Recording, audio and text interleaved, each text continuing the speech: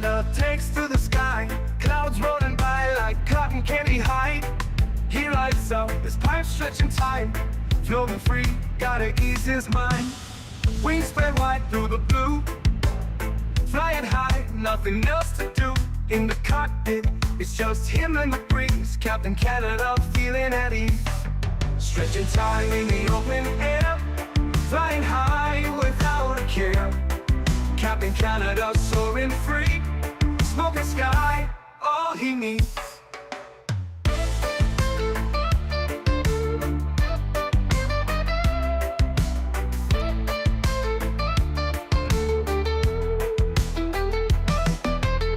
Turbulence can't shake his vibe, every puff makes him feel alive.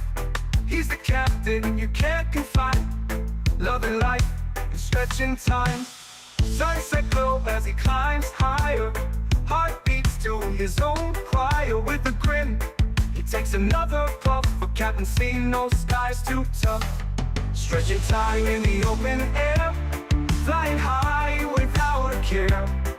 Captain Canada soaring free, smoking sky, all he needs.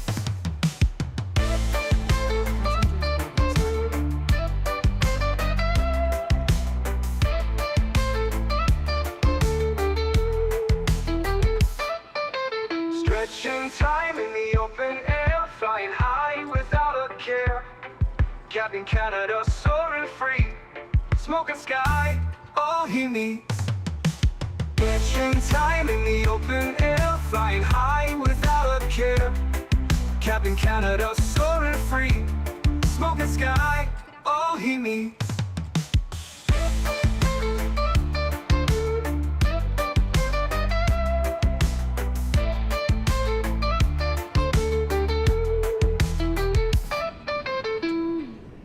Hello everybody, welcome back to another Microsoft Flight Simulator 2024 live stream.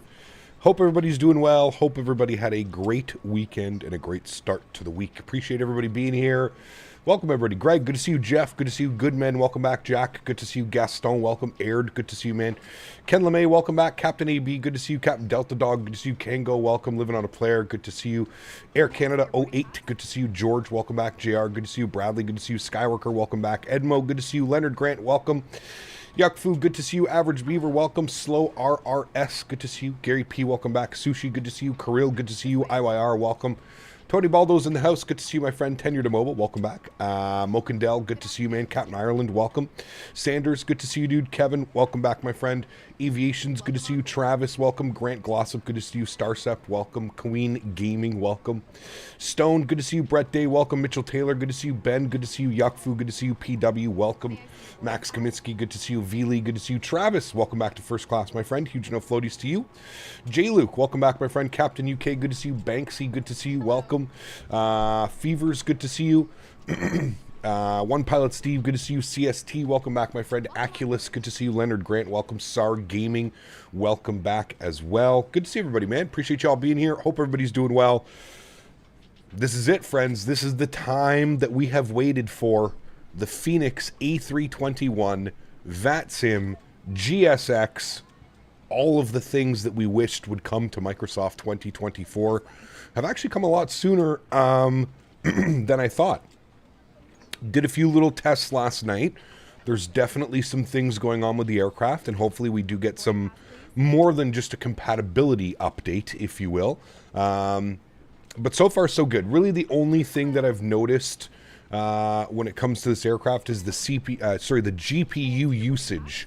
For those of you that plan on flying the Fenix, be prepared for your GPU to get absolutely pinned. You can see here we're at 93% GPU usage. This will probably up closer to 98, 99% as we push ourselves back and we start taxiing around the airport. So that is one thing to be aware of if you plan on flying the Fenix in Microsoft 2024. The GPU usage right now is absolutely through the roof. So just keep that in mind. There are a few little bugs here and there, and I'm sure we're going to run into a couple things. But yeah, just off the top, wanted to kind of put that out there. Now we just need the iFly and the PMDG. Yeah. What model match are you using for VATSIM? Can someone answer Cap's answer since I'm watching without sound? Tell him we're using FSLTL, the same thing that we're using for 2020 versions of the sim. PC, I have a GPU and I intend to use 100% of it. Exactly, yes. But 100% use, that's good. In an essence, yes. It seems to be that it's using a little bit too much.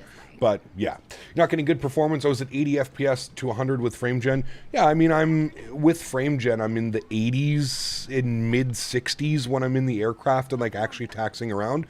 I was flying it on VATSIM last night, and a couple of the airports. Now these airports aren't 2024 rated.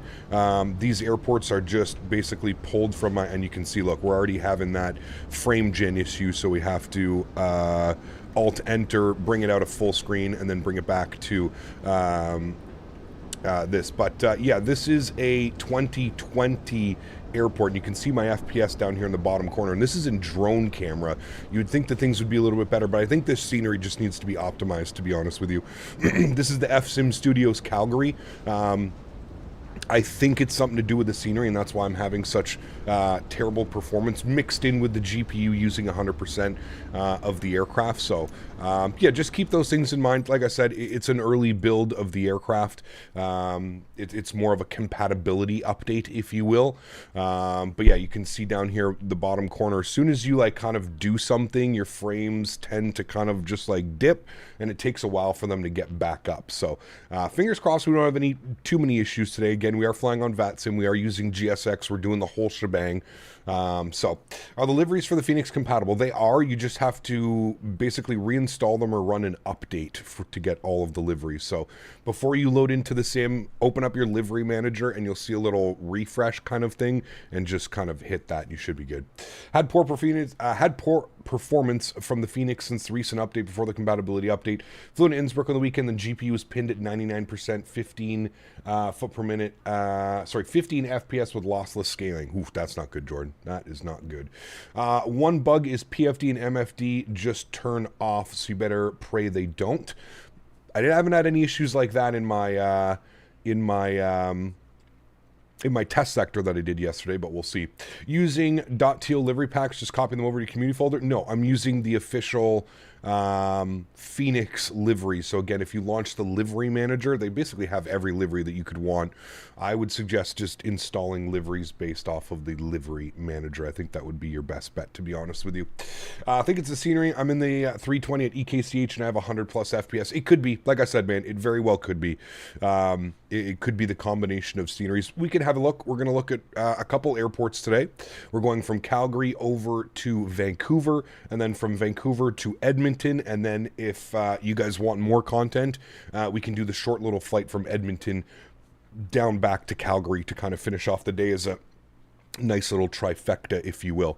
Cap ordered my PC 7000 X3D with a 4070 Ti. Should be a massive upgrade. Nice, very cool, man. That'll be a nice one. Yeah, the Fenix app in itself is still tweaky with the sim. Yeah, it's a little bit. It's not as smooth, let's say, as it is in 2020, right? So let's give them some time. I'm assuming within the next week or two, we'll probably get another update that'll address some of the issues, and we should be good to go. Do you have a copy of the scenery in both 2020 and the 2024 folders? No, I'm using add-on linker Skyworker, so I only have it installed on my the hard drive where I store all of my scenery. So I have a 4 terabyte SSD that stores all of my scenery, and then I have it add-on linked into the community folder, but it is not installed in both sims. No, it's only installed in this sim right now. Awesome, friends. Let's get things started. We're already boarding. I can see the passengers boarding. We've got the cargo on board.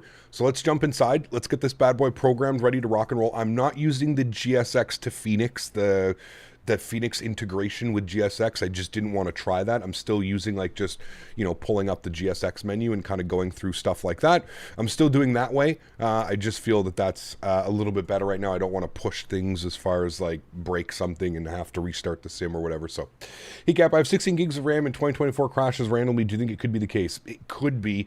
Do you have a program that can monitor your usage. For example, NZX TCAM is a great one.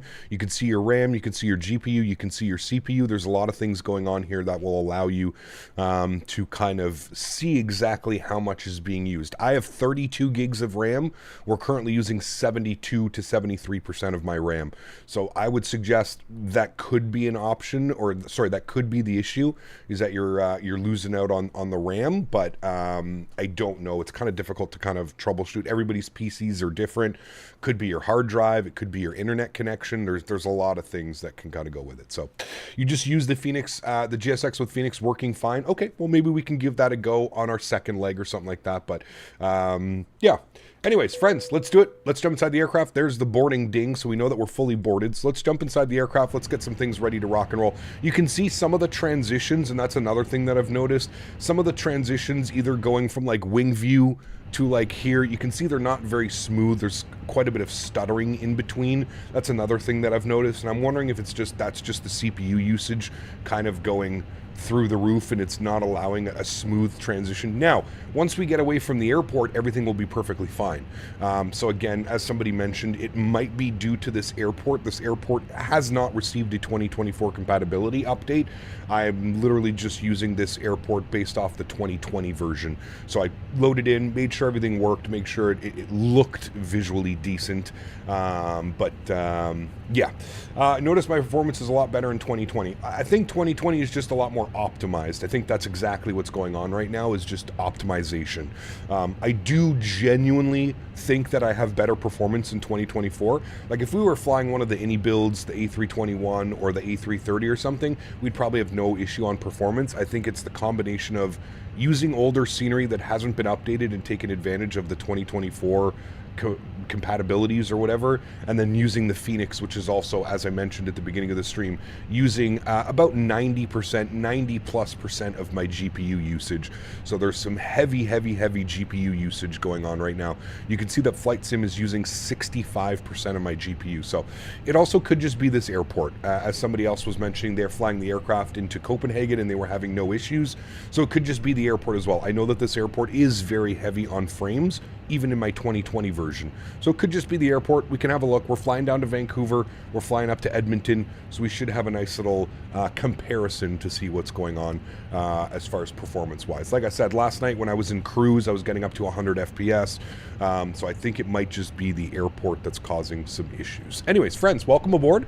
Air Canada Flight 211 service from Calgary down to Vancouver this afternoon. Looking at about an hour and 5 minutes on the flight time. Should be about an hour and a half block time gate to gate. So let's jump over here to the electronic flight bag. Again, you can see every time you're switching views and we're kind of looking at the terminal, we start having all kinds of issues. So let's go and get the cargo doors closed. Let's get the primary flight deck door closed, or sorry, the one left door closed as well. I don't know why those guys keep opening. Hopefully we can close that and they stay closed. If we go to our mass and balance page here today, what we're going to do is we're going to load aircraft and we're going to go instant. That's just going to give us our weight and balance. You can see that we are already boarding through GSX, so that is good. And then what we're going to do is we're going to jump down here to the McDo and we're going to start working on some stuff. So let's go to the FMG tab. We're going to go to the init ref tab. We're going to do our init request. Good. Call sign today is Air Canada 211. We'll throw that into our flight number. Beautiful.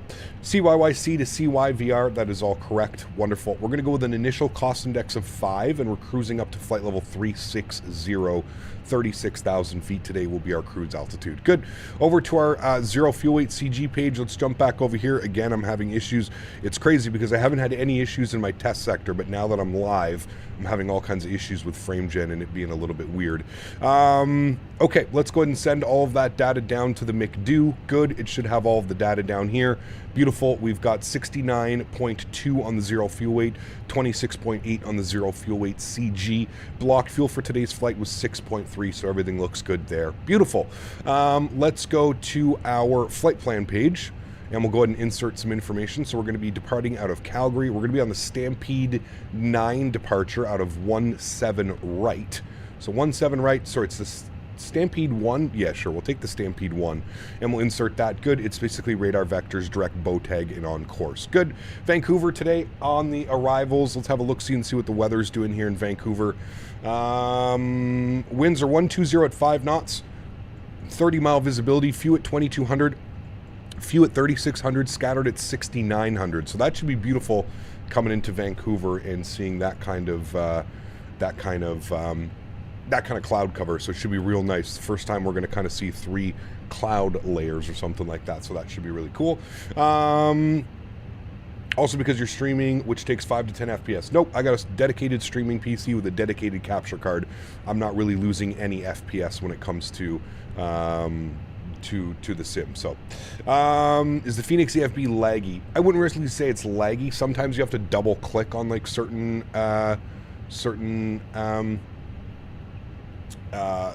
things on the tablet, but for the most part it seems to be working okay.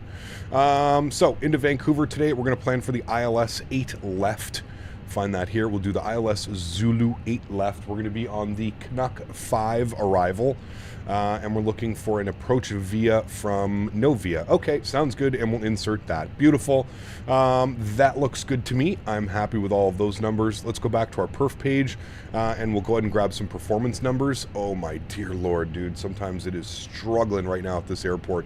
Let's go to our departure page. We are planning 17. Nope, I was right. 17 right. Surface conditions are dry. We're going to do a flaps 1 departure. Force toga no, anti-ice off, packs on. Sync the load sheet, sync the live weather, and we'll go ahead and calculate our V-speed. 61, 61, 63, 1/up. You know what? We're going to do a flaps 2 departure because we are at elevation today. So we'll do a flaps 2 departure. There we go. Those speeds are a little bit better. 55, 58, 58. 2/up 0.6 with a flex of 47 degrees. So let's send all of that data down here to the McDo. 55, 58, 58, 18,000, 2/up 0.6, and 47 on the flex temp. So all of that looks good. I'm happy with all of that. Beautiful. Let's go to the overhead. APU master start switch can go on. Let's go and get our ground control on. Let's get our crew supply on. Let's get our nav and logo lights on. Let's get a little bit of brightness up on this guy. No smoking goes to auto, and we will arm our emergency exits. Beautiful. Looking good. APU master start switch has been on for 5 seconds now. We'll go ahead and spool up the APU. Beautiful. We'll wait for the APU to spool up, and then we'll be ready for push and start, my amigos. It's a known issue, that's why it's experimental EFB. Correct. Hey Cap, do you have the frame gen mod? I do, yes. I think without it, I don't know if this would be flyable, to be completely honest with you. So, at least not on my specs and the way that I'm running it. You can see without frame gen right now, we're getting about 22 FPS. Now, I do think that a lot of that has to do with the airport that we're at right now. I think things will get better as we depart the airport, but right now, as it stands, the frames are not the best, as you can see down there. Altimeter 3001, let's bug that up. Good. 3001, good. And we'll get our initial altitude set to 10,000 feet, and we'll go up to our cruise altitude of 360 afterwards. 737 MAX is a slow climber. Is that realistic or a bug with the default MAX? Not sure, Sanders. I wouldn't be the one to ask, to be honest with you. Cap, having an impossible time syncing my Thrustmaster throttles with the 2024 Fenix. I know we were supposed to change the axis and settings. Can you please show what settings you did? Oh boy. Okay, go to the settings. You're going to go to your joystick controls. You're going to go to the TCA quadrant. And what you're going to do is you're going to search by input, and you're going to start doing that. You have to find your... Yeah, this is where it gets a little bit weird because it acts as a button. So I totally know what you mean about it being an absolute pain in the ass. So what we're going to do is we're going to go flight control, and then you're going to go... I don't know if it's secondary control, flaps, spoilers. Where is it for throttle? You know what? Let's just do this. Just search throttle. All right, search for throttle. And then what you're going to need to do is you're going to obviously need to take off.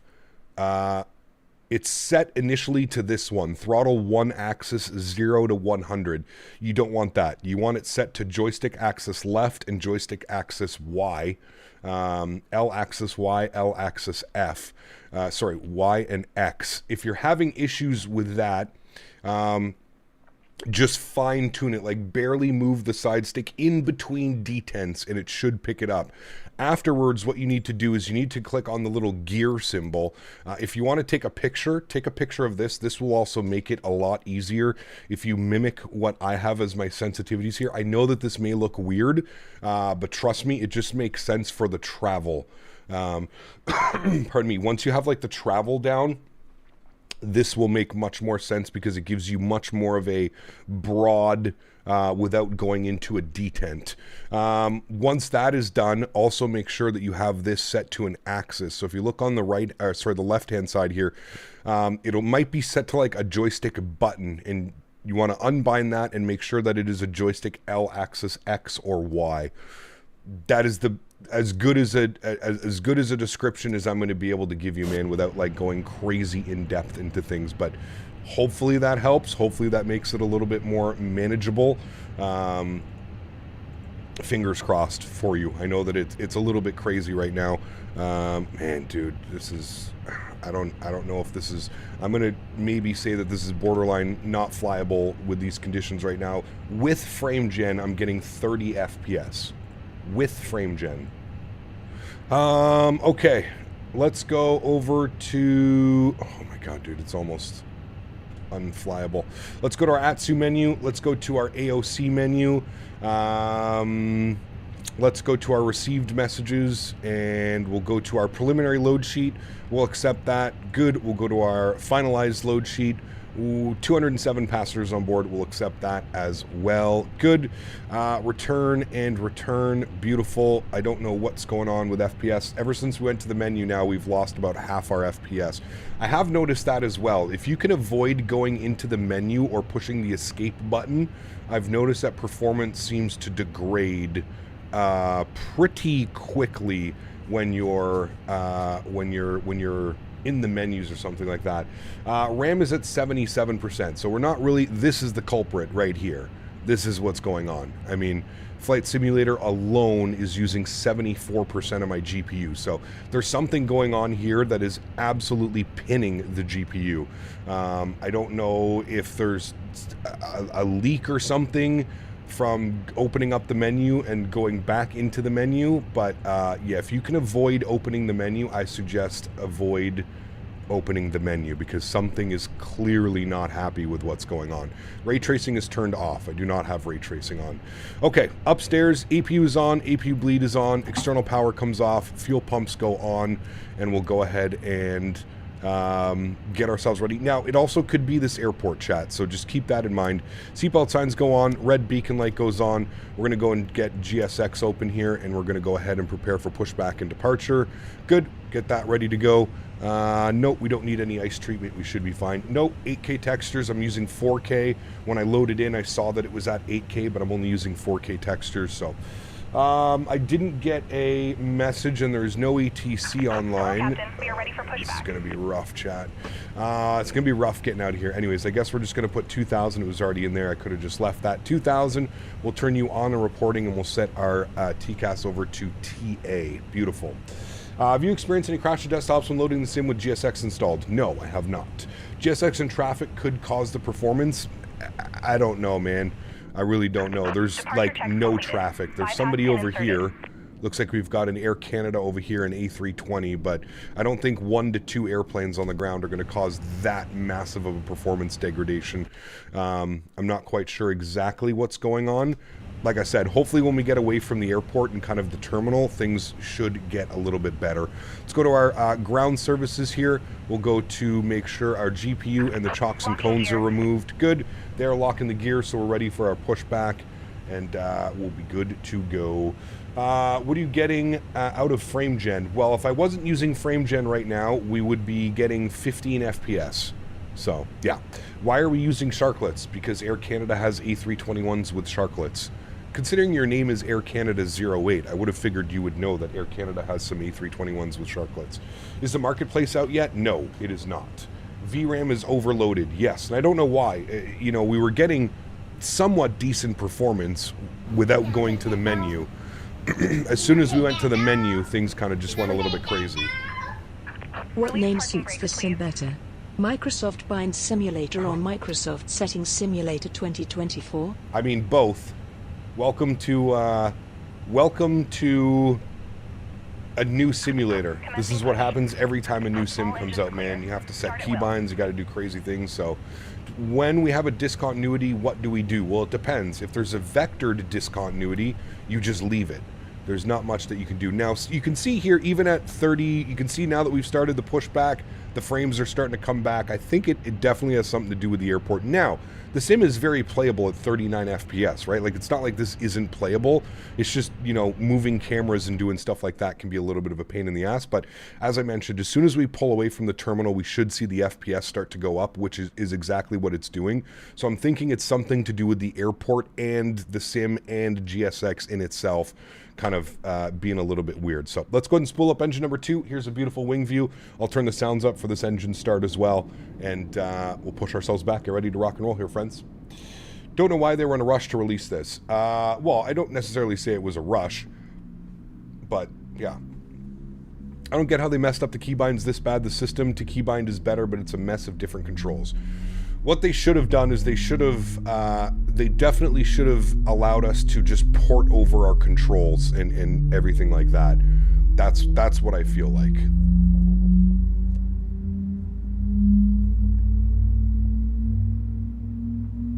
Maybe, Kev. Who knows? Who knows? The menu to the overall feeling of the sim, it feels rushed. I don't think so. I think it just feels different, man. I think a lot of us are just used to how 2020 works, and then now we're in a new sim, so it just feels a little bit weird. I don't think it feels rushed. I don't know. That's just my opinion. Spool up engine number 1. I'm now disabling GSX just to look what FPS difference is. There you go. Sure. Yeah.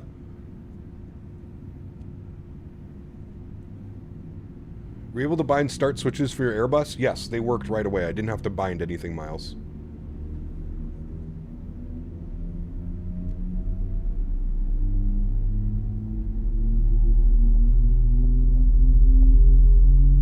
What is frame gen? Gomez, put exclamation point frames. It's a tool from NVIDIA that takes advantage of newer GPUs, and it can essentially double your FPS. In certain situations. Most situations, it will double your FPS. Christian, thank you for your support, man. Appreciate you, dude. When will the marketplace be out? They said a couple weeks after release is when they plan on having that. You can see our frames are slowly starting to come back. We're now up into the mid-40s, which I would say would be pretty normal for this scenery. This is probably the same performance I would be getting if I was in 2020. Again, this airport is very heavy on frames. There are a lot of static and stuff. There's a lot of vehicles and tanks and airplanes and all kinds of stuff around. So, did you do the DLS swapper thing for 2024? No, I did not. I do not use DLSS. I use TAA. Cap, how did you calibrate your Thrustmaster throttles? Through the EFB with this aircraft. Or sorry, through the McDo with this aircraft. That's how you do that. All right, let's set flaps position 2 for takeoff.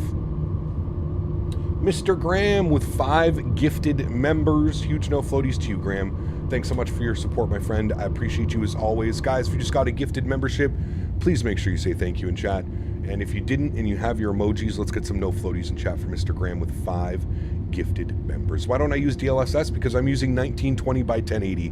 DLSS really only looks good if you're using 1440p or 4K. DLSS for 1920 by 1080 just everything, no matter what you do, performance mode, quality mode, it just makes everything blurry, in my opinion. It doesn't look good. Does not look good. Okay, cool. Everything's good there. I wonder if... No, I don't think that's an issue. We'll see. Okay, we got 2 good engines. Let's go to the overhead. APU can come off. APU bleed can go off. Everything is looking good there. We'll get our nose light over to taxi. Let's go ahead and ground spoilers are armed. Engine mode selector back to the normal position. Auto brakes over to max RTO. Trim value is up 0.6. Make sure to set that. Okay, fuck, I gotta go to the menu because it doesn't have that binded properly. Here's where we may lose a ton of FPS again. You can see my FPS down here. Whenever you go into the menu, it absolutely... I'm not quite sure what's going on when you go into the menu, but something is not happy when you're in the menu. I need to search for input, and I need to go to quadrant... No, sorry, side stick. Search for input, and elevator trim down. It should be doing... Okay, that should be good now. And then search for input. up, it should be that button, and then go back and save and back, and hopefully we don't absolutely pin our performance again, which I think we will. Nope, we seem to be back. Okay. Trim value was up 0.6, so we'll set that up 0.6. Good. Trim value is set on that bad boy. Good. Okay, as you can see, performance is now back up, and that's kind of the issue that I'm having. You can see now we're getting 70 FPS again. So I'm not quite sure what's going on. I don't want to say that there's a memory leak somewhere, but there's something going on where when you take it to the menu, there's some weird stuff that happens, because this is the performance that I was getting last night. Now we're up into the 90 FPS. So again, I think that it has something to do with the scenery, to be honest with you. I think that's why we're getting lackluster performance, because now we're back up into the numbers that you probably would suspect we would be at. You know what I mean? Captain Fenix got a new update. When will you fly it? Oh, yes. Nice. All right, let's introduce some power here, and we'll taxi ourselves over to 17 right. Yes, 17 right. So here we are here. We're going to use the, we'll actually go out here. We'll go Hotel Delta out to Charlie, and then we'll go Charlie for our hold short point. Is there a keybind to set up the Fenix if my throttle does not have reverse built in? There is a keybind. I'm not quite sure what it is, but I have not, Gomez. No. I am not at that level yet in my career mode. No, sir. Do you know why using FrameGen mod I'm getting lag and strange visual lines? Probably because you're using too much VRAM.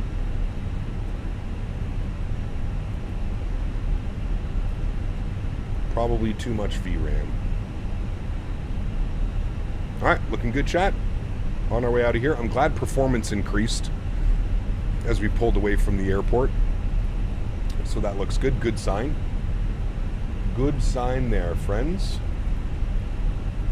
Dakota, 5 gifted members. Huge no floaties to you, Dakota. Thank you very much for support, my friend. I appreciate you. That's incredibly kind. Thank you, thank you, thank you, man. Let's get some love and chat for Mr. Dakota Davis. And remember, guys, if you did get a gifted membership, please make sure you say thank you. These people are spending hard-earned money so that you can enjoy chat at a higher level. Appreciate you, man. Thank you very much. Let's ding the cabin. Let everybody know we're ready to rock. Optimization is still needed for the sim. See, here's the thing, and hear me out. With FrameGen mod, I've yet to run into any optimization issues. I think it's just the aircraft. I think that the aircraft, the CPU utilization of the aircraft right now is far too high. Sorry, CPU, not CPU, GPU. The GPU usage is way too high, and I don't know if that's just the screens, because the screens are running off the GPU. I don't know if that's what's causing it, but they definitely need to look into GPU utilization, because it is way too much right now. Way, way, way, way, way too high. TAA DLSS. No, TAA is its own option. You either have DLSS performance, DLSS visual, or you have TAA. I'm using TAA for my visual. All right, I guess I went too far. I was supposed to go out Hotel Delta, so we're just going to go straight here to Charlie. It looks like half of the runway is covered in snow, so that'll need to be fixed. You're going to do some cargo beluga. Maybe this week we can look into doing some beluga ops. Yeah. Is the FrameGen the same version from 2020? Correct. It is the exact same version. Yeah. GPU use is around 95 to 98%. Yeah, right now we are using about 90% GPU. So you can see it's come down, right? And that's what I expected. Once we pulled away from the terminal, the GPU usage should come down.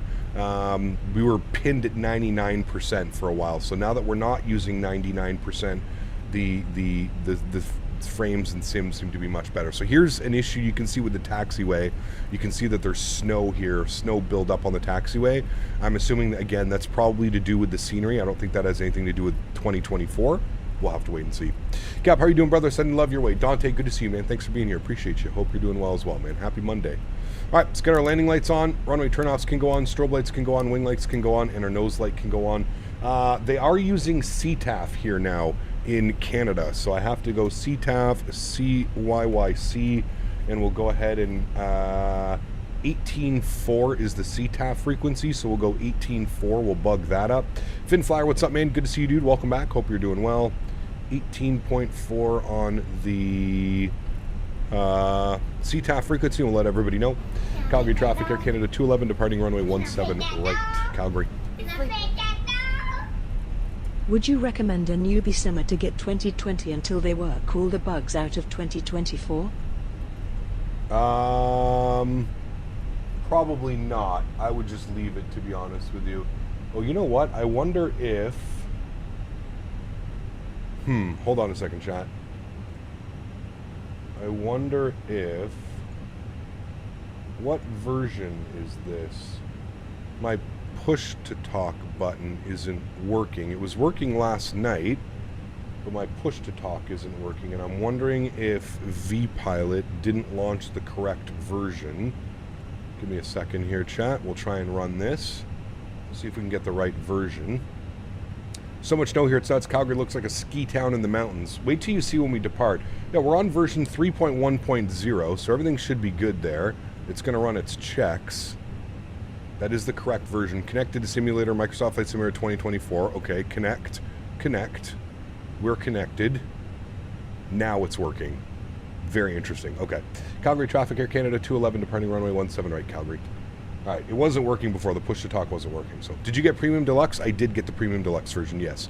And I always like to just throw out a little bit of a disclaimer. Microsoft Flight Simulator sent me the Premium Deluxe version. I did not buy the Premium Deluxe version. I got sent a review copy from Microsoft Flight Simulator. So, take that however you want. I think it's just important that you do know that information. All right. Performance seems to be fine now as soon as we pulled away from the terminal, chat. So it's got to be the scenery that's causing issues with the GPU usage just kind of going absolutely bananas, because now we're getting 70 plus FPS. So again, must be the scenery. Again, doing a little bit of testing, right? That's kind of what we're doing right now. There's no real method to the madness. We're kind of just doing a bunch of testing right now, so at least we know probably to avoid Calgary Airport until there's an update or a compatibility patch at least. Jonathan, thank you very much for the $5 donation. Appreciate you. Huge no floaties, my friend.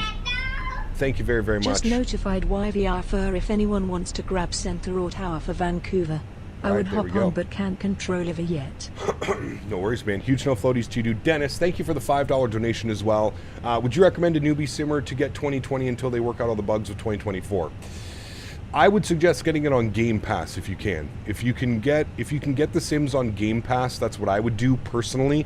That way you're not investing a ton of money in a simulator when 2024, because we don't know how fast 2024 is going to get updated. We don't know how quickly the developers are kind of going to find bugs and stuff like that.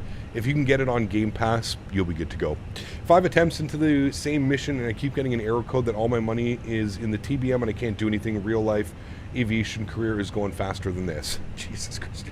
That doesn't sound good, man. All right, let's throw on our joystick cam. I'd like to take a quick second to shout out today's sponsor, Thrustmaster. If you're interested in any of the peripherals that you ever see me using in any of my streams, don't hesitate to click the link that is pinned above, which is usually in the description of the video. Thank you, Thrustmaster, for sponsoring today's video. Let's get our sounds turned up here, friends. Let's rock and roll, shall we? Throttle's up to about 40%. Good. We forgot to do our block time. We'll just do block time now. No problem. Block time is on. Let's get slight nose down pressure here on our side stick, and let's go ahead and spool up our chrono. Good. Let's get it, friends. Manflex 47 SRS runway auto thrust bleu.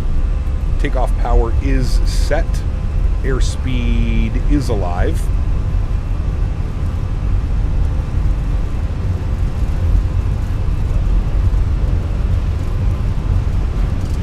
There's 100 knots. We're neutral.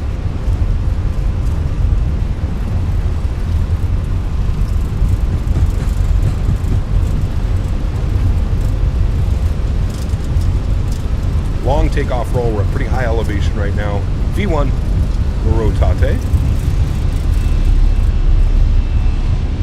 Positive rate. Gears going up. Pitch for climb.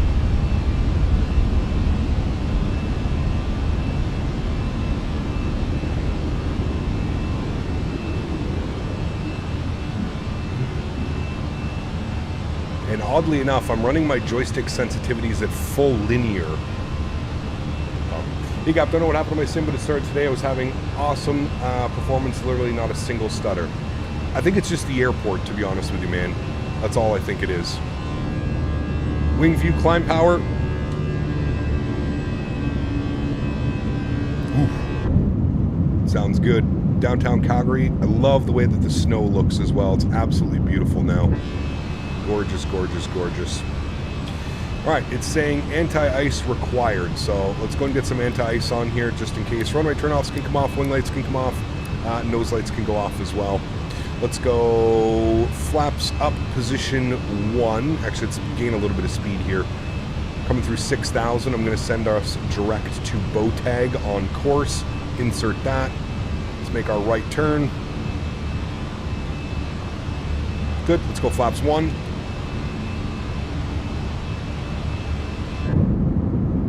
There's downtown Calgary. I will say the way that the snow looks now is a lot better. I really like that it doesn't cover the roads, and you'll see once we get up to altitude as well, it looks really good once we're up at altitude. Or getting up to altitude, I should say. Speaking of altitude, let's go flight level 360, which is our cruise altitude today. So 360 is plugged in, beautiful. And we got the beautiful Canadian Rockies out there. I cannot wait to see what those look like. Hopefully they got some better photogrammetry out there. Does VATSIM finally work? It does work, yes. VATSIM works with 2024. If you launch your V-Pilot, you should get prompt to have an update. As an Airbus pilot IRL, I can confirm this is an Airbus. Nice, Brooke. 220, flaps clean. A little bit of a shallow climb out of here. Again, we are at altitude.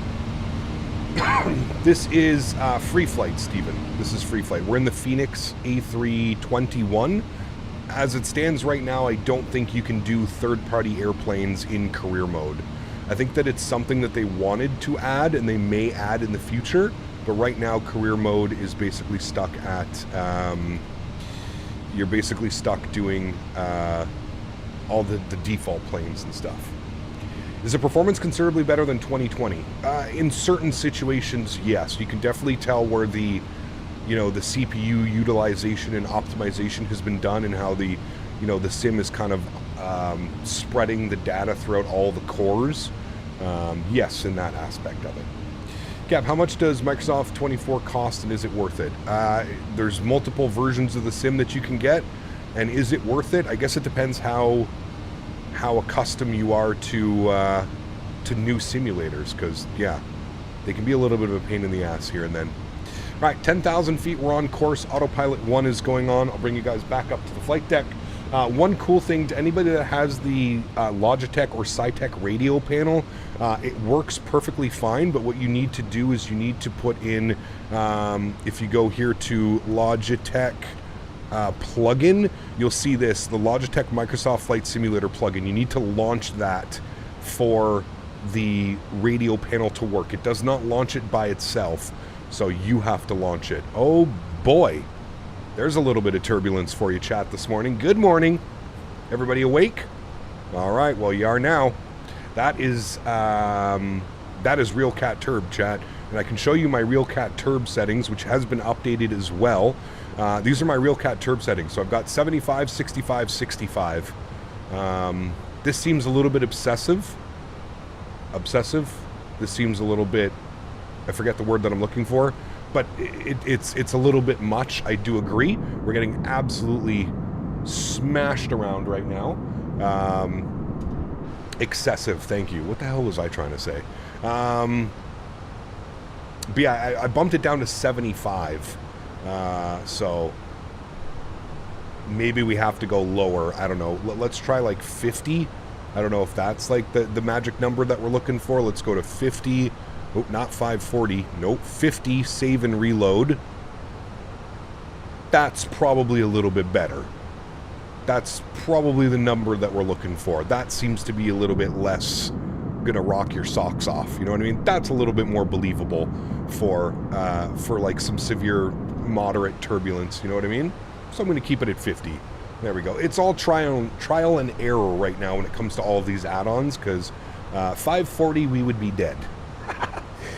I don't think we would still be flying, chat, if we put that to 540. I think I'm going to wait until sim update 1 or 2 to jump in, iron out some bugs. Yeah, nothing wrong with that at all, man. Nothing wrong at all. Can we do 540 for giggles? The max you can set it to is 150. That is the max that you're allowed to set it to, is 150, so we couldn't do that. Will you send the Fenix views in the Discord? They're already there. And if you own the 320 or the 319, the 321 Arctics, all of your wing views transfer over. I did not have to redo my wing views. Everything was transferred over. So that's the one good sign. I'm wondering if you look and you go back here into this, I'm wondering if it's keeping the GSX models in there. That's one thing. You'll notice there's the GSX models when we go from like here to here. Well, maybe not. I don't know. There was GSX models that I saw for a second. I'm wondering if that's part of the performance issues. All right, landing lights are going off. Anti-ice can go off. We're up and above the clouds now. We shouldn't deal with any icing conditions. We're also coming up on 18,000 feet, so we're going to go standard barometric pressure. Beautiful.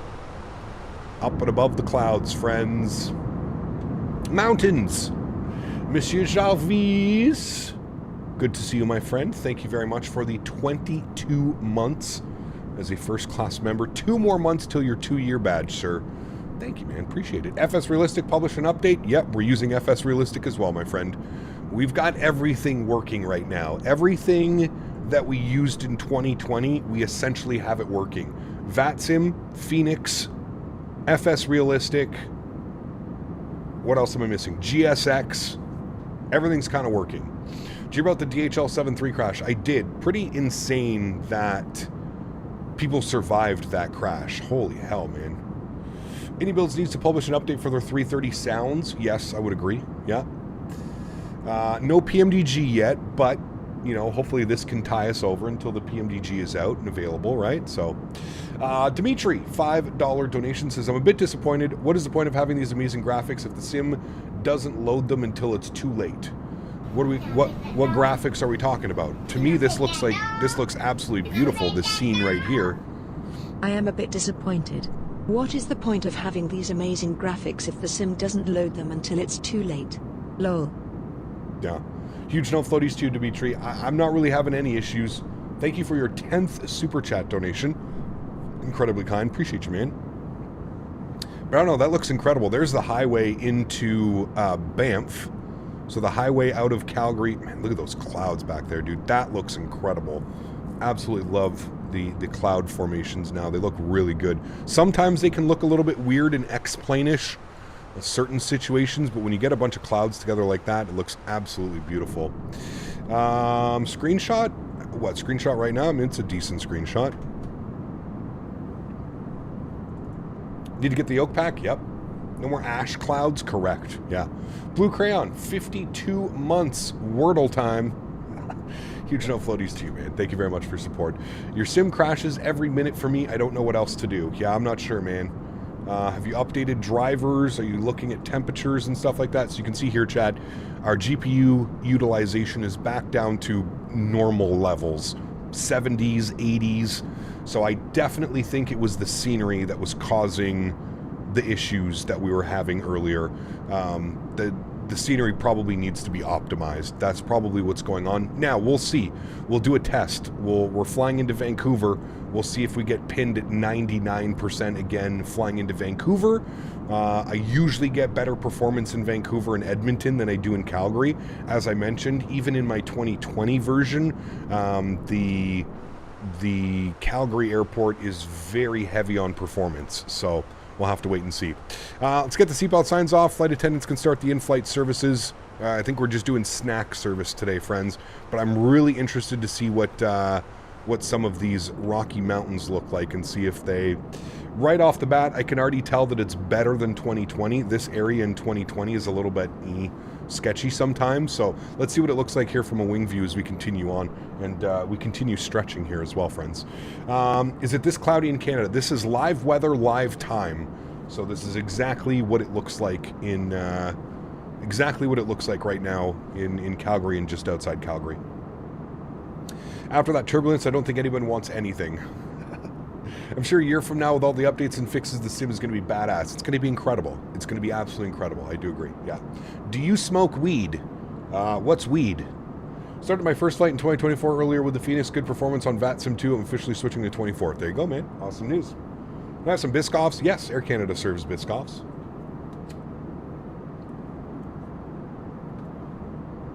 Yes, we have clouds in Canada. I'm in Ontario and haven't seen an ounce of snow. Correct, we haven't had any snow yet either, man. Any snow.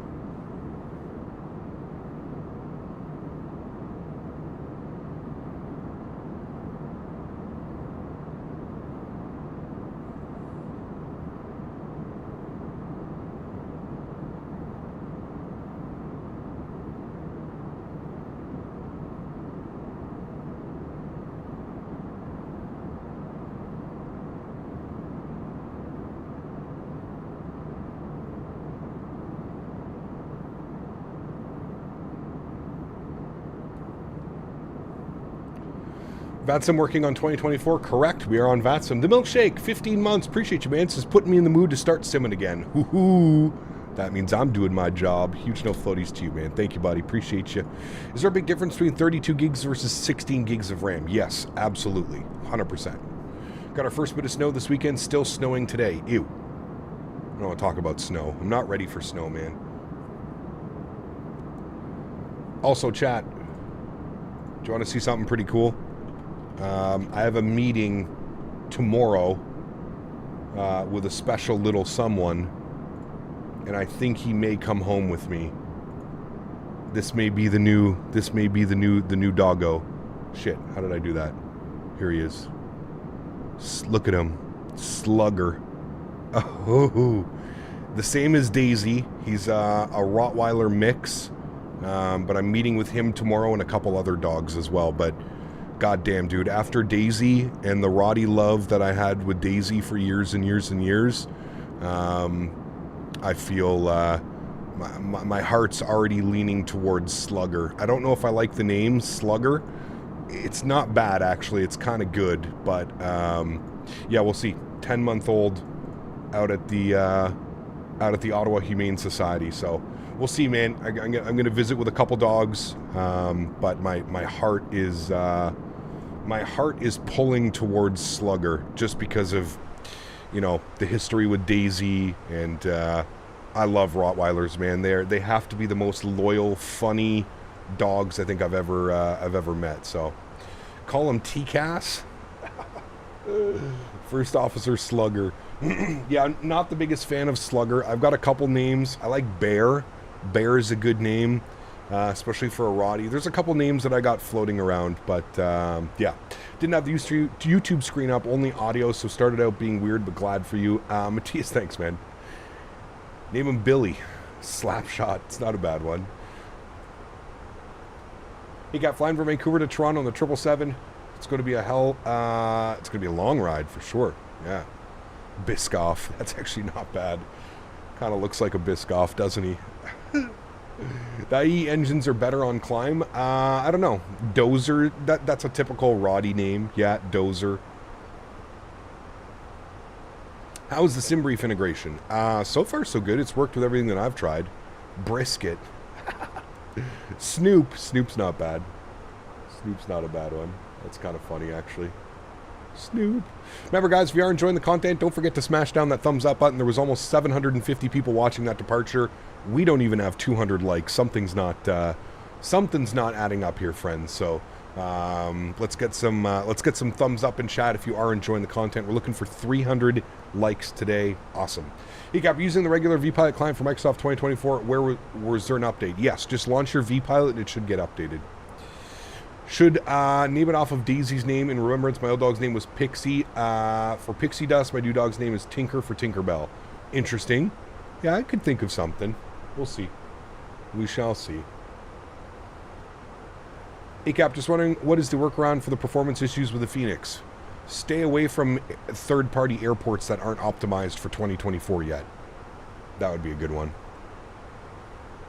Cap, you already have a dog? No, Deshaun. She passed away about 2.5 months ago. Daisy. Our beloved Daisy. She unfortunately passed away due to bone cancer. Yeah. I'm flying a long haul from JFK to Nairobi in the Bravo airspace. Nice. Very cool. Does the regular 7.3 MAX in 2024 have SimBrief integration? No, it does not. It's been over 2 months, Brody. It's insane, man. Absolutely insane. Yep, she passed away What was it? It was, wait. Has it been? When did she pass? It was the end of September, I believe. Mid to end September. I'd have to look. When was it?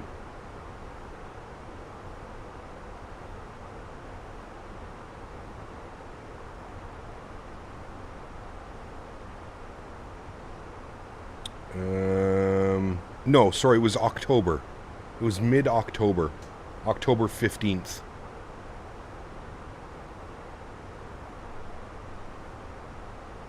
So it's been about a month and a bit. You're right. Sorry, not 2 months. I don't know why I said 2 months.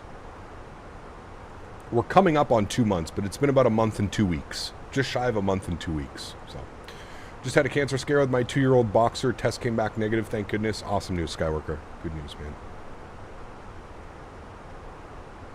Yeah, I've kind of spoken about it. I've, you know, I wanted to give myself some time to heal, right? I at least wanted to give myself a month, but, you know, I live a very, what's the word I'm looking for? I live a very, like, quiet life, and, I just feel like my mental state and, is kind of declining without, like, an animal and without a dog, and, you know, with streaming and sitting on my ass for hours and hours and hours a day, I like to be active, and I think that was a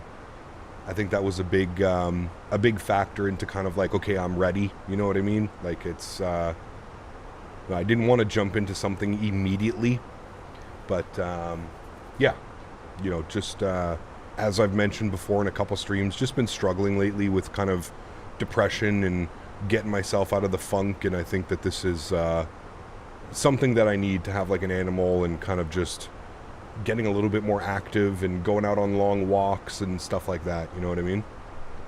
Any plans to bring one of those barn cats home? I thought about it, but, like, breaking them up, just, I can't break them up, man. They're all, like, best friends, you know? Why is the live stream video without big contrast? Sorry, Captain Paul, what's the question? He got, you need the companionship for sure? Absolutely, Jen. Absolutely. Yeah. Giving them a home is the best thing that you can do for all angles. Love them all. Absolutely. Absolutely, man. Get yourself outside every now and then. I lost my pet in February and felt the same shit for a few months later, getting out in a bit for the mental health walk to help. Yeah, absolutely, man. So my neighbor has 2 dogs, and I go out, you know, a couple times a week, and I walk one of his dogs for him and stuff, so... How do you fix the issue with these saved camera angles being outside the plane? Just save a new view. Save a new view.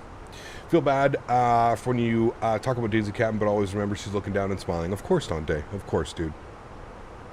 You know, it's unfortunate, obviously, everything that happened, and it's very saddening, and yeah. Which dog is the fiance leaning towards? There was a few. So I think the one that she wanted, so there's a couple that I was looking at. There was Billy. Billy's a beautiful dog as well. She's a German Shepherd mix. There was Billy. I think I'm meeting with Billy. I think I'm meeting with Fern. I think I'm meeting with, well, obviously Slugger. Look at this guy. Where was the dog that had 3 legs? There's a dog that has 3 legs, and he's so cute. Here he is, Sherlock. Aw, he's got 3 legs, little Sherlock. I'm meeting with Walter. I thought about Cherry, but it's already 4 years old. It's a little bit older than I was looking at. Honey is absolutely beautiful as well. And Callie, I'm meeting as well. Callie. And I really wanted Sam, but the adoption is already pending. Sam would have been... I mean, look at that, dude. Come on. Absolutely gorgeous. So, yeah, those are the ones. The fiancé loves pitties. So I think the fiancé was really looking forward to, like, Walter and some of the other ones. But, yeah, I've got some meetings. I think they have some other dogs that aren't up on the website yet as well. So, yeah. You lost Daisy? I did, Snaggy. Yeah, unfortunately, man. Just over a month ago, about a month and a half ago, we lost Daisy.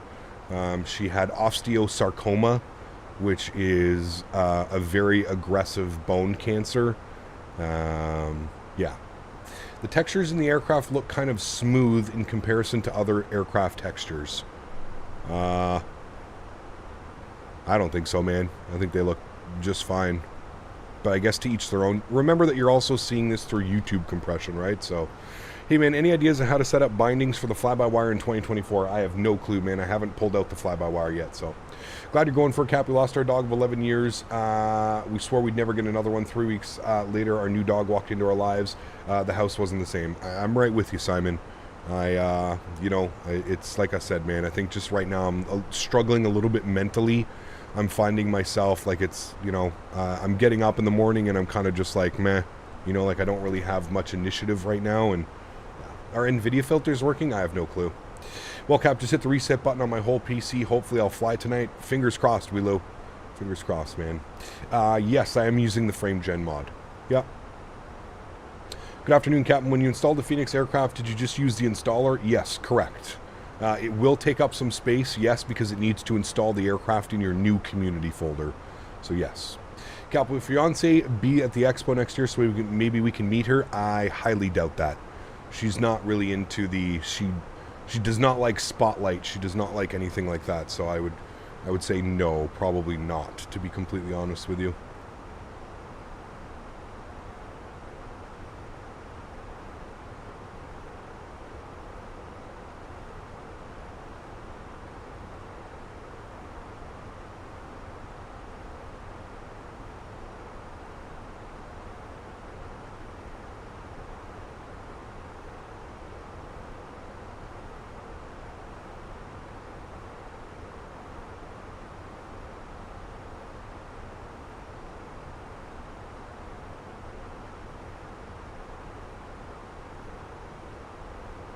Yep, do you know the physics behind how the wing generates lift?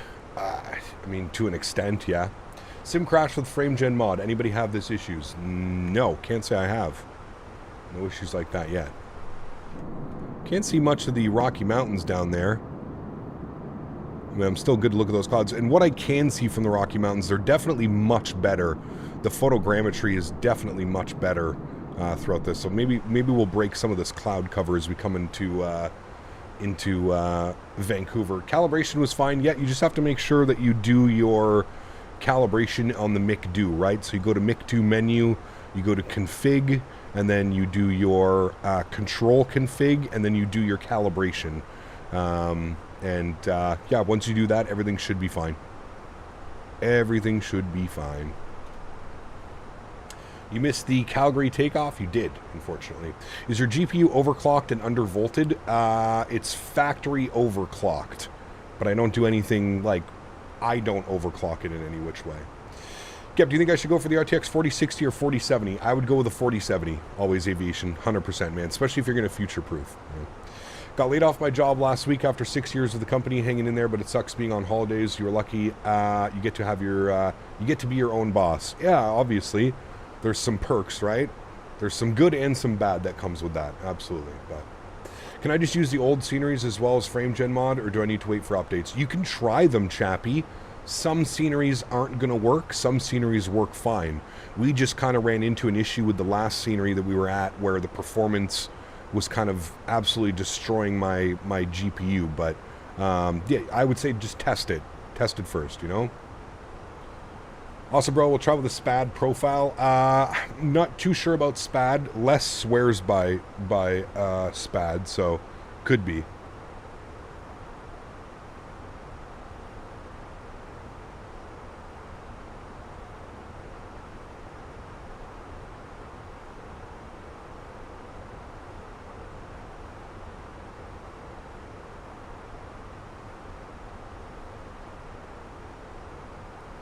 Does FrameGen work in 2024? It does, yes.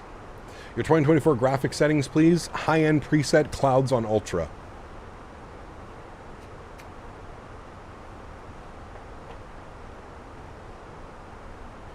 Hey, Microsoft 2024 does not recognize my community folder. I have located that folder and read all the instructions, but still nothing. Well, it's not going to... Are you trying to pair your old community folder into the new sim? The new sim has its own community folder that you need to set. Air Canada ops. We're running on time, so we shouldn't have any issues there.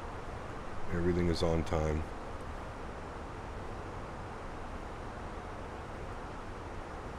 You having a lot of problems even with compatible scenery?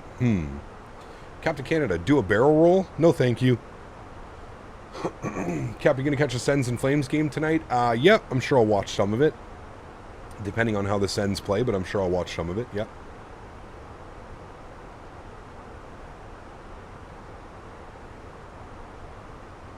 I'm sure we will. How is the frame gen mod called, as was mentioned earlier in chat? Exclamation point frames. That'll provide you with a link. And also, Dan, does anybody remember what Dan made the new command? Hold on. Dan made a new command, and he has a full, like, install. Shows how to install everything. Let me see if I can go through. If anybody remembers the command that Dan made yesterday. Oh, it's Frames 2024. Okay. Frames 2024. There's an in-depth. Dan created a little... Dan created like a little document on how to install FrameGen. So there it is right there, and it's on the Discord. You can click on that. How do you calibrate the Thrustmaster throttles with the Fenix in 24? I'm so lost. The same way you did it in 2020, Shaq. It's through the McDo. Go to the McDo menu, go to Config, go to Control Config, and set your detents. Follow the profile. If you hit the Calibrate button, and then it's going to tell you what to do. It's going to say put throttles in max reverse. You set that. So all of that. Just follow the instructions, man. It's actually quite simple. It's very straightforward. Very, very, very straightforward.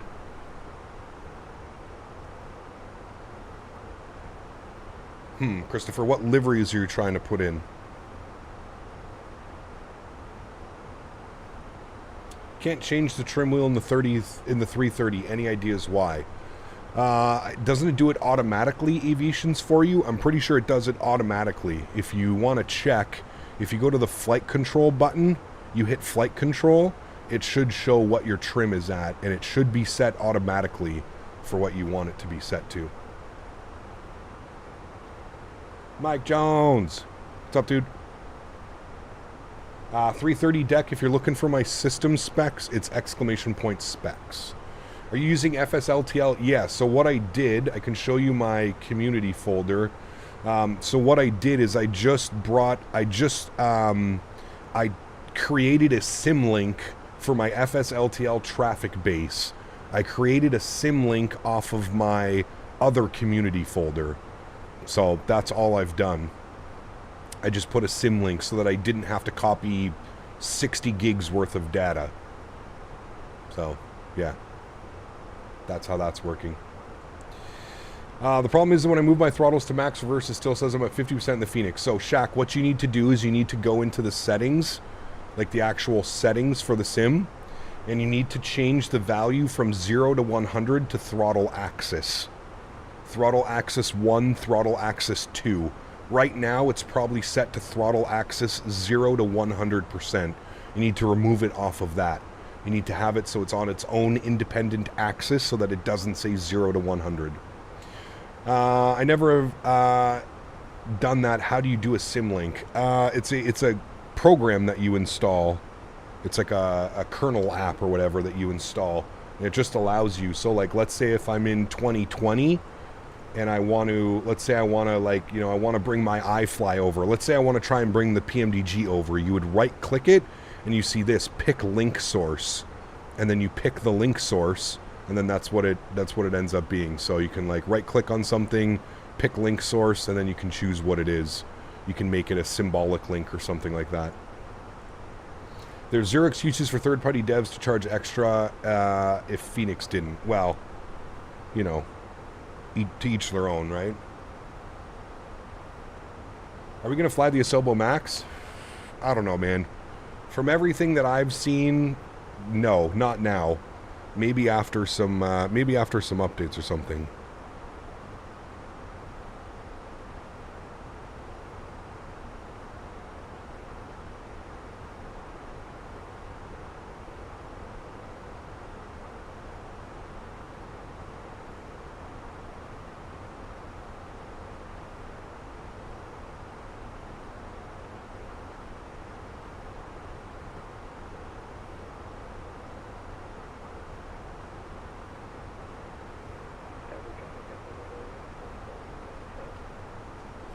Fenix didn't charge anything because it was just a compatibility upgrade. They will maybe enhance the plane and then charge something. True. Has iFly said anything about the Max? They're working on a compatibility, but so far nothing. No.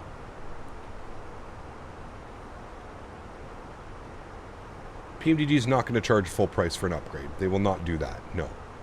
You going to fly 2020 anymore? Yep, we're going to fly 2020, man. Yep. Can we have a right back wing view? There you go. Why is the speed so high? So the speed that's indicating up top is our ground speed. Ground speed.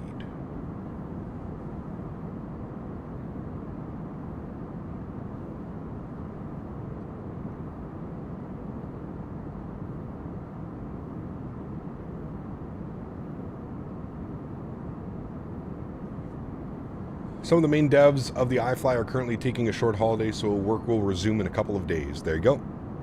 Anyone else facing issues when you're almost promoting to level A in career mode, you get thrown back to level C? I haven't seen that. We're about to get into level A. Yeah.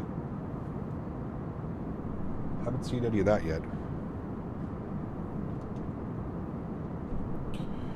Is it ground speed? I thought it was, it might be. I thought it was our ground speed. What's our ground speed? 446. No, it's true airspeed. You are correct. True airspeed, 449 on the true airspeed. So it's showing true airspeed. We're currently doing Mach 0.778, which is pretty common, Mach 7.8 in a 321. Should pick up the RAS application. Got it from Contrail for 15 bucks. It's pretty good. Meh, we'll see, Paul. Maybe.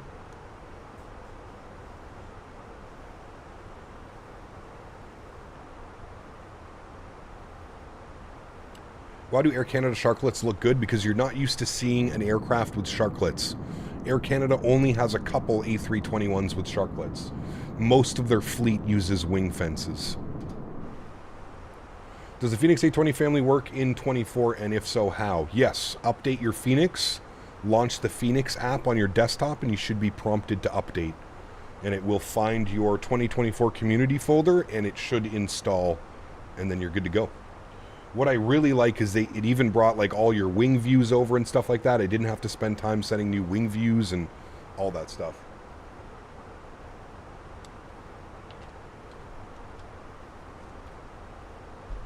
You got, remember when we landed the A300 in New Orleans with a 400 foot per minute landing? Oh, probably. We've had a few smashers, to be honest with you. A few smashers out there.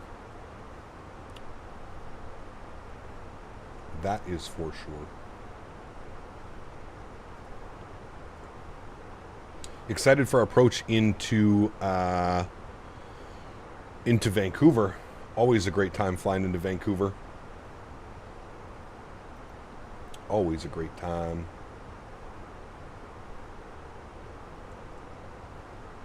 Hey Gab, could you please do some Asiana ops? I haven't seen you do Eastern Asian cities for a while. It has been a while. Yeah, it would be fun to go back, to be honest with you. It would be fun to go back. It has been a while, man. I do agree with you. I do agree, my friend. If anyone wants to hop into Kelowna, I'll be controlling ground in a few minutes. There you go. Kelowna. We'll be flying right over top of Kelowna. Probably on the route to...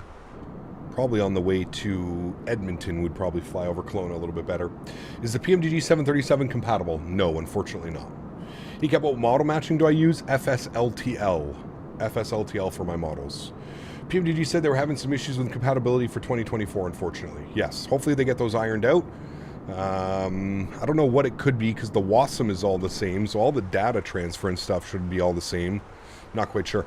I'm not quite sure what issues they've run into. All right, 54 miles till our descent. Let's go ahead and enter some descent data. If we open up our weather here for Vancouver, go to weather, we can see winds are 120 at 4 knots.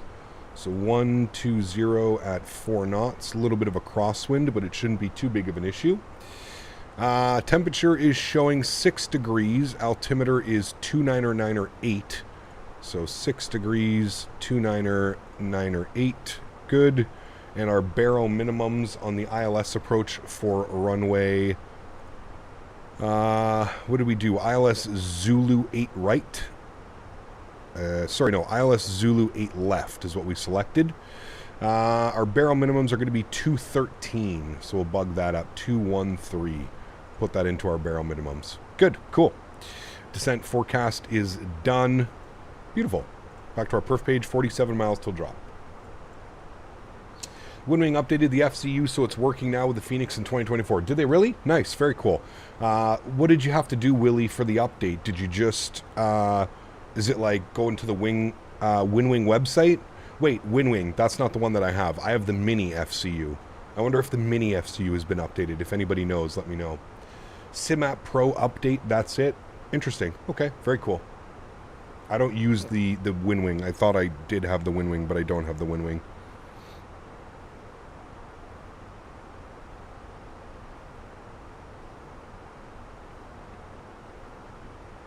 What size monitor do I use? 32-inch.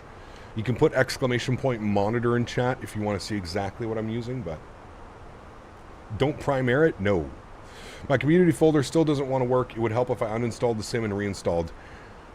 Maybe, Christopher. I haven't run into anybody that's had any issues with their community folder, so I'm not quite sure. I'm not quite sure what would be going on. I wish I could help more than that, but... They said the API is different between the two sims and that the aircraft is not communicating properly and locking up. Interesting. Okay. Boof. Thanks for your subscription, man. Appreciate you. What did I do for the update? For what? Where should I buy 24 from Steam or the Xbox app? I would get it from Steam, personally. The only downside of a community folder in 24 is it's super hard to find at first. Yeah, well, it's because it's on your C drive. It's a super weird spot to install. You would think whatever hard drive you installed the sim on, that it would put the community folder on that drive. That's what I'm a little bit weird. Deleted GSX and loaded in the sim and had a complete freeze. Still playing with graphic settings on my GTX card, so no frame gen. Deleting GSX gave you like 5 FPS. Okay, interesting. Not necessarily enough to like warrant, you know, things would, but yeah. I'm going to reinstall the sim and retry the career mode. Okay. Gap of the mini FCU as well, trying to wait for the EFB, but I'm looking at the Windwing. It's so tempting. I agree, man. Yeah. Tasty Indian Bistro, 100%. You're not moving your community folder. You can through the store page. I have not yet, Nat. No. For everything, I'm just linking everything over right now. So no. Is it possible if I buy €80 version to upgrade to Premium Deluxe over just the €60, or do I have to pay 140 again? I think you can upgrade in the marketplace, Slavomir, but I'm not sure because the marketplace isn't available yet. So you probably can, but maybe not quite yet. Ecap, sorry to bother you. I have the TCA pack as well, but it won't pick up on the levers. Tried recalibrating and everything. Worked yesterday on my first try. Any ideas? Parking brake, etc. works. Are you trying to fly the Fenix, Christopher? Is that why it's not working? If you are, you need to change the values. If you open up and you look at what they're set to, it's like throttle 0 to 100%. You need to have it set to throttle axis 1, throttle axis 2. Natively, it's set to just throttle 0 to 100% on both of them, and that's probably what's causing the issue if you're trying to fly the Fenix. If you're talking about other aircraft, I'm not quite sure. Maybe try it on other aircraft? I don't know. It is on the drive you put it on, however, because of Microsoft, they wanted at least some files on the C so that they are linked. Yeah, but that's kind of crazy, Joe. To put people's community folder, the folder that usually stores like, you know, 2, 3, 4, 5, 600 gigs of data in a community folder, that's a poor choice. I'm just going to go out there and say that. It's not what I would have done. I agree with what you're saying. Some files need to be on the C drive. Okay, sure. No problem. But to put the community folder on the C drive, man. Mine is working, but I'm using one throttle for 2, and it's fine with me since Airbus is mostly just D10s. Sure, yeah. The only time that would suck is if you need to use differential thrust to turn the aircraft or something like that, but yeah, it should be fine. All right, friends, top of descent, 15 miles. We're looking good. Do we have weather radar in 2024? Kind of. It doesn't actually give you weather radar. It just picks up the clouds. So very similar to how it was in 2020. It's not an authentic weather radar, if you will. It's not going to pick up on storms and stuff like that. It's just going to show you clouds. Yeah. You can change the location. Yes, you can, viewer. You are correct. I'm just more so thinking about people that will never figure out how to change the install path. It just seems silly to install your community folder on the C drive. So, community folder isn't on the C drive. It's just linked to it. Well, that's what I've found anyways. Pretty sure it's on there, Joe. I'm pretty sure that's where all of my, you know, the Fenix and all my other apps, when it searches for a GSX Fenix, it puts everything on the C drive. So that's where it is located. Now, you can change it, as we've mentioned in chat. You can change where your community folder goes, but yeah, natively it's on your C drive. Hey Cap, the ortho any better day one? Yes, much better. The streaming services seem to have gotten much better. Obviously, more and more people are not using the sim as much, right? The servers aren't getting absolutely pegged. So, yes, it seems to be much better. All right, 5 miles till descent. Let's start our descent now, friends. We are descending on the Canuck arrival for runway 08. Means we have, we can take it down to 3,000 feet. So let's just bug up 3,000 feet, and then we'll punch it in for managed descent mode. And there we go. We'll make sure our seatbelt signs go back on, and we'll ding the cabin. Let them know we have started descent. Beautiful. No, that's where you put it, but check your disk storage. Won't change when you put stuff in that folder. I developed for Microsoft. I'm with the iFly team. Really, Joe? That's interesting. I'm going to keep an eye on that, Joe, then. I will definitely keep an eye on that as I start adding more add-ons in. Right now, my community folder is pretty bare bones, right? Like, I barely have anything in it. I've got the Fenix 319 to 321, the aircrafts, the Fenix 320. I've got a few liveries. I don't know what CVT is, but I've got a few liveries. I've got GSX Pro, which is actually linked. It's not even directly installed into here. And then you can see the sceneries that I have installed. So I've got Edmonton, Vancouver, and Calgary, all done by FSim Studios installed. And then I have this brought over. The only other ones that I have are the liveries. The Aer Lingus livery, the 330 Delta.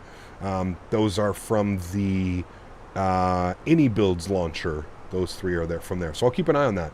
Keep an eye. Do you have any advice for configuring the Thrustmaster TCA pack in 2024? It can be a little bit of a headache, boof. I've gone over a couple things if things aren't working properly. The biggest thing is go to the Thrustmaster website, make sure that you have the most current drivers. I believe that they put out a new driver set for 2024, so just make sure you've got the right drivers installed and should be good. Flew with Flightbeam Denver and SFO yesterday, and they worked good. Awesome. Yeah, I'd like to fly into San Francisco, actually, eventually. So very good. Very, very good. Casual Xbox flyer, I'm in the TBM, and I get pressure differential warning at 31,000 feet. What am I supposed to do? Not that it really matters, though. Just ignore it. Yeah, usually that means that the PAX or the bleed system isn't on or something like that, so I'm not quite sure what's going on. Going to get a little bit of ground spoiler out here. We're getting very close to that barber pole on our descent, so we're going to get some ground spoilers out here as we continue the descent into Vancouver. El Bapino, what's up, man? Real world sim pilot. Hey, dude, I gotta compete with the real world pilots out there. You know what I mean? There's so many real world pilots that stream now. I feel it's important I let people know that I'm a real world sim pilot. Is the Simlinks a separate software, or is it just coding? Well, it's something that you install through your command prompt, I think it is, or you may be able to download it. Just put in Simlink. I can probably get you a link. Simlink Windows. So the complete guide to creating Simlinks. Here you go. Copy, give that a read. Hopefully this will help if you're a little bit puzzled on Simlinks. There you go. Though that is what Simlinks are, and I believe that's going to allow you to turn it on.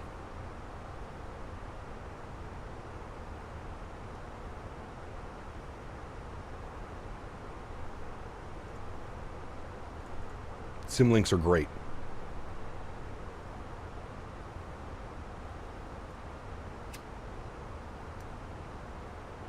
How do you land the Airbus? I can get 100 foot per minute landings in the NG or the MAX, but I slam the 321. Well, it's very different, Brandon. The whole fly-by-wire control system is very different than flying with a yoke, right? Wired controls. What camera zoom setting do you use? 50 or less? Let's see. Camera zoom is at 50. Yep. 50%.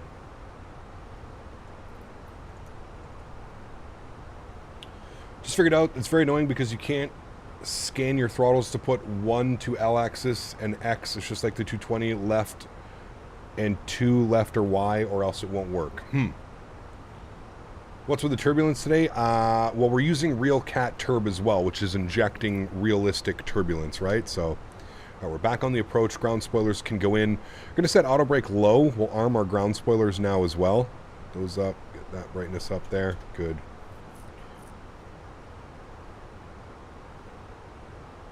Zach, not all third-party aircraft are working. Fenix posted an update yesterday. It was basically a compatibility mod. And some sceneries are hit and miss. We had some big problems at the Calgary airport departing. Our frames were pretty bad. So, yeah. Hey, kind of along with Real Cat Turb, what is your... I have in-game set to low, P2. If I could, I would turn it off. But I've got the in-game set to low, and then I'm using Real Cat Turb.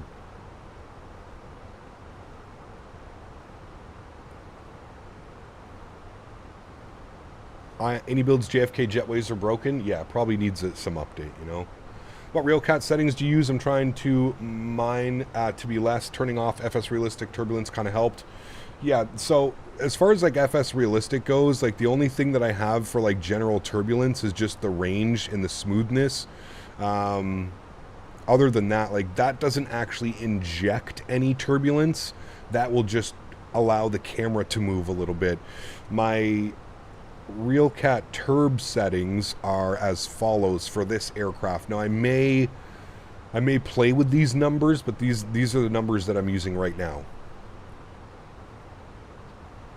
Blue Star, what's up, man? We did one skydiving mission the other stream, I think on Thursday's stream or Saturday's stream maybe. I forget which day we did it. But yes, we have done one mission. How can I move all of my add-ons and aircraft to 2024? I wouldn't do that if I were you. I wouldn't just move everything over. That's how you're probably going to break the sim. Mine was set to 75. Range on FS Realistic was probably an issue. Thanks for the help. Yeah, it's all about just finding that range, right? We were using 75, but we noticed that it was a little bit too much. We went through some pretty heavy cloud cover out of Calgary, and the aircraft was just shaking like crazy. What should I move over, or what do you recommend? One by one in the past. One by one, man. You got to test. You got to test things, right? Like your aircraft most likely won't work. Sceneries and utilities may work here or there, but yeah. Hey, Gap, love how your sim looks. Do you use any kind of reshade? Nope. This is just default, man. Default. How do you have such a large field of view? Probably because I'm back in my seat, right? You can move forward and backwards. It's probably just where I have my actual head position in the sim. If it's loading you in at 50% like this, just bring your seat back. Bring your view back, you know what I mean? What is GSX? Ground Service Extreme or something like that, isn't it? Ground Service Pro. It adds boarding and deboarding and stuff like that. Speaking of which, we got to see where this flight parked. Where are we parking in in Vancouver, friends? Okay, cool. I know what gate they went to. Perfect.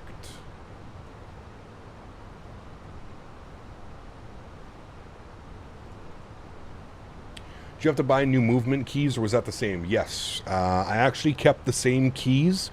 So it's you hold left shift and it's AS. It's WSAD to move left, right, back, forwards. So I actually kept them. I actually don't mind that. It kind of reminds me of like a multiplayer, like, you know, first-person shooter. WASD, you know, to move around and stuff like that. He kept, do I have to change to move in the cockpit with the arrows like in 2020 instead of turning it off? I don't know if it's explained correctly. You just have to rebind the keys. So figure out what, when you hold like D, what does that do? Is that figure out what command that is. So the best way to do that is to open up your settings, go to your keyboard settings, search for input, and press D or Shift D and see what it does. Enjoying the career mode, Gates? Yeah, definitely enjoying it. How do you get GSX to work? Install it and update it. Should work correctly. All right, weather into Vancouver. What was our QNH? 29908. We'll set that now. 29908. Good. And there we are, coming into Vancouver. Can definitely say that the mountains look much better. Such a beautiful approach into Vancouver, man.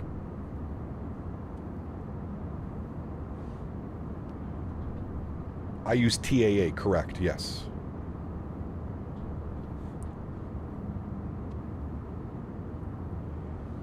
Captain Edward, welcome aboard, my friend. I hope you're doing well.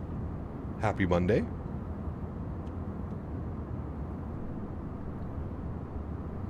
You had huge lag spikes with GSX installed. I think it was the fastest program which got uninstalled ever on my desktop.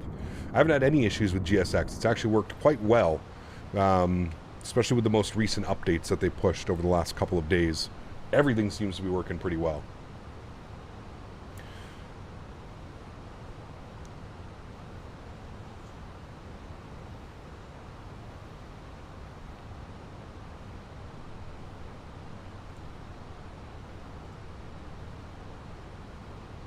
Alrighty, friends, we're hunting down 300 likes. Do you think we can get up to 300 likes before we land this beautiful aircraft? If you haven't done so already, don't forget to smash down that thumbs up button. We're on well through our descent here into Vancouver. The airport should be up over here somewhere. Should see it coming past these clouds. The clouds look absolutely beautiful, by the way. I love the new color of the clouds. No more like death gray looking clouds. Really, really like what they've done with the clouds. I do think they need some updates. As I mentioned, certain situations the clouds can look a little bit weird, but so far really enjoying it. GSX is my favorite non-airplane sim add-on. It works pretty well most of the time. I do agree. Yeah. Can you show us the cloud effect over the wings as it covers in real life? It doesn't fully cover it. It's not full covered, but you can definitely see that it kind of... you can definitely see it's better than 2020. It's not as good as I think maybe some people want it to be. It's not a full, you know, where you'll lose full visual of the wingtips and stuff like that. But yeah, do not, I repeat, do not use the replay mode using the Fenix. It does not work, Jonathan. The replay mode in itself seems to work really well. I don't know if it's like updates from the third-party developers that are going to need to get it to work properly, but yeah, I tried to do a replay last night. It completely breaks the aircraft. So do not do replays when you're in the Fenix. It won't work. It just won't work. Really need help because my sim does not accept another location for my community folder other than the location that I don't want it because of storage space. So you have to change that, Kazakhstan fan. You have to change that through the marketplace. So when you're in the simulator, go to the marketplace. At the top right, you'll see a little gear symbol. You can choose where you want to install your community folder.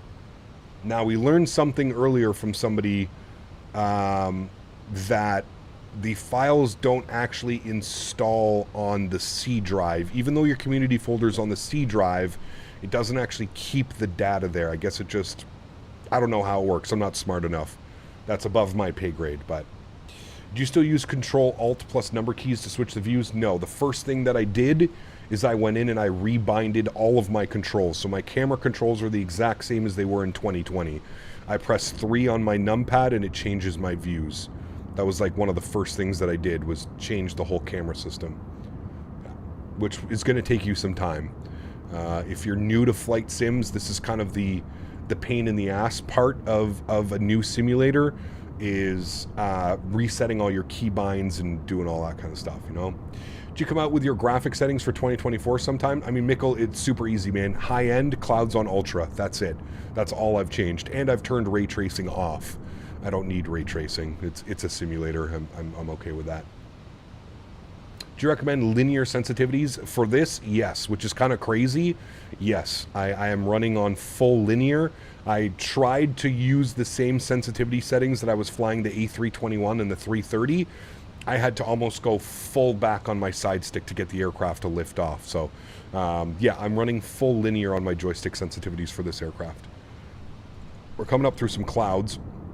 See if I can show you what I'm talking about. So you can see how the wingtip kind of disappears. These aren't very heavy clouds, but you can kind of see how the clouds come past the wingtip and the wingtip gets a little bit blurred out, but you may get a good visual representation here. It doesn't fully close the aircraft in like it would be in real life. You'll see that coming through. You'll see like it'll start to darken this. Again, these clouds probably aren't the best. They're not very thick clouds, but yeah. Are you using FrameGen mod? I am. Yes. I am. All right, let's turn our sounds up. Let's get invested in our approach here, friends. I don't think there's anybody on the ground here in Vancouver. No, nobody's online. Been dealing with a stupid keybind since 2020 launch, so binding the numpad works good. It's good to know. Yes, absolutely. Absolutely, my friend. Does it give you some visual glitches? How can I solve them? Depends. Yeah, there are a few glitches with FrameGen and stuff, but for the most part, it works quite well. There's Vancouver International down there, friends. You can see it loaded in beautifully. And we're actually going to be coming past downtown Vancouver. There it is right there. Downtown Vancouver. Cool to see all the ships in port as well. Vancouver is an extremely busy town. Here's Rogers Place, where the Vancouver Canucks play. Using auto turb, you mean real turb? Yes, I am using real turb. Ben, I'm using FSLTL, the same that I was using in 2020.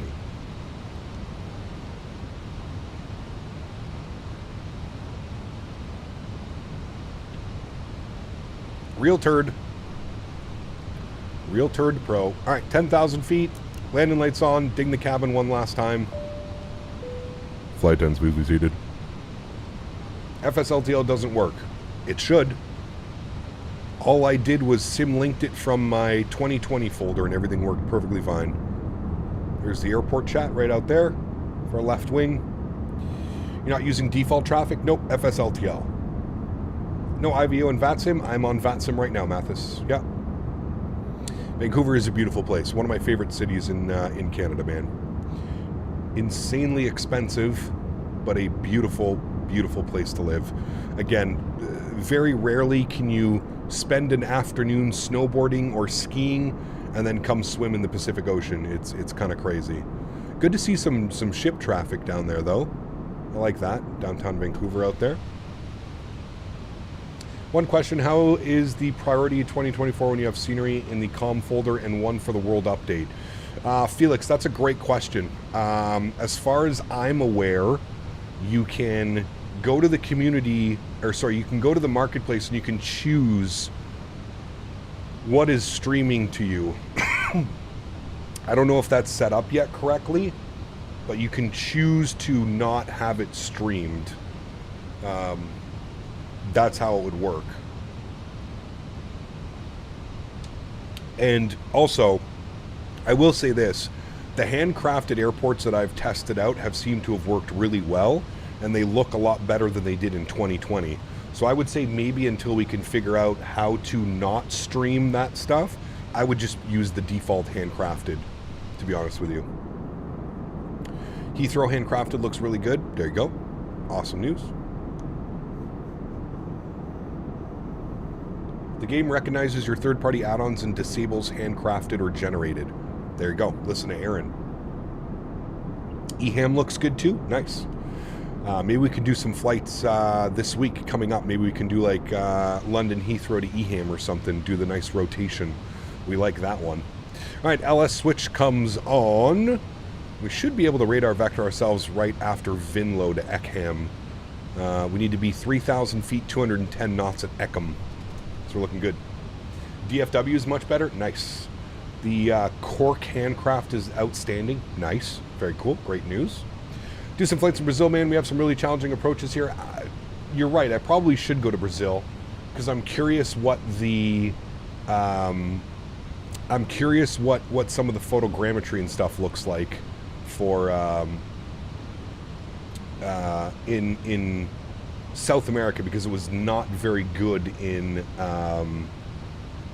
2020. South America was kind of lackluster, to be honest with you. Hope they've improved Gibraltar.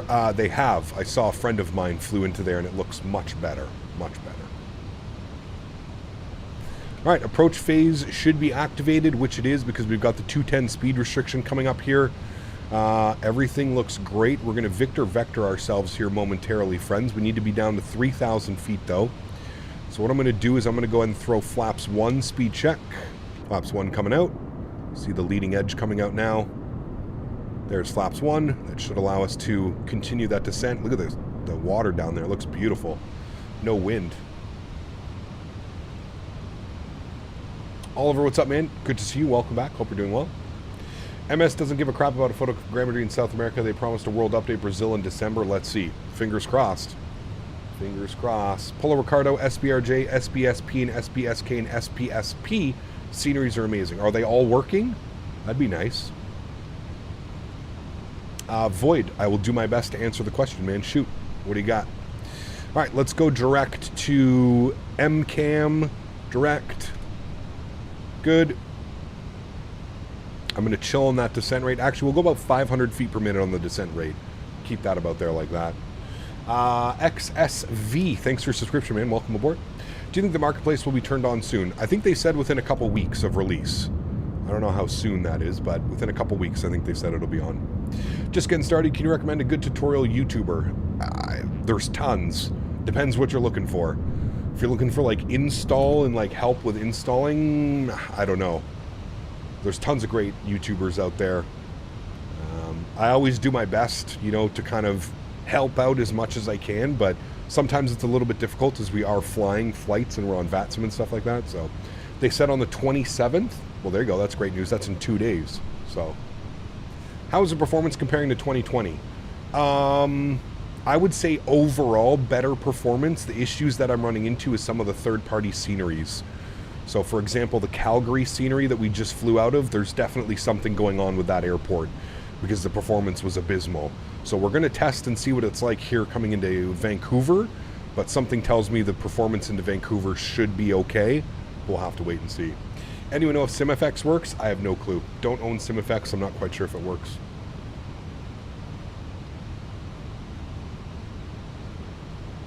Do you think there will still be problems with load times in the sim during events like Cross the Pond when new aircraft releases? Maybe, but I don't know. Too early to tell, to be honest with you. I'm not quite sure. All right, it's Armor Localizer. Going to be capturing that. We're 15 miles out now. Speed looks great at 200 knots. Don't need to slow down any more than that. We're going to get our CTAF frequency, .CTAF CYVR. Get our CTAF frequency, 18.7 on CTAF. So we'll get 18.7 bugged up. There's our Lokestar capture, beautiful. Let's go ahead and arm approach mode. Good, approach mode is activated and armed. All right, we're looking good. Hey, Captain the Phoenix, myself, question. I'm getting a message saying to set managed mode. It was in it, but I can't pull it back. Any thoughts? Try and go to open and then back to managed. So open is pull out. You get the down arrow. Go to open mode and then back into managed mode and see if that works. That could be it. CDP is nowhere close to 1 million Game Pass Timmy's playing Microsoft 2024 on launch. True. Career mode, when I taxi to a runway, there was a building in the way. I carried on and it crashed, but it shouldn't be there. How do I get on the runway? I just can't go on the grass. I would just go on the grass. Gap, any word on Fly Tampa YYZ? A couple people have tried it, dude, man. Apparently it works. So I don't know. Maybe that's something we can try this week coming up. See if we can get it to work. There's our glide slope. Beautiful. Looking good. Don't pull a prime. Yeah. Was he on the end of 26 left or 26 right? Which one did he go off of? Or was it the other way? Good thing he didn't land in the water. Look at that scene right there, though. It's absolutely beautiful. That cloud cover is gorgeous. Hey, Cap, good afternoon. Whereabouts in Rhode Island is the show this year? I think I have the right state. It is in Rhode Island. I can't remember the exact hotel that it's at, but it is in Rhode Island. You are correct. Good news that Pyrig sceneries are working perfectly. Great news. In my opinion, those clouds look really good compared to what we had in 2020. Correct. I do agree with you 100%. Is FSLTL model matching working? Yes. Is there going to be a Beluga stream? Yes. I don't know when, but yes, we will have a Beluga stream. I can't promise you an exact date, but yes, there will be one. You think Microsoft would put a block in place for buildings on taxiways or runways? Yep, you would think. Gear down, flaps 2.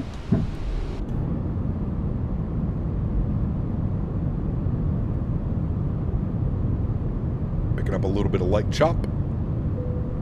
Looking good. Runway turnoffs, nose lights, and wing lights are all to the on position.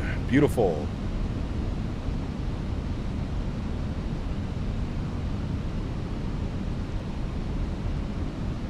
Hey Gab, how do you set up your Thrustmaster throttle in the Fenix? Mine only captures buttons and not an axis. Yeah, you have to find in your settings, instead of throttle 0 to 100%, you need to find throttle axis. And then kind of just play with it. You'll get it to work, man. Flaps 3, speed checked. And coming up on 160 knots, speed checked, flaps full, which will be our landing flaps today. Beautiful. ECAM memo is no blue. Joystick cam comes on. Another quick second to shout out today's sponsor, Thrustmaster. Thank you, Thrustmaster, for the continued support this year. And if you are interested in any of the peripherals that you see me using, chat, don't hesitate to click the link up above, which is usually found in the description. We're just through 1,500 feet, my aircraft. Beautiful. And let's have a nice landing here, friends. Performance seems to be good, but we're going to get a little bit closer to the airport. We'll see what it looks like. We're still holding 60 FPS, so it's much better than the 30 we were having at Calgary. So we'll see how she goes. I really do like the new weather. I find the weather updates much quicker than it does on 2020 when you're coming in for an approach. Not kind of all over the place. And I really do like the way that the aircraft feels in 2024. It feels very nice. It's crazy because I don't have any any sensitivity settings. I'm just running straight linear on the controls, and it does feel really good. So feels really good. A little bit below slope. We'll bring the nose back up. There we go. Back on track. 2 white, 2 red. Sounds are up. Enjoy the arrival, friends.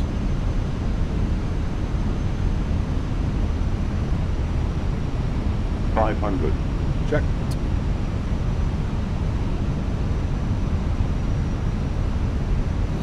$400. Land green. 300. 100 above.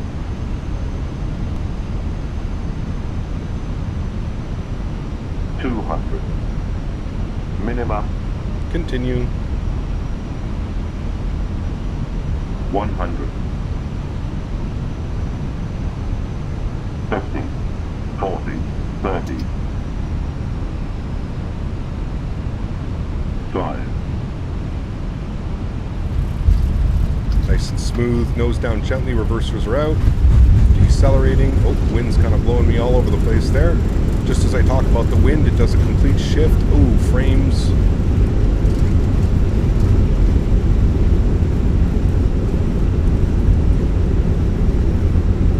$70 knots, reverser stowed. Ladies and gentlemen, welcome down to Vancouver. We were getting good performance. I don't know if it's something with FSIM studio sceneries, but you can see as soon as we land, man, we're losing about half our performance. It might be something to do with the sceneries. I'm not quite sure, to be honest with you. I wasn't really having these issues yesterday when I was doing my practice flights. I only did one practice flight, but there's definitely something going on with these sceneries, I think. I think we would have been better off maybe flying to just default airports, because whatever reason these sceneries are causing some issues, that is for sure. Great landing though. Happy with that one. We are on VATSIM right now, Schiller. Yeah, we're on VATSIM. Right, overhead, EPU master start, switch on, landing lights off, nose light over to taxi, strobe lights off, wing lights off. Good. We'll go and get ourselves over to the gate. There are no controllers online, correct? Correct. Right, onto the brakes. Right behind you, my performance is amazing. Well, wait till you land. Are you using the same scenery or are you using default scenery? As I was mentioning, it might be something to do with the third-party scenery that I'm using. Love how sharp the shadows are now in the sim. Yes. You're using the FS Dream Team. Okay, interesting. Yeah, it could be something. It could be something with. The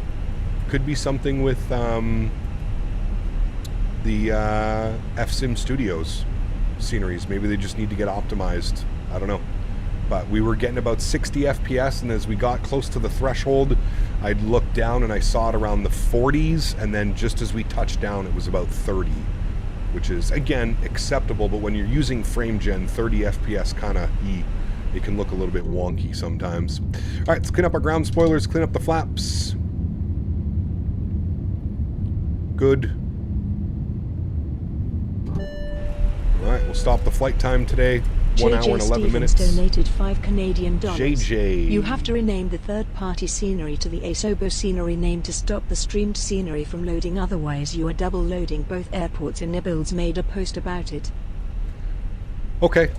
I'm not, there's no handcrafted scenery for Vancouver or any of the airports that I'm flying to today, so I'm not too concerned about that. But for anybody that does have double sceneries or something, JJ posted, I guess there's an AnyBuilds link or something. AnyBuilds posted an update for it, so keep that in mind. Have you downloaded the camera mods from Flight Sim or set custom cameras? I have custom cameras. Custom cameras. And there was the traffic coming in as well. Company, I think that's an A320. Company A320 there behind us.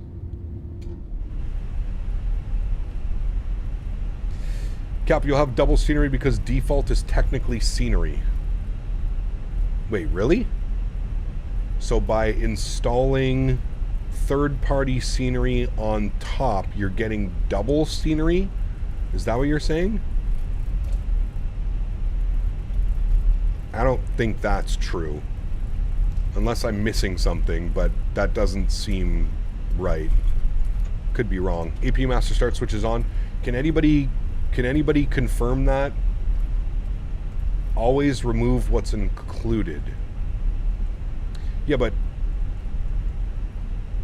how do you remove what's included? What he is saying is wrong. Yeah, like, I don't think... Once you install third-party scenery, it should not try and also put base scenery on the bottom. There was no double pappies. No, there was no two pappies. There's nothing like that. You can't remove it because it's all streamed. No, it's only if you have a Sobo handcrafted of the same airport. Correct. Thank you. Yeah. You can't remove base scenery because there's no... Technically, there's no scenery to remove, right? So, yeah. That... Yeah, okay. Thank you. Even in 2020, you remove handcrafted scenery. Yes, correct. Yeah, you're all correct with the handcrafted stuff. Absolutely. Absolutely. Yeah, I think what needs to happen is I just think FSim Studios needs to run a little update. I don't know if it's like an optimization update or something like that, but something definitely going on with these airports, that's for sure, because the performance should be much better than this. If we're getting 110 FPS during cruise and stuff like that, I don't think there's a reason that we should be getting such low performance now that we're on the ground.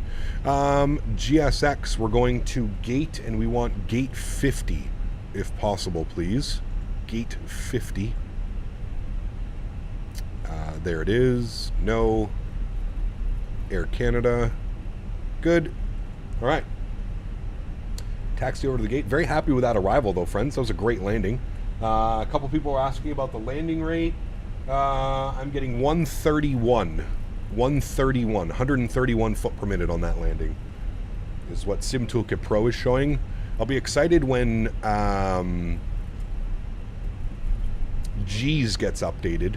So, streamed airports can't be removed in 2024. It is different from 2020 chat. Microsoft 2024 default stuffs are all streamed. No way to remove them. Well, you can choose what gets streamed and what doesn't get streamed.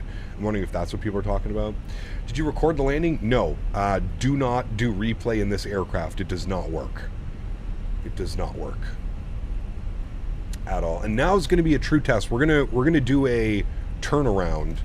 Now the turnarounds in the default A321 AnyBuilds and 330 seems to be big time broken. So I'm curious to see what the turnaround is going to be like on this aircraft. It'll be very curious to see how the turnaround acts. Get my flight directors off. Alright, and our gate is in here for Vancouver. Installed frame gen mod and it's not showing up. It used to show up in 2020. Maybe just toggle your whatever you're using for your anti-aliasing, TAA, DLSS or whatever, Try toggling that. See if that works. Is there a way to know why my flight simulator crashes when I start a flight? I tried it with the Fenix as well as the AnyBuilds 320. Not sure, man. There's no like log, no, to like show you what's causing what. I wish there was. Cap check VRAM, I noticed it increased. Oh yeah, we're probably sitting at about 90, yeah, there you go, 99%. So yeah, I think that's something to do with the, I think it's also something to do with Fenix. Maybe frame gen, there might be some stuff going on, but oh yeah, we're getting absolutely pinned. Look at this guy, he's like a marathon taxi into the gate.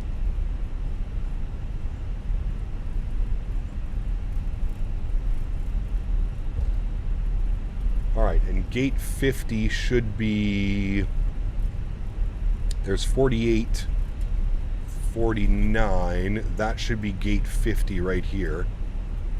We'll go ahead and get the runway turnoffs and the nose lights off, APU bleed switch can go on, and then we should have stand 50 right here. And we'll get ourselves into here. It's the landing gear delete package. Nice. Alright, pulling up into the ramp. So GSX is working.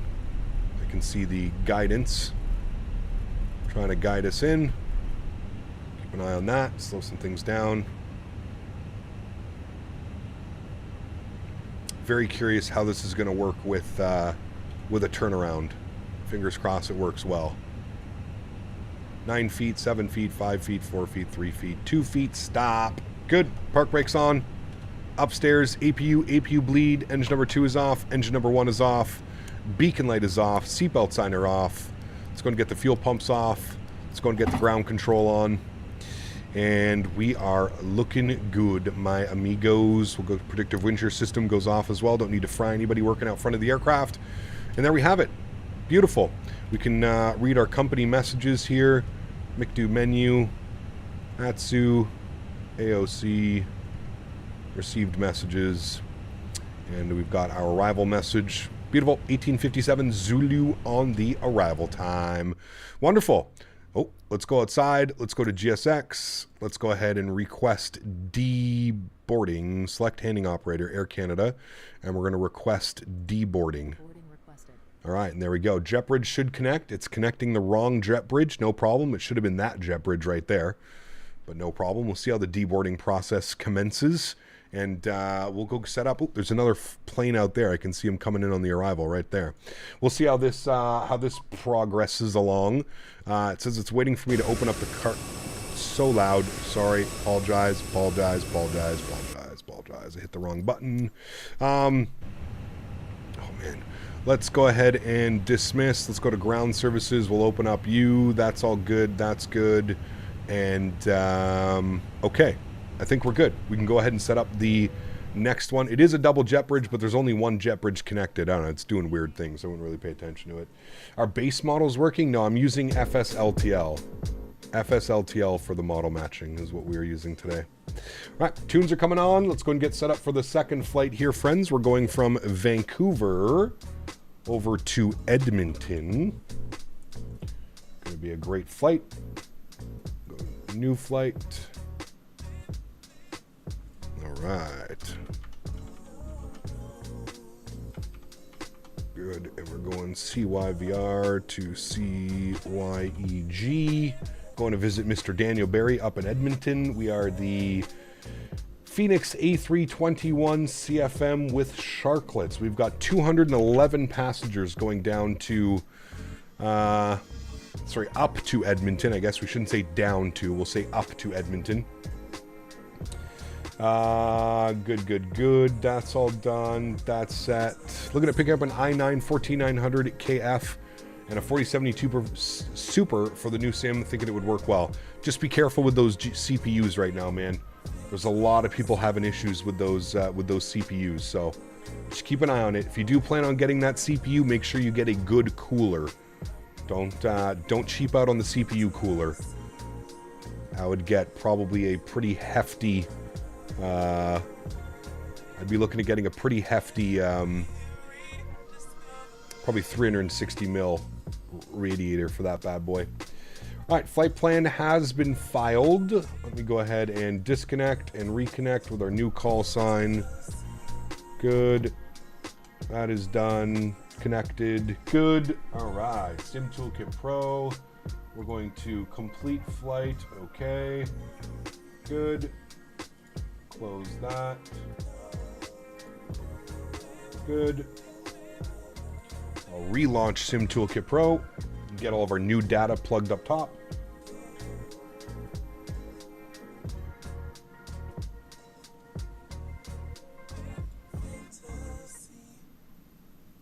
All right. Load sim brief. A321. Good. Fly. Microsoft. All right. All of our new data should be up top for the new flight, and we're just currently waiting for the aircraft to deboard, friends, and then we'll get ready to go. How to get delivery for the Fenix? I have all liveries, but none came to 2024. Relaunch the Fenix Livery Manager, and you'll see an update, and you'll get that one. 2024 is, excuse my language, pissing me off. I would suggest going to a different sim then, man. Just until some of these bugs get ironed out. If you're not able to deal with some bugs and stuff, it's probably not going to be a very fun experience for you, man.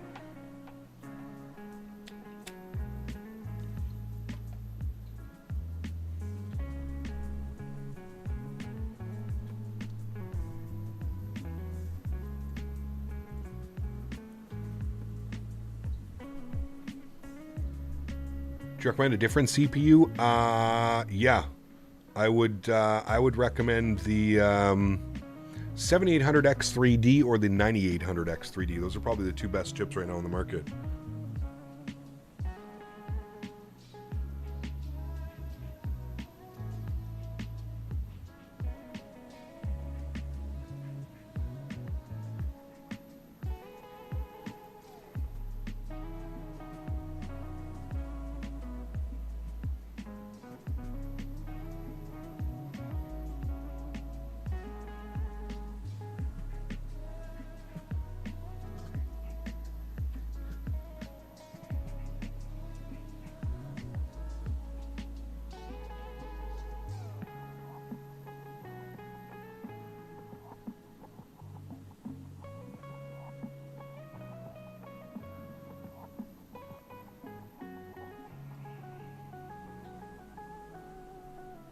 That was your second choice paired with the same GPU? Yeah, GPU is good. You're perfectly fine on the GPU, but yeah.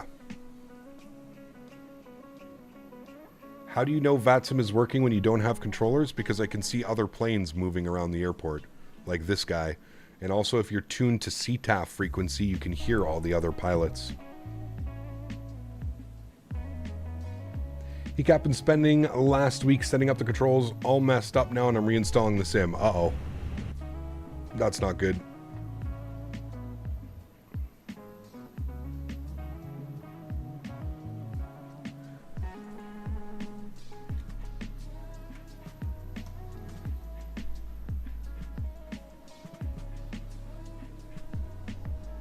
What do you use for model matching? FSLTL.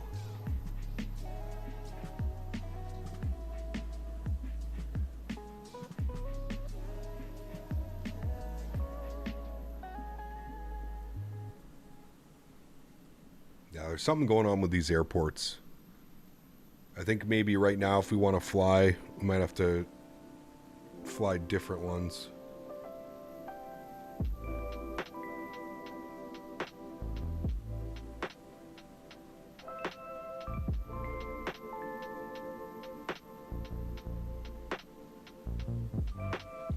You flying the CFMs? Yes. Air Canada flies with CFMs.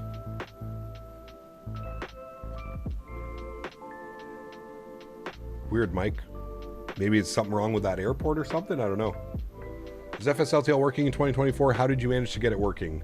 I just copied over from 2020 folder. I just sim linked over my FSLTL traffic base. I put that into there, and then when you do when you do vPilot and you go to the settings now in vPilot, you can go to model matching, and there's model matching for 2020 and there's model matching for 2024.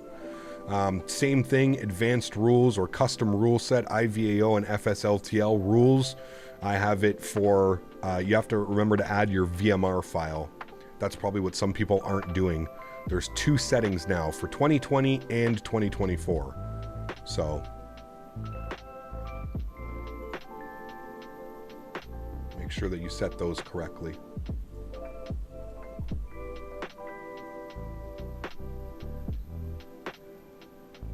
Snowing up in Edmonton, that should be fun.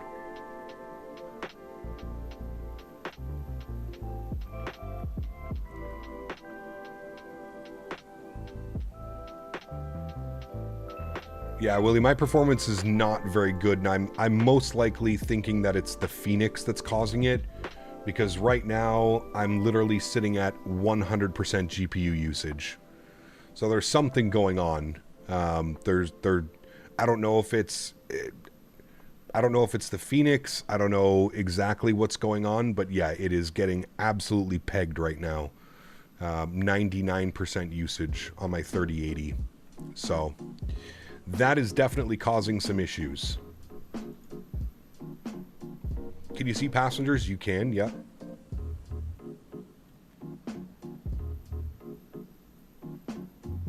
Your GPU's at 99%, but you have native frame gen? Ah, okay, got you.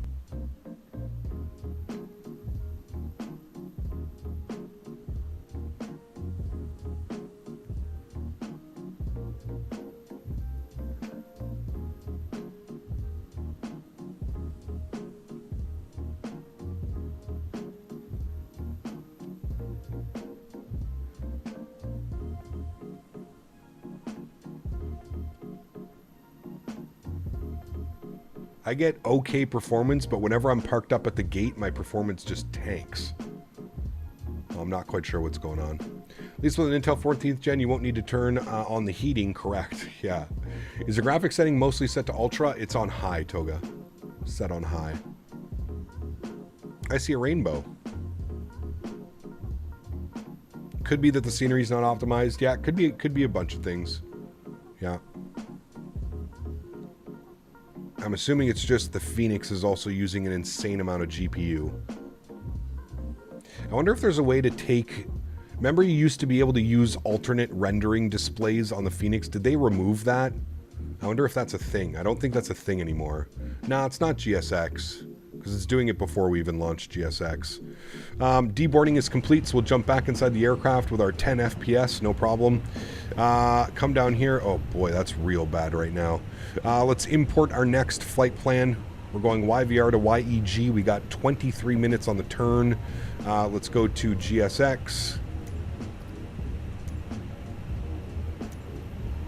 And what the fuck? Why is my menu... Hello? Thank you. Reload sim brief.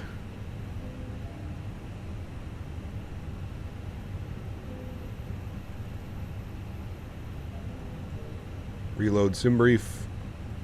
Sim brief is okay. All right. Back open to GSX and request boarding.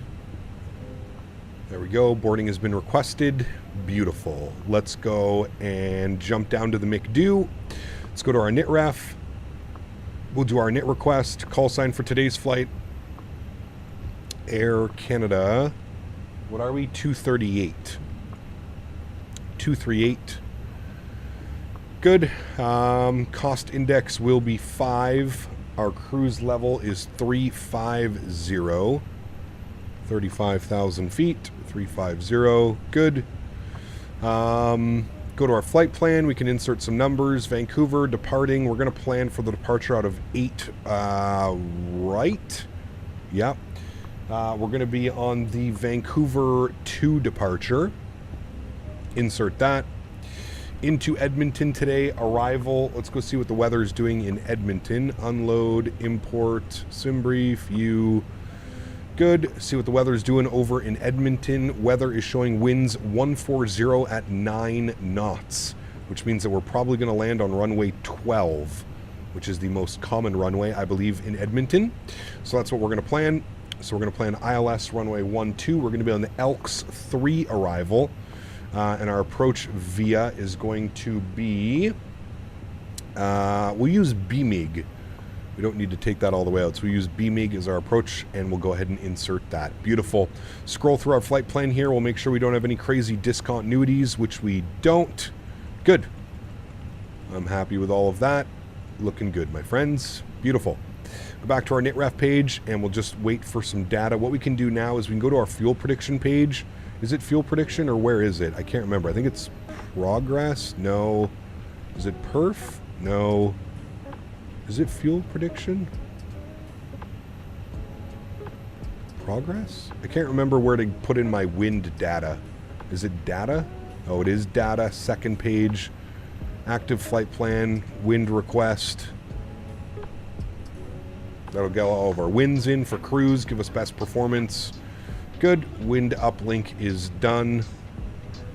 Beautiful. Looking good. Looking good, my friends. And we'll get the Vancouver 1 departure up. The Vancouver 2 now, which is basically just radar vectors. 083 on the heading, and then we'll expect a radar vectors till our first waypoint, which will be Vidri. Good. So just waiting on the aircraft to finish boarding. Oh my god, dude. I hope Fenix can issue a patch for not absolutely destroying our GPUs. Hey, got Fenix looking good in the new sim? It is, yes. Doesn't work so well with third-party sceneries. Now, this could just be these sceneries. I'll have to test this at different sceneries, but for whatever reason, the FSim Studio sceneries seem to be causing some issues.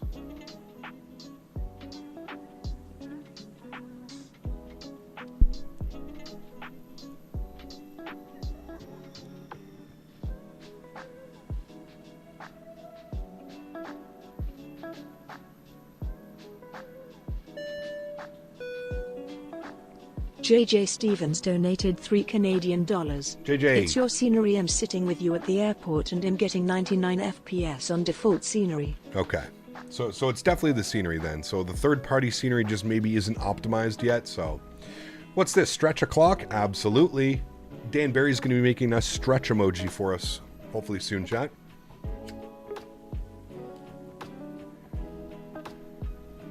It is stretch a clock. Currently have a 3060. Should I upgrade to 40 series or wait until early next year for the 50 series? I would say probably wait for the 50 series, SoCal. I feel like if you buy a 40 series, you're just going to end up disappointing yourself when you see some of the stuff maybe coming with the 50 series. Are you going to play right after stream? Yeah, most likely, Birdie. Yeah. I'll be ready to go after stream.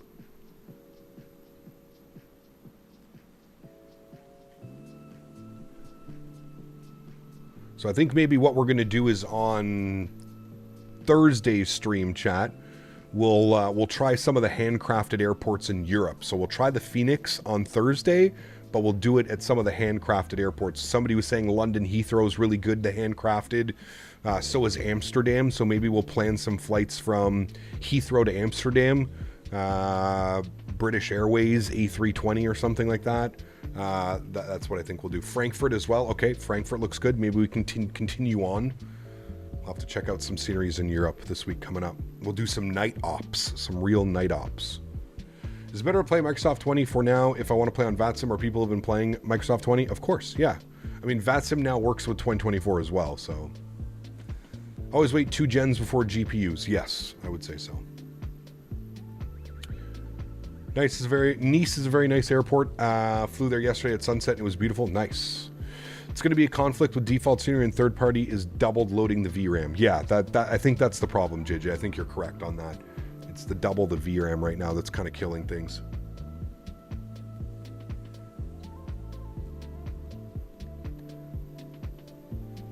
Bejtula, I would go over to the Thrustmaster website and make sure you have the most recent drivers installed. That's what I would be doing.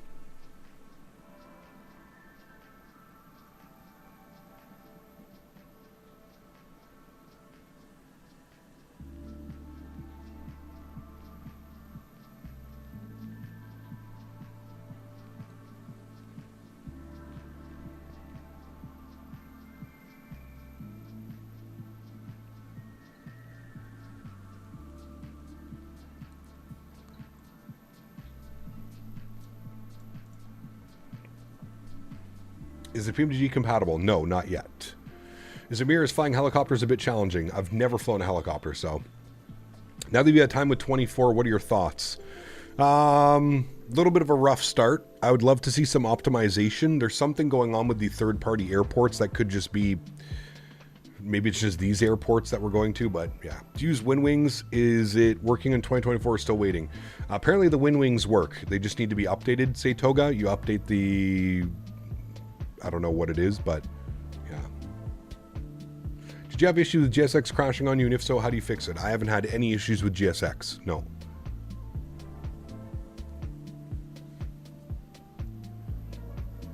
Seems to be working just as it should.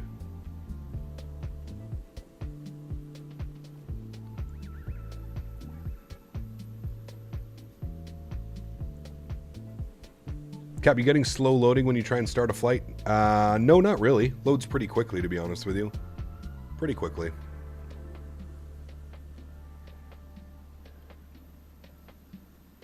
Yeah, I'm not using the integrated Fenix. I'm just using GSX on its own. Flying helicopters is a real plane. I failed my rotorcraft license test in career mode 6 times. Jesus. Do you have to repay for it every time, or do they let you take it once you've paid for it? How does that work?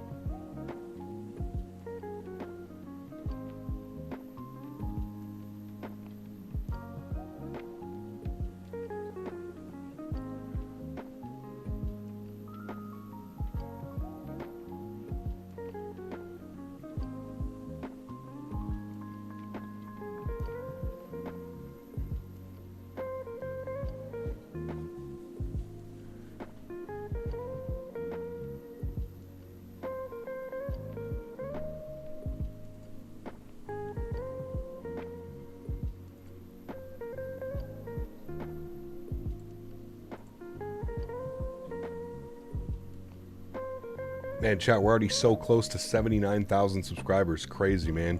75 subscribers away from 79K. Wild.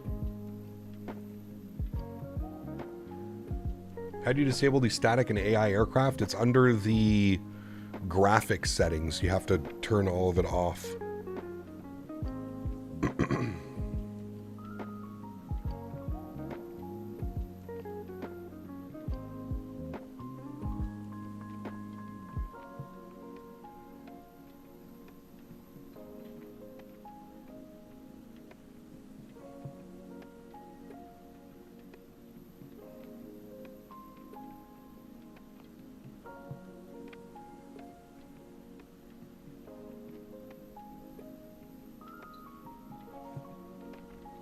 Are you setting something up yet? We're just waiting for GSX to finish the boarding process. We're almost done. I think we've got like 4 passengers left to board. We will be out of here momentarily. We'll actually jump back inside the aircraft. I can't wait to push back and we don't have any of these issues. All right, down here, we've got some company messages to attend to, received messages. We've got our preliminary load sheet. We'll accept that and we'll have our finalized load sheet here in a second as well. We'll get our flight directors on left side and right side. Good. And then we shall go and get this done. So we'll go to our mass and balance tab. We're going to load aircraft. Load aircraft. Oh, I guess I have to reset all. Okay, reset all. My flights. Import. Mass and balance tab. Load aircraft. Instant. Good. We're going to send all of those weights down to the McDo. Good. So if we come down here, we should have all of our weight and balances now, which are set correctly. Wonderful. Go to our perf tab. We'll grab some perf numbers from up here as well. We'll go to our departure performance. YVR, we are departing 8 right. Surface conditions are dry. We're going to do a flaps 1 departure. Force Togano, anti-ice off, packs on. We'll sync the load sheet. We'll sync the live weather, and we'll calculate our V-speeds. There we go. 64, 65, 67, 1/up, 0.3, and 54 on the flex. We'll send all of that data down to the McDo. That looks good to me. I'm happy with all of that. Wonderful. Let's go make sure all of our doors are closed because I don't think it does it automatically anymore. Come to the Fenix tab. Thank you. Ground services. Close you. Remove you. Remove you. Remove you. Good. And let's go to our GSX. And we're going to prepare for pushback and departure. Good. Cool. That should remove the jet bridge as well. That's going to be all done. That's all done. Beautiful. All right, cool. It is very stuttery right now. Yeah, and the only reason it's doing that is the third-party scenery. We've had great performance otherwise. The issue right now, I believe, is the third-party scenery. It's causing all kinds of issues. I'm not quite sure why, but it's, yeah. We're at about 100% GPU usage, literally 100% GPU usage, which it should not be doing. I get that high seat GPU usage is good because that means that things are usually doing what they should be, but I believe that excessive GPU usage is we're actually using too much VRAM on top of it. So I think for the next little bit, like I said, I'm going to stick to either default airports or handcrafted airports. Because right now, third-party airports seem to be a little bit buggy. A little bit buggy. All right, we'll pause the music. This song is ending here momentarily. And we'll go ahead and get ready for our push and start procedures. We're going to reset our clocks here on that guy. Good. And we should be ready for push and start here momentarily. Here comes the tug. I'm good to go, chat. Set up the Fenix A321 and add-on scenery, and it destroyed my sim. I averaged around 13 FPS. Yeah, there's something going on with the handcrafted the third-party scenery. There's some weird things going on. Did you try clouds on high? No, clouds are on ultra. Is it just me, or a matter of copy or pasting everything from 2020 community folder to 2024? I wouldn't do that, Zach. Not at all. No. V1 was just having some major stutters at the default. Vegas might be more than just third party. It could just be the Fenix itself, Will. It could be that it's using far too much data back-end wise. So that could be it as well, man. We won't know until we run some more tests, to be honest with you. Initial climb, 10,000 feet. Good. Oh my God. Let's go to the overhead. Let's get our fuel pumps on. Make sure that our seatbelt sign is on and that our red beacon light is on. We'll go ahead and release the park brake. That will commence that. We'll start our block time. Here comes pushback. We'll go engine mode selector to the start position and watch. As soon as we start pulling away from the airport, our frames are going to start going up as well. As soon as we start pulling away from the airport, which leads me to believe that it's something going on with the airports, but I don't know. I don't know. His stutters look like it was frame gen stutters when you get under 30 FPS. Okay. How much VRAM is being used? 100%. Literally 100%. Now 99%. 100%. Which is pretty wild. Pretty wild. All right. Let's go and spool up engine number 2. Good. Turn those sounds up for you. Have to have on mind that the Fenix is experimental. Absolutely, man. Yeah, absolutely. That's why I'm not going too crazy. That's why I'm uninstalling the sim. Not doing anything too crazy, man. Just, you have to understand that there's going to be updates and you're going to be dealing with some of this stuff, right? So, yeah, not too concerned, man. 54 degrees under full load. I have insane cooling, man. My fans run at 100% all the time, and that keeps the GPU pretty cool most times.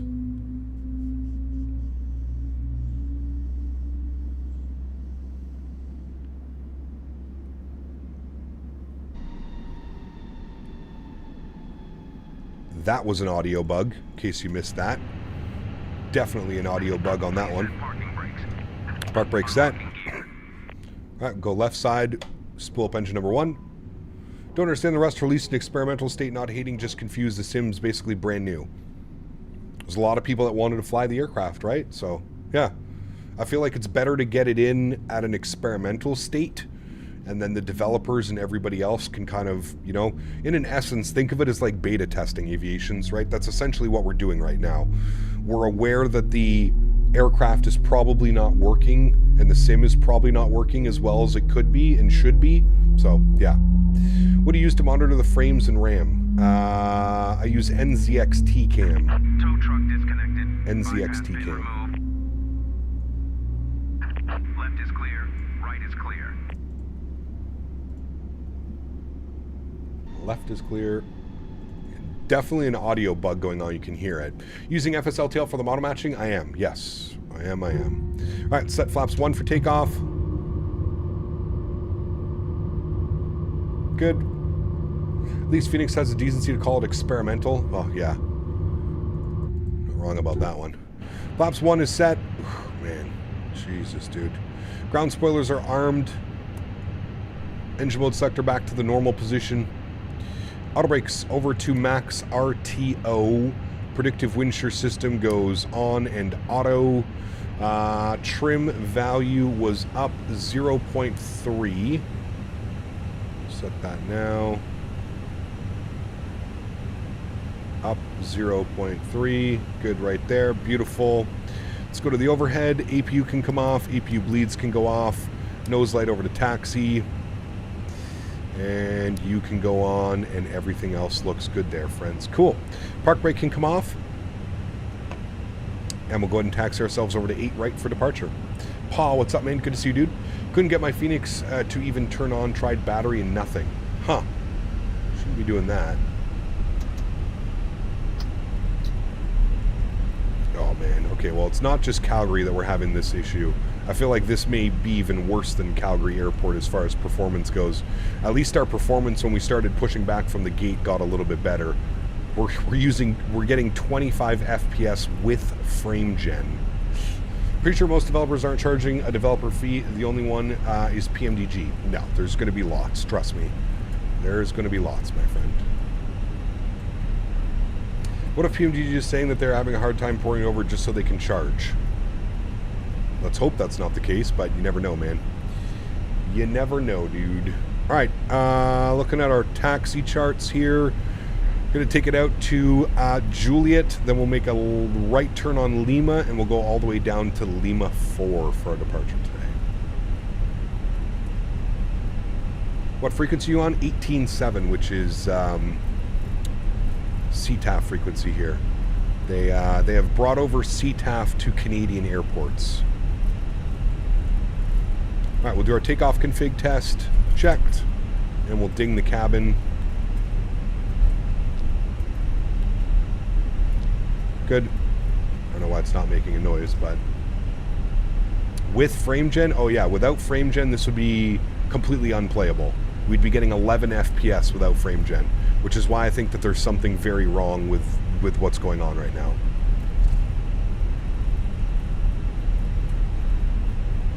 How do you find CTAF? If you're using vPilot, put .ctaf space the airport that you're flying in and out of. .ctaf and then the airport. Oof, man, this is pretty bad. This is pretty bad performance-wise.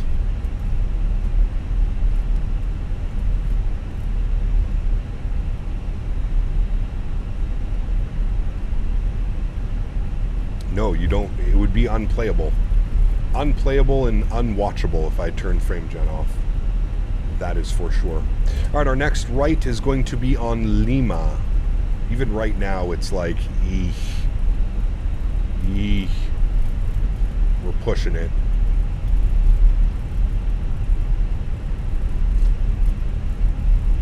Really hoping that VRAM comes down as we kind of leave the airport area. Yeah, this is all over the place, dude.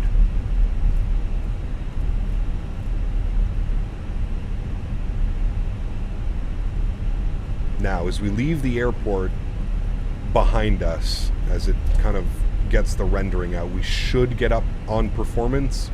My hope is we can at least get to 30 FPS by the time we get to the end of the runway over here. Fingers crossed, we'll see. Some of the 4090 got 20 FPS in default LA, so that's nice. Yeah, so again, I think it's a combination of things. I do think that the Fenix is using far too much under the hood. Again, man, at 99% usage, there's something going on that's not... Something is not playing nicely, if you will, if that makes any sense. Something's not playing nicely. And you'll see as soon as we get away from the airport, our FPS is going to skyrocket. I mean, we were getting 110 FPS on the flight. So, whatever happened to that multi-thread promise of better FPS? Well, again, I get great performance flying the AnyBuilds 330, the AnyBuilds A321, great performance. Like, I don't think I've been less than like 70 FPS in any of the airports that I've flown to, Will. So that's why I'm saying I think there's something going on with the Fenix and under the hood. I don't know if it's the displays, the way that the displays are being rendered. There's something going on that's not playing nicely. I don't really think this has anything to do with Microsoft. My experience with Microsoft as far as performance has been really good. You know, I flew into a third-party airport the other day in the Salt Lake City, and I had great performance in the A321. We were 75 FPS the whole time. So, you see that as I'm currently getting 24 FPS in the AnyBuilds A321. What is going on? Yeah, I don't know. I'm not sure, man. And you can see the FPS is slowly getting better as we walk away. As we get away from the airport, you can see now we're back up to about 30 FPS. So things are getting better. There's definitely something going on with this aircraft. There's something under the hood that's not very happy. There's an Air Canada Rouge over there departing. Is this just as default airports? No, this is a third-party airport that we're using today. Third-party airports. All right, we're going to take Lima 4 here. Actually, we should probably go full length. Might as well. Your presets are high with ultra clouds? Yes, correct. V1 was struggling with the A321neo, and he's got a 4080 and a 7800X 3D. Yeah. Well, no, he's not the A321neo. He's in the A321. Wasn't he flying the Fenix today?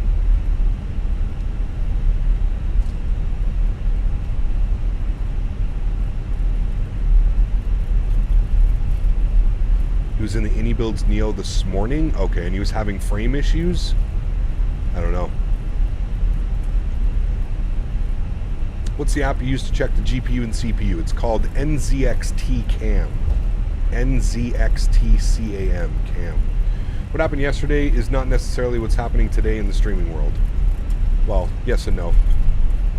I am running a 3080. Do you experience some micro stutters? I'm experiencing more than micro stutters right now. It's not behaving very nicely. Vancouver traffic. Make sure this is working. Air Canada 238 lining up runway 08 right, Vancouver. All right, let's get our landing lights on.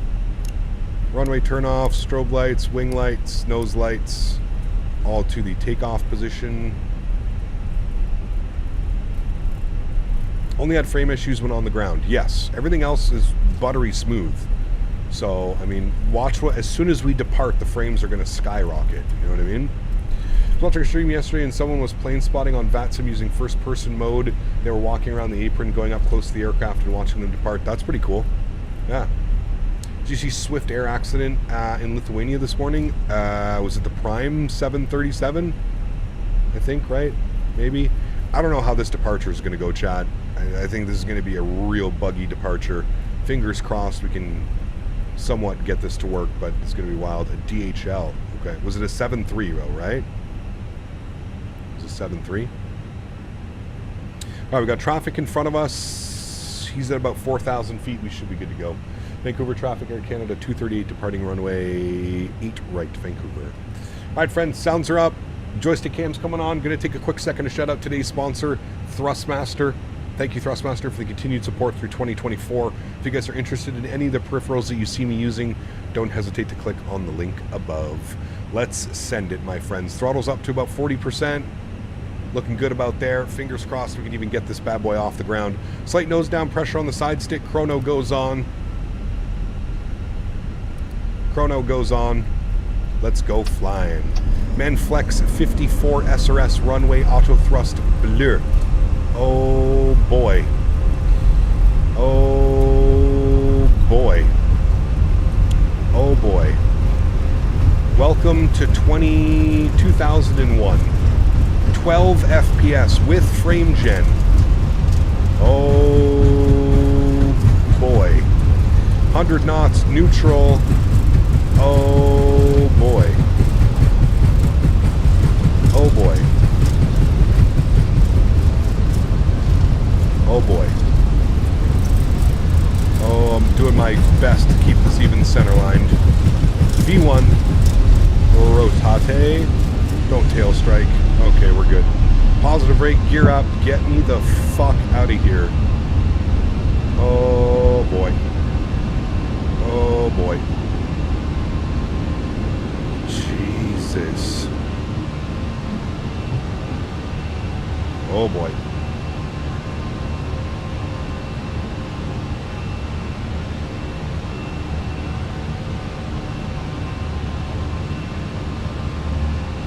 That was rough, chat. That was real rough. We didn't tail strike. That's all that matters. No tail strike. Throttles to climb.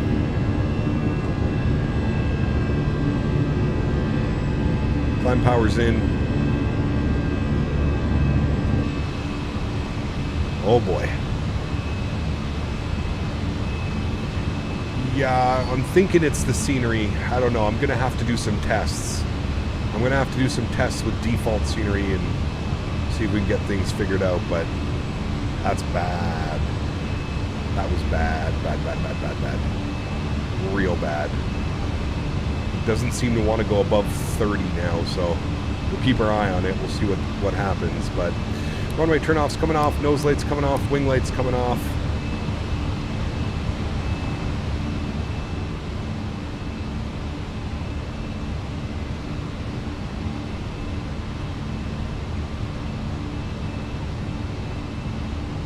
Stay away from default Vegas, it's really buggy.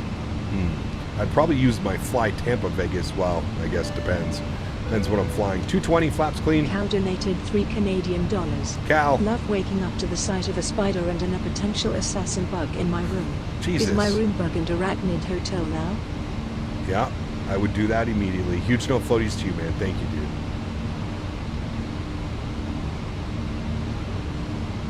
Thanks for support, man. Appreciate you, dude. Man, just even look at my displays. My displays are all buggy. Oof. Something's going on. She ain't happy, chat. She ain't happy. Let's send us direct to Vidri on course. Insert. Right turn.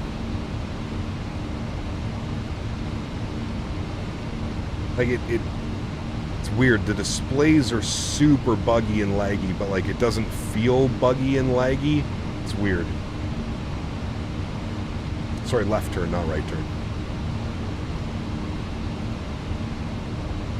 FPS is not recovering, I agree. I think we might have broken. This is a smooth experience. You are wrong. This is not a smooth experience. I would agree with you on that one, my friend. Not very smooth indeed. The aircraft is flying smooth. Like, it feels like we're getting more than 30 FPS, but I don't know. Could just be because I was getting 10 FPS. Autopilot 1 is on. Bring you guys back up into the flight deck. Yowza. 35,000 feet cruise altitude. Let's just pray our FPS gets up as we get away from Vancouver. 350 on the cruise out. There's 350. All right, let's see. And what I'm going to do is Alt-Enter it and Alt-Enter it back in. Maybe that will help it. I don't know. It seemed to have helped it. We're getting 38 FPS now. All right, 10,000 feet. Landing lights are coming off. Disarm the ground spoilers. Man, even the camera controls are just all bugged out. Yeah, that was a little bit weird, friends. That was a little bit weird. Our FPS is slowly coming back up. But flying from Newark to Bermuda in the iFly Max, about to land. It's a very cloudy and windy 280 degrees at 16 knots, so I wish you the best. Sounds like a spicy approach.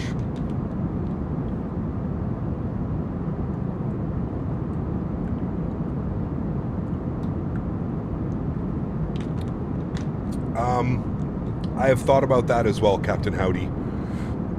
I'm wondering if it's something to do with turnarounds that are causing that bad a performance. I've never seen the sim do that in, I mean, it's got to be years since we've had a sim do that.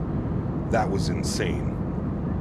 You know, now we're slowly, you can see our FPS is slowly but surely coming back up 60 FPS. But yeah, that was pretty wild, man. That was pretty wild. That was, yeah, I don't know. That was pretty wild, man. My sim hasn't run like that in a very long time. Again, I think it's a combination of both. I think that the optimization of the Fenix definitely needs some work. But yeah, switch off photogrammetry at airports? No, we want photogrammetry on. I'll be on 2020 for a while longer while GSX and Fenix work fine. There are some small things that I'd like to see fixed before I start to make the switch. I'm with you, man. I'm with you, dude. I think as well in the next like week or two, we'll probably, oh, look at that. All of a sudden our FPS is just back miraculously, which again leads me to believe that there's something going on. I'll have to do further testing. I will have to test at either handcrafted airports or default airports. JJ Stevens But, donated yeah. $3 Canadian. Check your GPU usage, not then go to settings and choose 33% monitor refresh rate, click apply, then go back and watch the GPU usage. Alright, so GPU usage right now, we can test that. GPU usage, we're back down to like normal numbers. So you're saying hit escape, go to settings, go to general, go to dynamic settings. No, not dynamics. Where did you say it was? Frame rate limit and use 33%. How do I even do that? Dynamic settings? No, off. I can't select it. Oh, does VSync have to be on? I can't even select VSync. I have no option to have VSync on. Can you not have VSync on when you have frame gen on? Turn off frame gen? No, stop it. Now you're just being silly. We're not doing that. Oh boy, hang on.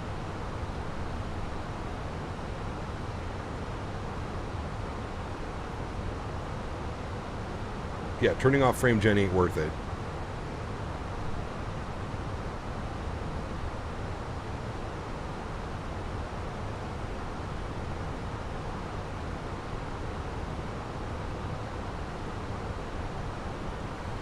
Cap, I think the reason may arise 2024 photogrammetry is not merged with third-party airport scenery, is not optimized yet, causing the conflict. Could be that, absolutely. Yeah, absolutely.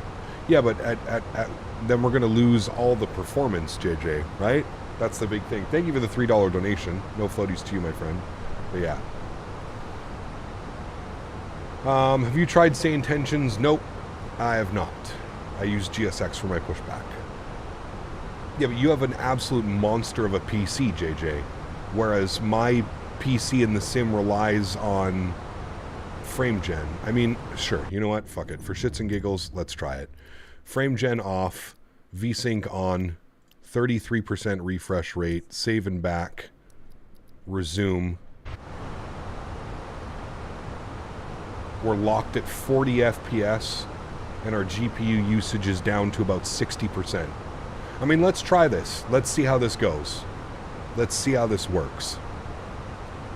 I mean, if it stays stable at 40 FPS, there's nothing wrong with that. As long as it stays stable, you don't need 100 FPS. You're 100% correct with that. It's flight sim. So if we can keep this at 40 FPS, we'll test it on this sector. You're right, you're right. We should be testing this because you can obviously see here our GPU usage is far less. I've read on the forums that FrameGen is causing high GPU usage. You may not be wrong. You may not be wrong at all. So, like I said, let's try this. Let's test this. Let's see if we can keep a nice 40 FPS the entire time. If I do half my frame... Now, you know what? 40 is fine. I'm perfectly okay with 40 FPS. It's nice and smooth, and we give ourselves that extra, you know, the extra amount of VRAM on top to load sceneries. So yeah, no, I know, JJ. I'm just thinking about how the sim performs without frame gen. I would have been getting like 12 FPS, and like I can't, you know.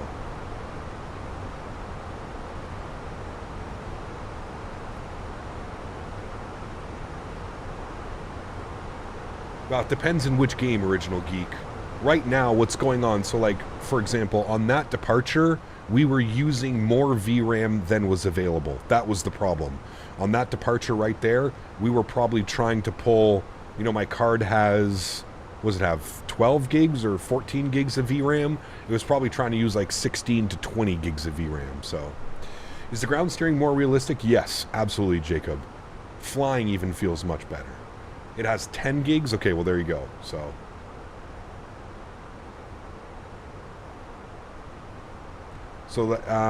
that's like not a good thing, because that means that frame gen architecture is borked for 2024. Could be, yeah. Now again, remember, JJ, I've flown every other airplane and I've had no problems. We've been getting 60 FPS with frame gen on, and not even close to using that amount of VRAM.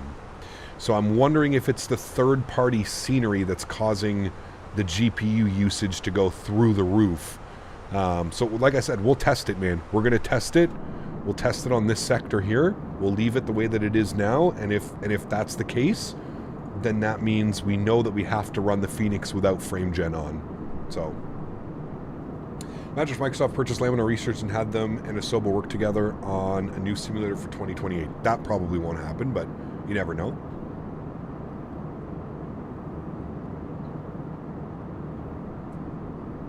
It's the scenery, the dev is aware? Maybe.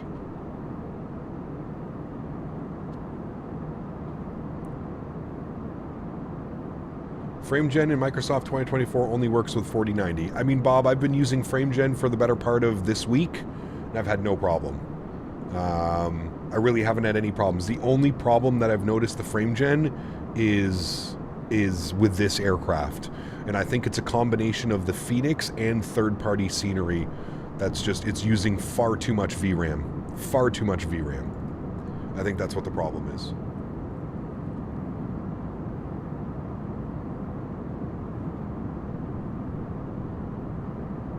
Yeah, Eduardo, it's going to be time for an upgrade very soon. I do agree with you. Very soon it's going to be upgrade time. What are you using for the turbulence? RealCat Turb. RealCat Turb.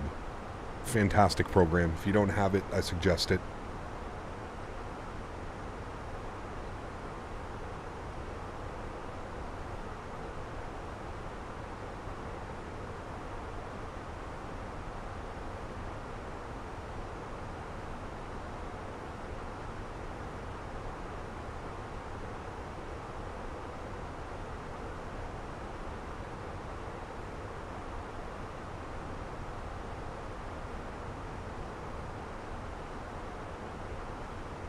How's the default turbulence? Terrible, Garen. It's the exact same in Microsoft 2020. It's not actually turbulence. All it does is take the winds and throw them around. It's not actual turbulence. It just takes the winds and like spins the winds around on your aircraft. It almost makes it like unflyable, to be honest with you. Travis, sounds good, man.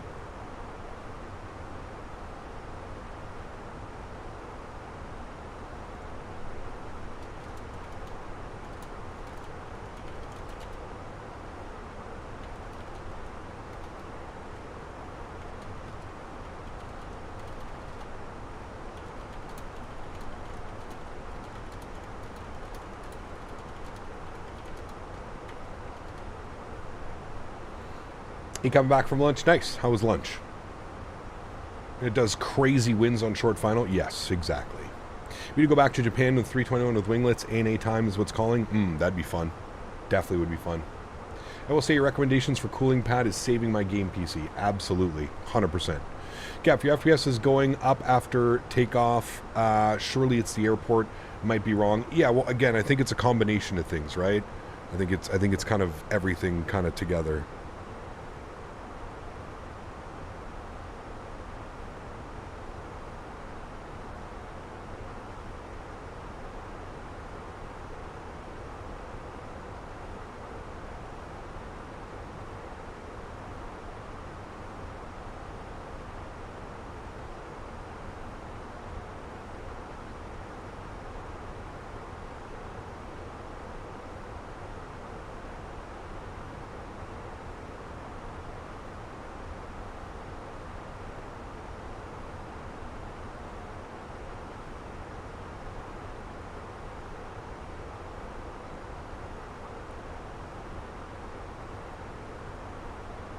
Is this an updated version of the Fenix? This is the compatibility release that they put out.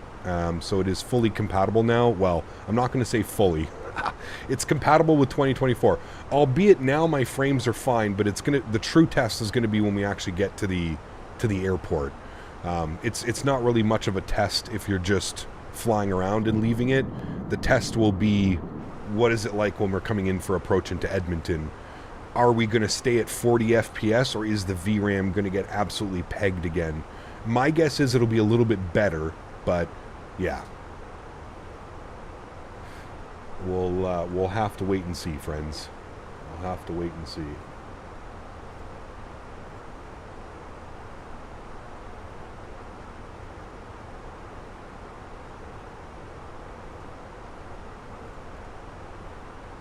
We need to do the circle to land into Kobe again. That was a fun one. Yeah, turning off photogrammetry may help. It only affects the photo buildings and not the terrain, which is being satellite imagery.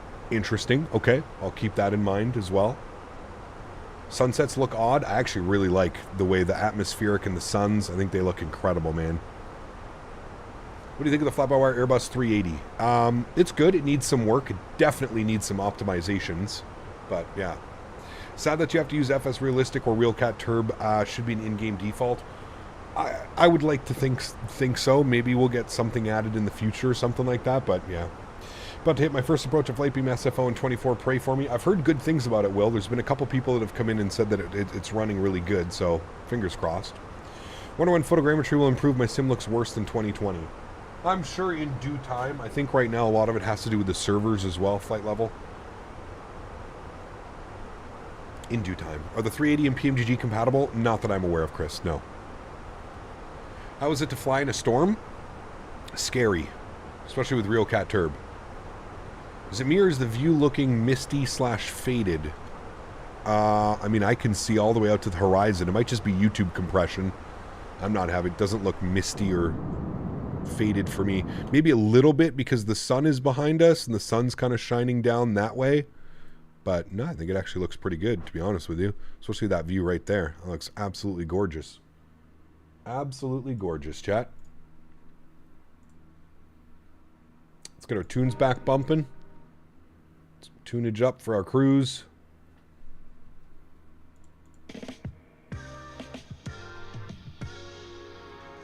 Clouds definitely look better, 100%. Yeah, 100%. And I've noticed as well the contrails do not look good. Looks like our engines are on fire, so that's something I'm sure that Fenix is going to address. We need our white contrails again. This looks like the clouds in 2020. This is what all the clouds look like. They kind of had that like gray, opaque kind of look to them. So that definitely needs, I'm sure that'll get updated in the next patch from Fenix.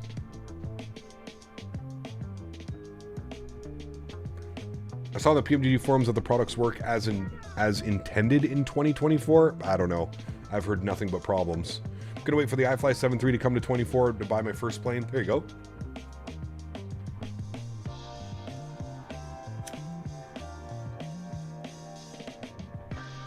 Exactly, Fuber. Exactly. Cap, thanks so much for your explanation of the throttle earlier in the sim. Seriously, was so kind and it really helped. I urge everyone to go back to the beginning of the stream after. There you go. Yeah, if you're having any issues. I'm glad it was able to help, man.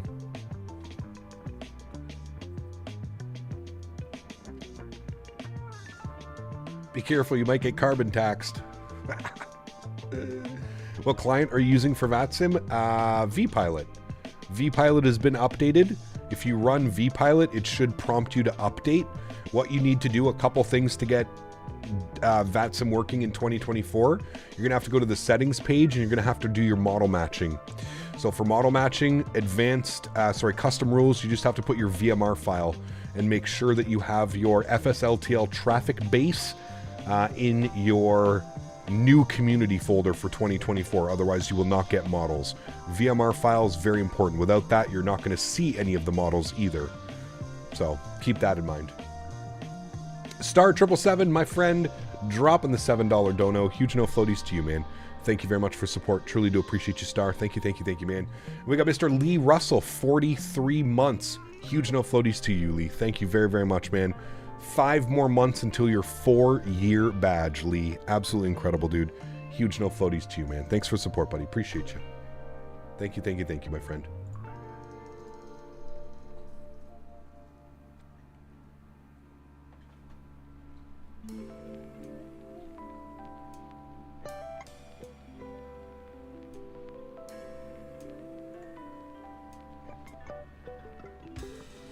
We got Mr. Nabil coming back to first class. Huge no floaties to you, Nabil. Thanks for support, man. Appreciate you, dude. Huge no floaties to you. Thank you, thank you, thank you. What is a VMR file and where do I find it? It's going to be in your documents.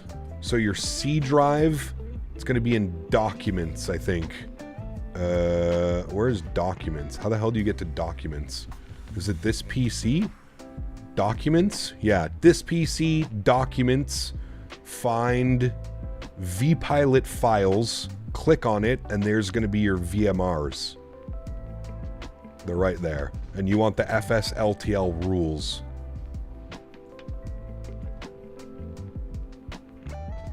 Nabil goes, God damn it, wrong channel. Nabil, huge no floaties to you, man. Regardless, maybe you can start it up on this one now. Thanks for support, dude. Appreciate you, man.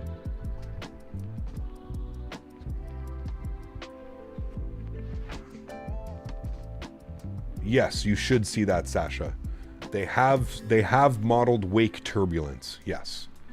If Fenix isn't moving for taxi, all the brakes are off. Also, chocks are off in the EFB. Anyone know the problem? Try tapping your toe brakes or whatever button you have binded to brakes, Luciano.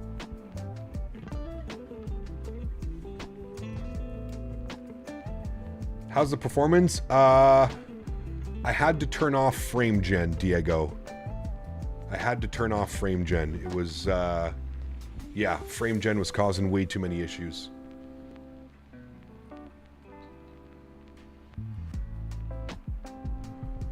Seems to be the ray traced reflections that cause all these issues with frame gen. I have ray tracing turned off, DX. Unless like there's something that you can't turn off, but I have it turned off. Where do you get the VMR model? Through FSLTL, through the launcher. If you was not a streamer, would you have bought 2024? Yes. So do you get smoother frames? Well, the idea is that lower frames equal a smoother experience, right? Like I've always said, man, if you can maintain 30, 35 FPS, you're fine. Obviously, you saw what happened departing out of Vancouver. We were literally getting like 8 FPS, 11 FPS. So, yeah. Something was going on.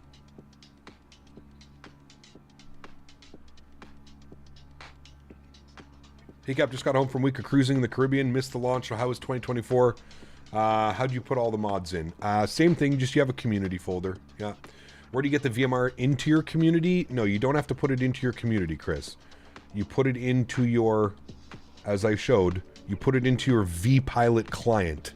So it goes to setting, and then you go to model matching. You click this, you go custom rules, and you add a custom rule set, and then you go to documents, and it's going to take you to, like, it's going to take you to here, right? Then you go to documents, then you go to vPilot files, and then you click on this, and you push open.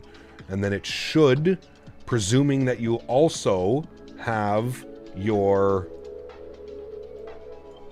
FSLTL traffic base installed into your 2024 community folder.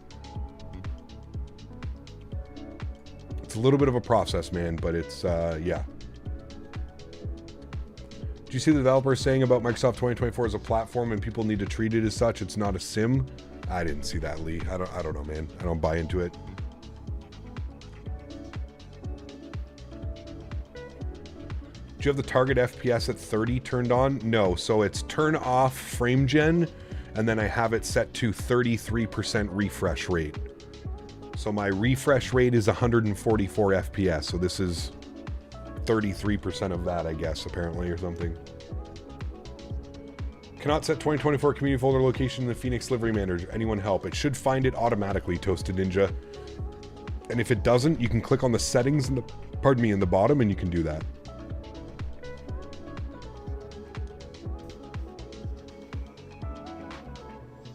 Oh, you know what, Fuber? you're correct, because when I have the stream PC on, the capture card only goes up to 120 FPS. I can only do 120 hertz on my monitor. So that would be why. So correct. So 33% of whatever, 120 hertz would be 40 FPS. So that's what it's doing. I forgot that the capture card only goes up to 120 hertz. Hey Cap, do you think 2024 is worth buying now, or would you recommend waiting a little bit longer? I would just wait, Daniel. I'd wait, man. I'd wait a good like month or two, let all the bugs, let some patches come out, some optimizations. I would be waiting personally, you know?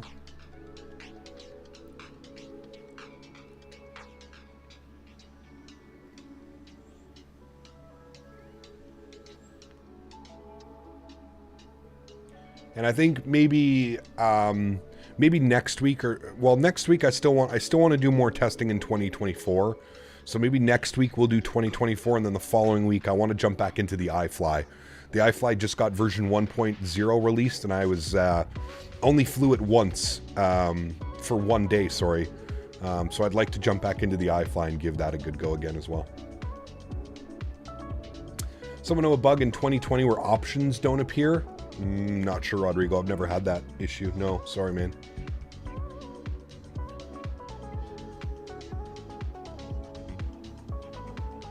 I do agree. Yeah, I really enjoyed flying the iFly.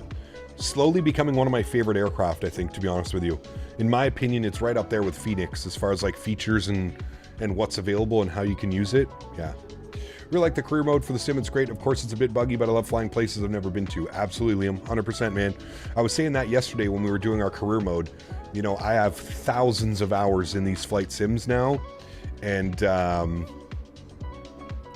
it's really cool to fly to airports that I would never even consider flying to. You know what I mean? That flight max sounds are amazing. That's Boris, dude. Boris is he's a magician, dude. I think every single company should be, you know, doing what Boris is doing, or hiring Boris to do their sounds. I like at this point, he is literally the sound master. 2024 had a good Black Friday deal. I might have to pick up a copy and then just let that sit in the corner for a month. Yeah, I don't know if it will. I've never really seen, other than X-Plane, I've never really seen a simulator go on sale a week after release. Maybe Microsoft will have some type of deal. I don't know. I feel that that's going to piss a lot of people off because of how much they charged for the Premium Deluxe and the Aviator Edition. For that to go on sale, I don't know. And the sim is already on the Games Pass. I just don't see a sale coming, to be honest with you. Yeah, Fenix is great. Yeah, Fenix is very good. His work on the 7.5 sounds is very good too, and he's making PMGG sound pack. Great news. Great news. Hecap, how did you get outside the 330 to set a camera view? You got to trick the camera, Blue Crayon. The easiest way is to go inside the cockpit, bring your camera all the way over to the co-pilot side like this, open up your camera configs, and then find the pilot and go co-pilot, and that should jump you outside the aircraft.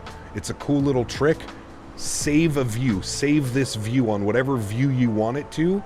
Once you save this view, it'll allow you to edit whatever you want. It'll allow you to move around and kind of do what you want to do and move however you want. So do that, and that should help tremendously. Little tricks of the trade. I think JJ taught us that one.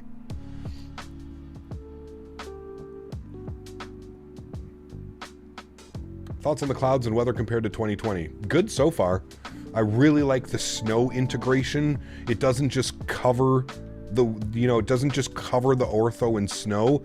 As you can see, it like kind of accumulates in certain areas where maybe it's a little bit lower. There's a valley or something where the snow can accumulate. I really like the look of that. You'll really notice it on our arrival into Edmonton as well. You'll look at a lot of the farmers' fields. They're like half covered in like thick snow, and yeah.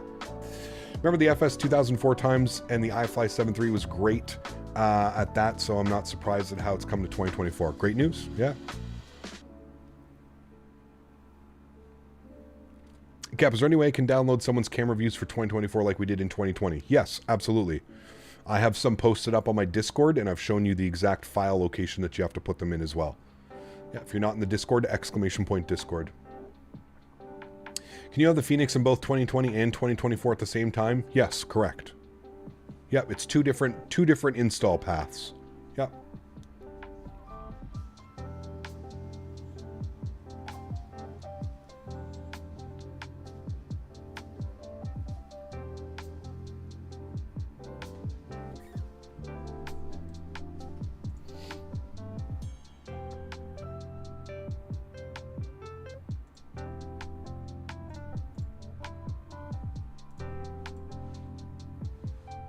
Man, we've absolutely crushed our like goal of 350 likes. Thank you guys for all the continued support. Appreciate you. Again, if you haven't done so, friends, don't forget to smash down that thumbs up. Only reason I ask, YouTube has this weird algorithm. The more people that like your stream, the more it gets suggested to others that haven't found the channel yet. We've gained over 1,000 subscribers since the release of Microsoft on Tuesday of last week. So in 6 days, we have 1,000 new subscribers, which is absolutely incredible. So a lot of new people are finding the channel. A lot of people are coming and clicking and liking what they see. So great news, friends. Great news. Was there a fee from Fenix? Nope. Nope. It's a free. It's free. The link to your Discord is not valid. So for anybody that's having issues with the link, it's most likely because you're using Google Chrome. Try using a different browser to get into the Discord. For whatever reason, Google Chrome seems to block the Discord. I don't know. It's weird, man. It's really weird. You have 420 likes. You know what that means. Should be stretch a clock then. Looking to invest in a new GPU. Don't have the biggest budget. And I'm looking at either settle for a 3080. Do you think it is outdated now, or will it do for 2024? It's still a very capable graphics card, Michael. If you want my honest opinion, Michael, I would wait for the 5000 series to come out and then see if you can score a 4000 series at a better price. Usually what happens is when new GPUs come out, the older ones get a little bit, you know, the price comes down. Everybody that still has stock of 4000 series cards looks to offload them, maybe at cost or something like that. So I would wait just a little bit. Will you buy the new Farm Sim? Farm Sim 25? Maybe at some point. Kind of fell off with the... Farm Sim, to be honest with you, man. It just got so, like, very super repetitive between Farm Sim 21, Farm Sim 23, you know what I mean? So for FSLTL, do I just copy the file from the 2020 version and paste it in 2024? Correct. You could do that for us. If you have Symlink, you could also Symlink it. So that's what I've done. I've just Symlinked it, as you see here. Sorry, let me drag this over. I have it, I don't actually have, like, this is a full file sitting in here. I have it Symlinked. So what I did is I went to my community folder, I searched for FSLTL, right? There it is right there. Right click it, pick link source, scroll back, right click, drop as symbolic link. That's how you work a Symlink. So yeah. Have you tried the Biscoff shake? I did, yeah. I was in California a couple weeks ago and I tried the Biscoff shake. Pretty crazy to think I was in California like 2 weeks ago. Time doesn't feel real right now. Is it just me, or is that for everybody else? Like, I can't believe that it's already almost been a week release of this sim. It's kind of crazy, man. Well, Captain Doug Wash, see, that's where it's, I think at least with flying, I'm constantly going different places and I'm trying new airplanes and I'm trying new airports and new utilities and stuff like that. Whereas Farm Sim, it's like, okay, here's your farm. Okay, you can buy this field. It's kind of like that field, but it's a little bit different. And it's just, I don't know, man. Maybe I'm just, I think a lot of it has to do with I'm just not as interested in farming as I am flying too. So I guess it depends, man. And I'm sure there's some people out there that prefer Farm Sim over Flight Sim. You know what I mean? Maybe it's just a personal preference, you know?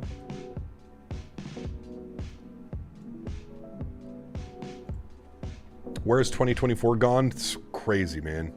I feel like the first half of the year flew by. You know, right up until about Flight Sim Expo, I feel like the year just flew by. After I got home from Flight Sim Expo, it feels like it's just been, you know, it feels like there's been a whole year since I got back from Flight Sim Expo, and it's been 5 months.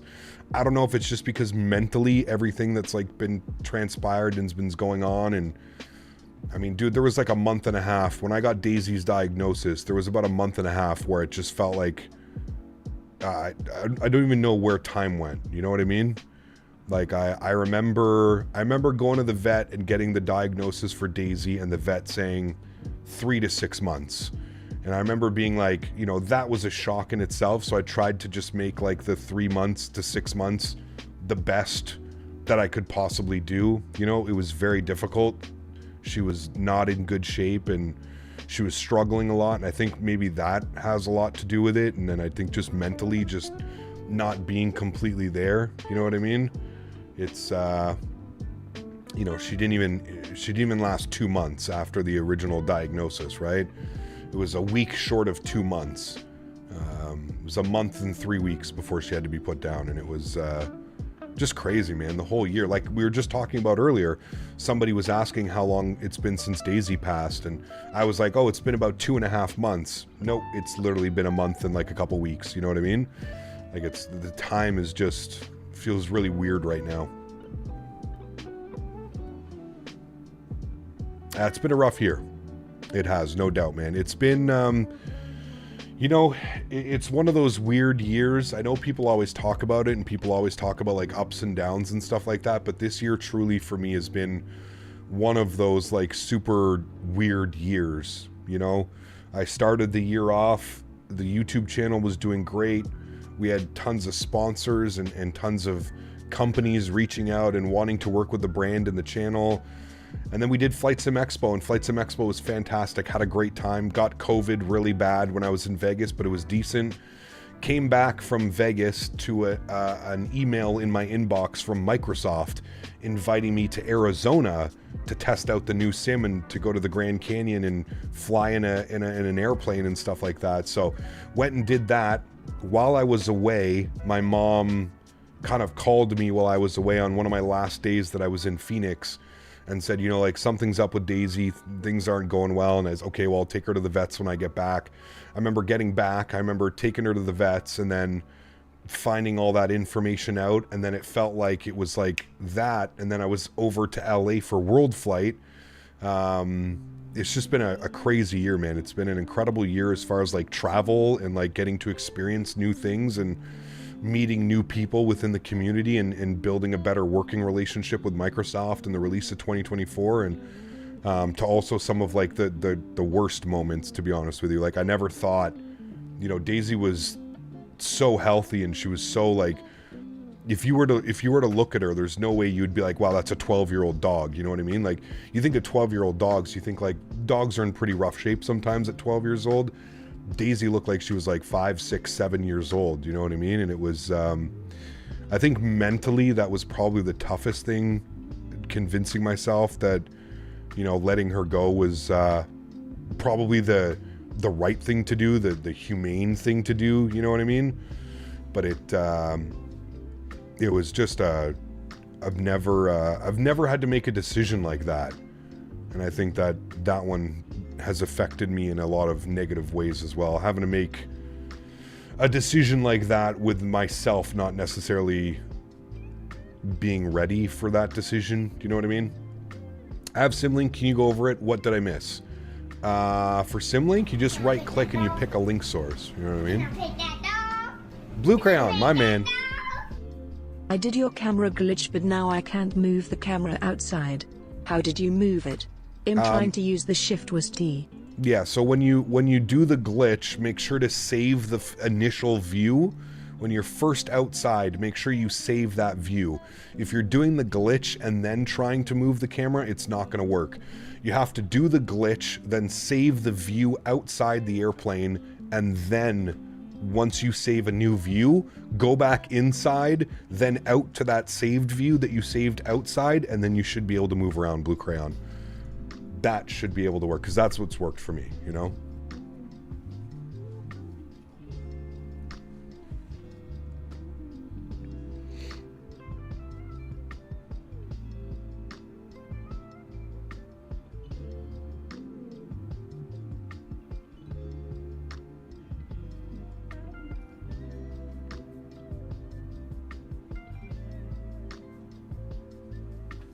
You just got a world record on the landing challenges? Nice. Very cool, man.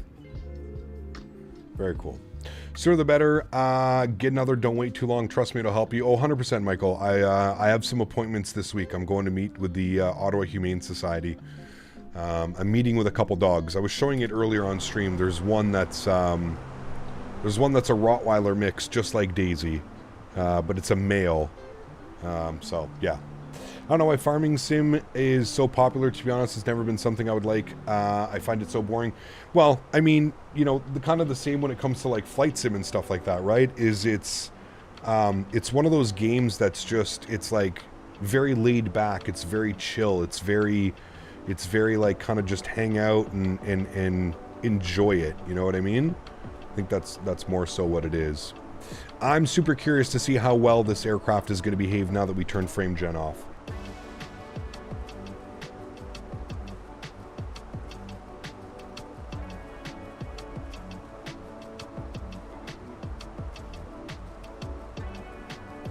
Does V-Pilot utilize FSLTL in 2024? Yes, correct, B-West.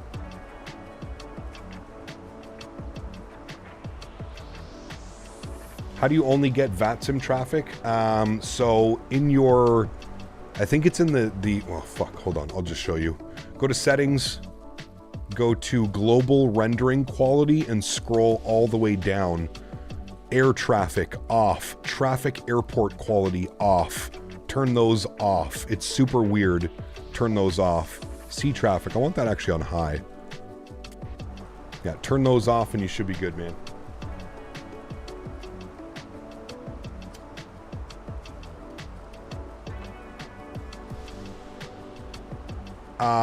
We were having all kinds of issues with frame gen, Mustafa. It's using way too much VRAM. I don't know if it's, well, it's definitely the culmination of third-party airports and this aircraft right now, causing all kinds of issues. All kinds of issues, man. All right, 69 miles till top of descent. What a great number to look in at. Let's go ahead and see with some weather, see if we can pinpoint what's going on in Calgary. Sorry, Edmonton. Winds are 140 at 7, 140. It's saying 150 at 7. Sure, I'll just leave that there. Temperature in QNH 3008 and minus 15. Oh my goodness. Jack, can we get a rest in peace for Dan Barry? Minus 15 on the temperature. Ugh. That is gross.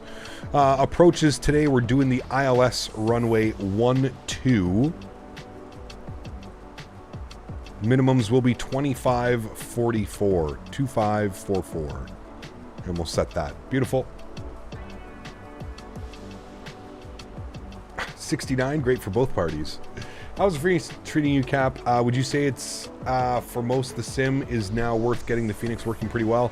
I had to turn off frame gen, Mav, because it was using far too much VRAM. It's been okay. We're doing a little bit of troubleshooting here. I turned off frame gen and I locked my FPS at 40. We're going to test that. It still looks super smooth. Looks perfectly fine at 40 FPS, so we'll see.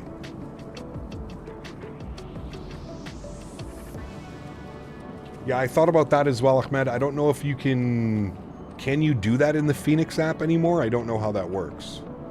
My flight controls seem to be moving late and very, very sensitively. Any ideas how to fix that? If they're moving late, there's no reactivity in this one, so I'm not quite sure what would be causing that.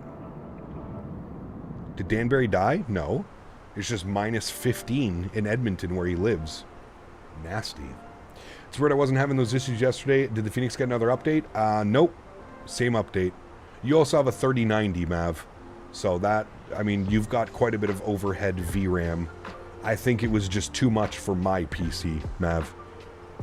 Remember, I only have a 3080, a 10 gig 3080 at that. So, VATSIM is in 2024, yes.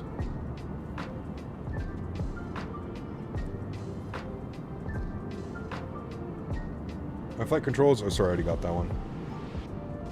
It's going to be very cloudy and, very cold in Rankin Inlet this weekend. Ooh.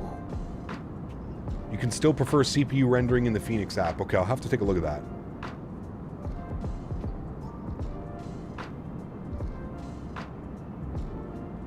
Hey Cap, replacing my Cessna yoke, would you recommend getting the Airbus side stick or the Boeing yoke? Both great products. I mean, the Boeing yoke is just phenomenal, man. The only thing is flying with a Boeing yoke can be weird when you're flying Airbus. So...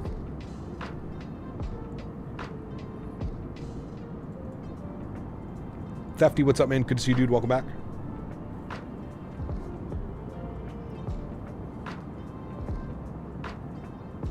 Ending stream after this leg, or going to keep going? Do you guys want to do another flight? Let's see how the performance is. Let's see that first.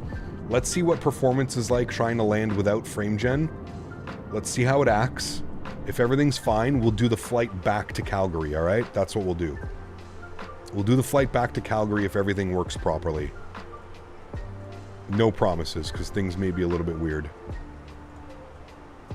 43 miles to top of descent, chat.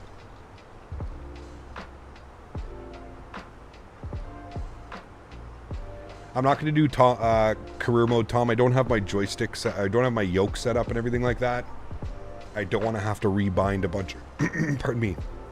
I don't want to have to rebind a bunch of new controls using my joystick and stuff.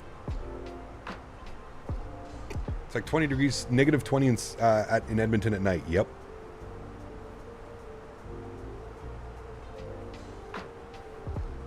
Ooh, Captain Ireland, that's spicy.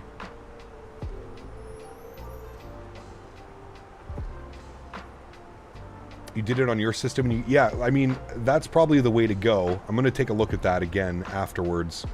Because our CPU utilization is, we're not using much. You know what I mean? 20%, 16%. GPU is still working a little bit, but we're only at like 60 to 70% now, where we were at like 90 to like 100%. So we're going to keep an eye on that. We're going to see what the performance is like landing in Edmonton. I'm assuming it's probably going to be much better because we're not going to be absolutely killing our VRAM. So fingers crossed. We'll see if we can keep it at a nice even 40 FPS. We'll see. We'll see how it goes. Cap, you got to upgrade to a 4K monitor and a 4090 with a 9800 X3D so you can enjoy the sim in all its glory. Hey man, do you want to pay for that, Mustafa? I would love to do that, man. Do you know how much that computer would cost in Canada? You're talking probably $7,000 to $8,000. Unfortunately, I have mortgage payments, car payments, rent. I have other priorities than dropping $8,000. Trust me, man. If I could do it, I would do it. Trust me, man. If I could do it, I would do it.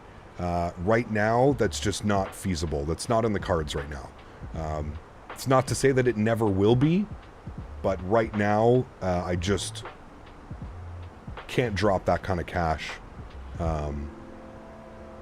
to gain a margin of FPS. Do you know what I mean? I do plan on upgrading the computer. I've already spoken about it. There will be an upgrade made to the computer in the new year.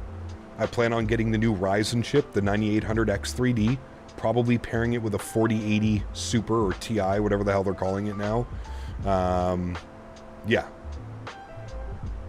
Hey Cap, have you seen the 737 Boeing crash that happened today in Eastern Europe? I did, yes. And I'd also just like to point out, I've gone through an insane amount of expenses with my dog over the last month to 2 months. I've probably spent close to $5,000 or $6,000 on the dog.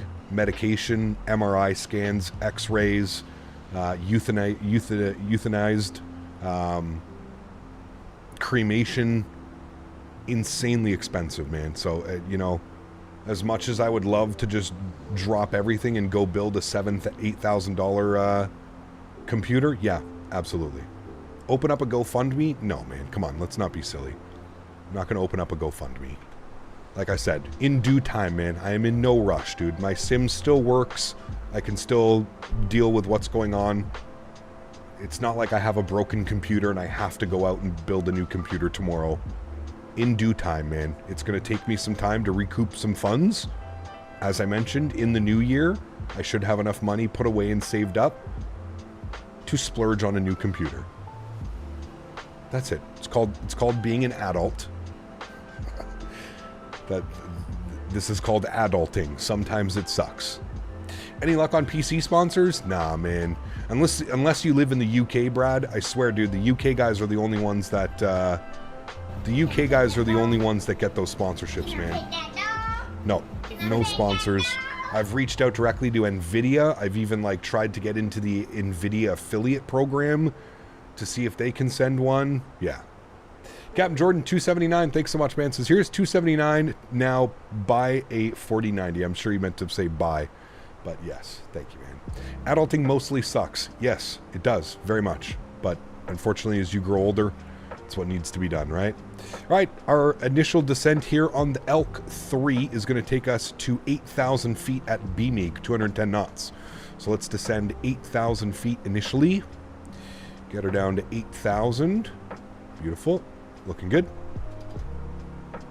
Go ahead. Thanks so much, man, for your support. Appreciate you. Welcome to the green team. Guys, let's get some love. Huge no floaties. Thanks so much. Go ahead. Appreciate you, man. Try with Asus. Yeah, again, man, you know, with a YouTube channel with under 100,000 subscribers, it is extremely difficult to have any type of pull with any type of manufacturer. I find the sweet spot, the golden number is 100 to 150K. Once we have that amount of subscribers, then I think we'd have a lot more luck going with, you know, trying to get sponsors and computer sponsors and stuff like that. Right now, our channel just isn't big enough. We're not at that stage where a computer company can look and be like, okay, you know, we can potentially make X amount of money off building them a PC and that type of stuff, right? So, like I said, man, in due time, guys, do not worry. Do not worry. It will get done. We're still simming. We're still fine. We're still living. Can I just remind all of you that we were getting like 100 FPS with every other aircraft except the Fenix. So, you know, if we jump in the default A330, we can turn frame gen back on. Everything's fine. No problems. So, it's just trials and tribulation of a new sim. That's it, man. That's all it is, chat. That's all it is. Patience. Now that Asman is no longer part of Starforge, why did he leave again? Did he say some weird stuff or something? Did your sponsor reach out to you, or was it the other way around? Which sponsor, Captain Jordan? I have multiple sponsors here on the channel.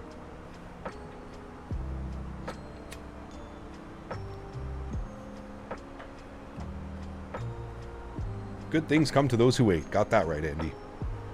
Got that right, my man. How's the Asobo 7.3 Max? Not very good from what I've seen. I personally haven't flown it yet, but it's not very good from what I've seen.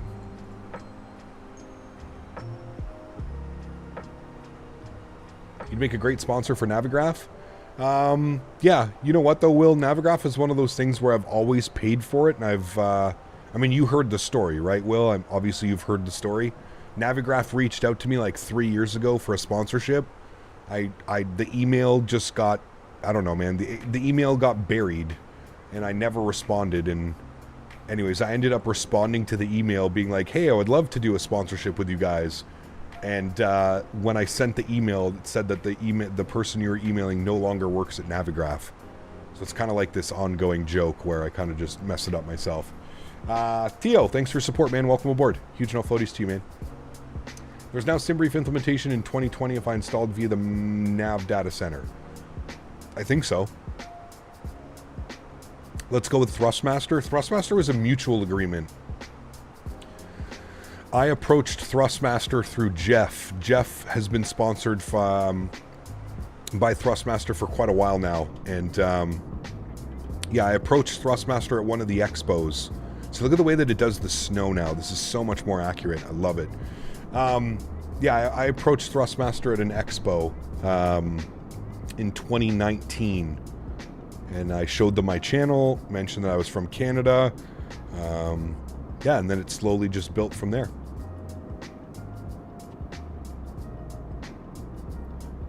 Greg, what's up, my man? Good to see you, dude. Welcome back. Hope you're doing well. Good to see you, my amigo. Welcome, welcome, man. We're on our descent into Edmonton, and based off of how the sim performs, we may be doing another leg after this one. We may do the leg. It's a very short leg from Edmonton to Calgary, but it's a great leg as well, so we'll see. Remember you saying on launch day that you were going back to 2020, but nope, still in 2024. Well, I said we'd eventually move over. I still think my main sim is going to be 2020. We've got the iFly, we've got the PMDG, we've got Fenix, we've got, you know, plethora of add-ons over there, so we'll see. I'm just doing my due diligence, man. The sim hasn't even been out for 7 days. It's only been out for 6 days, and out of those 6 days, I've only streamed on 4. So, I agree, Captain Baloo. Yeah, I agree. One thing I think they wish they would add was the fix for snow being painted on the runways and such. There's a big, and there being now blowing snow. I haven't seen, other than a visual bug in Calgary, I haven't seen anything. The roads and taxiways and runways don't seem to have snow on them.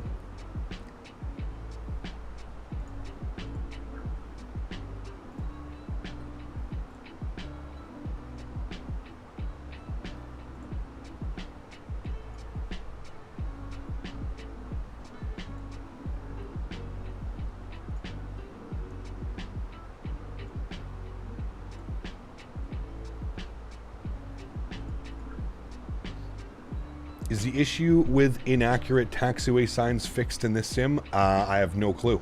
I don't really know, man.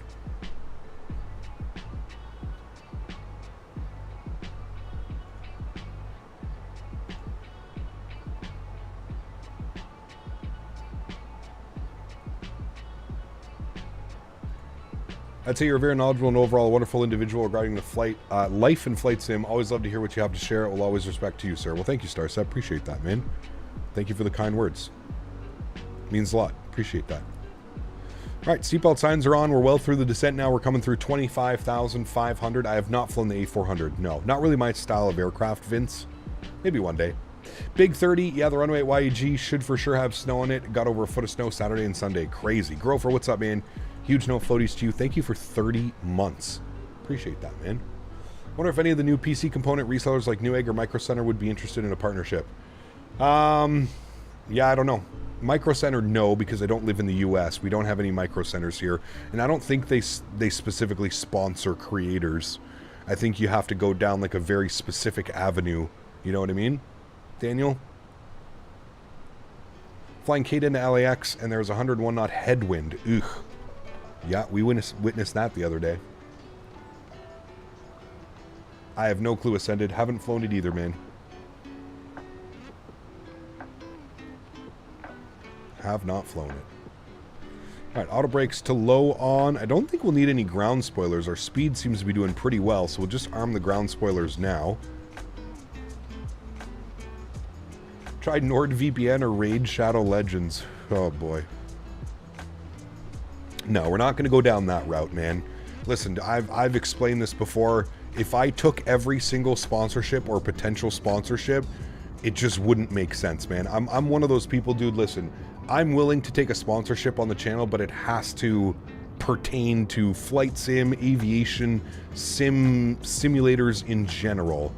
You know what I mean? I'm not just going to take a payday from something that I would literally never use or anything like that. You know what I mean? Now, what we need to do, let's be real here, chat. We need to convince the fiancé to start a feet finder. Hear me out, right? I feel like that's the best way to get a 4090. Convince the fiancé to do a feet finder. We'll do some weird shit with feet. We'll be good to go, right? Makes the most sense. People pay for weird shit. Why not you? Well, I don't know if anybody wants to see my feet. You know what I mean? Sign me up. Has to be quality versus quantity for sponsors. True, correct. Feet Finder? What, you didn't know that that's a thing? Please don't tell me some of you are just finding out about Feet Finder right now. Oh, baby. Feet Finder. Frederick, thank you for the support, my friend. Welcome aboard. What a great time to tune in as we're talking about Feet Finder. Thoughts on Dr. Disrespect moving to Rumble? Is that where he's going, Will? I haven't been paying attention, man. I know that he can't get, like, he can't get monetization on YouTube. They're not giving him back monetization. So, you know, as a content creator, you can't have members. You can't get donations through there. Damn, that's crazy. I mean, he probably got a stupid amount of money, and that's probably why he's doing it, man, at this point. Think about all the legal battles and all the bullshit he's been through with Twitch, and It's for the money, man. Gregory, Jesus Christ. Oh, man. Oh, millions. Yeah, you're talking 10, 15, 20 mil. Easily. Easily. I know what Feet Finder is, but why do you want to do that? I think you're missing... I think the joke went square over your head, my friend. It was a joke. It was a joke. People were saying that I should spend $7,000 to $8,000 and build a, 14900K with a 4090. And I said the only way to do that is for a sponsorship or to get... or to convince the fiance to start a Feet Finder so that she could give me all the Feet Finder money and I could build a computer. Anyways, the joke's gone too far now. Yavu's huge enough floaties to you, man. 39 months says, hey Cap, hope you're well. Greetings from Turkey. Yavu's good to see you, my friend. Hope you're doing well. It's gotta be late for you over in Turkey. What time is it? Shit, it's almost 4 o'clock here in the afternoon. You gotta be like 2 a.m. 1 a.m., 2 a.m.? Only Turbo fans? Start a new website? Just a bunch of flight sim porn? Oh, dude, we're too much, man. Too much. Shiro, thanks for your subscription, my friend. Appreciate you, dude. I couldn't imagine Cap doing a Manscaped Lawnmower 5.0 ad. Haha. I mean, maybe we do need to hit up Manscaped. Maybe we do, man. Maybe we do. All right, standard barrel pressure altimeter was... That's going to enter our descent data. We already did all that. Altimeter is 3008 into Edmonton today. 3008. Beautiful. When is the Captain Canada Blue Chew sponsor? What's that? Nothing but sweet av shots and takeoffs and landings. Exactly. Not too late. It's 11:30. Oh, that's not too bad. Not too bad at all. That's usually like my prime hour, Yavuz. That's when we're Call of Dutying it. I've heard enough, Cap. Get some Dr. Squatch on the phone. The Sasquatch soap there. Oh, man.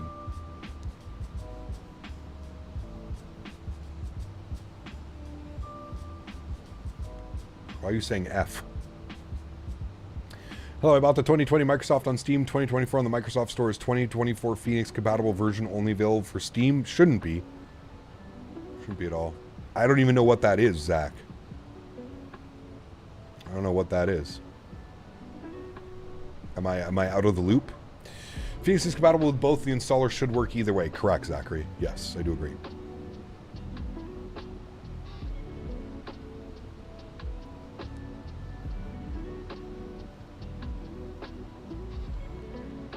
Any builds 321 or Phoenix 321? I don't know yet, to be honest with you. One's a Neo. I mean, Phoenix is also a complete third party. I don't know. Tough. It need more time, you know? Y'all making me Google some weird stuff here. That's what I'm saying. With 8 gigs of VRAM, it is unplayable. That sucks. No gambling ads in Canada. Could envision wagering on the landings. You can do that, actually. Yeah. V1 tested the A321. Yeah, he doesn't want to edit the file. He doesn't want to edit the file to... I mean, it takes 2 seconds to do it, but yeah. Phoenix's systems are way more in-depth, so I give it to Phoenix. There you go. Look at the way that the snow is covered in the ortho down there. That, to me, is fantastic. That looks so good. And I hope that there's more accumulation. I hope that's just not like it stays like this. Because, like, I'm pretty sure Edmonton received a couple feet of snow over the past, like, weekend or something. So, but that looks incredible, dude. I mean, that's so much better than just... Do you remember how it was in 2020? It was just a blanket of white. You know what I mean? Like, you didn't see these kind of, like, breakthroughs. You did in some areas, but not as well defined as this. Not as good as this looks.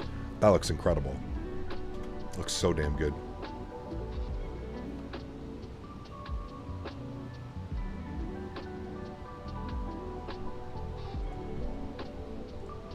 All right, chat, we'll pause our music after this one. We'll get fully invested here in the approach. We're coming through 13,500 feet.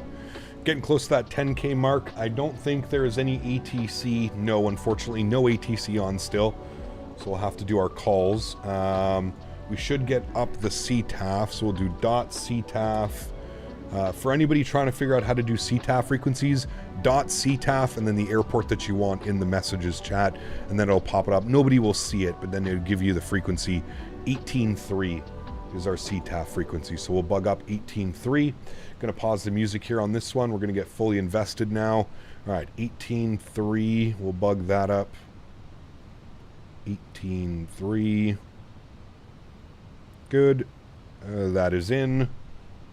And we'll get ready to go here. Does VATSIM work with 2024? It does, yes. If you launch your vPilot client, it should prompt you for an update. If vPilot is not prompting you for an update, what I suggest is go to the settings and go to updates and make sure you have check for vPilot updates on channel beta. Maybe if you're in the stable version it's not working, I'm not quite sure. That's just if you don't get an update. If you've already got the update, then it should look like this. You should have model matching for 2020, and then you should have a new folder here, model matching for 2024. And same thing as what you have to do on 2020. You have to set your VMR files. So you have to set VMR, and you have to make sure that your model matching is in the 2024 community folder. What you can do, and what I've done for now, is I just took from my 2020 folder and I sim linked it over. So I didn't drag the whole folder over because it would have been 60 plus gigs. So I just have a sim link into here and it's working perfectly fine. No issues. No issues. All right, sounds are coming up. Let's get ready to rock here, friends. Got to earn our paycheck here in a second. I love flying into Edmonton, man. Right off the Rockies. How do you sim link? I had a link. Sim link Windows. Here is a guide. Copy. If you don't know how to sim link, everybody should be doing this because it's going to save you so much time and effort. Instead of dragging, 60 gigs worth of data, you just sim link it. Beautiful. Stupid question, but how do you view a company message in the Fenix? Not a stupid question at all. Go down to your McDo, go to the McDo menu, go to the AlexSiu page, go to the AOC page, well it should say AOC, and then you have received messages. And then from here you can do the messages.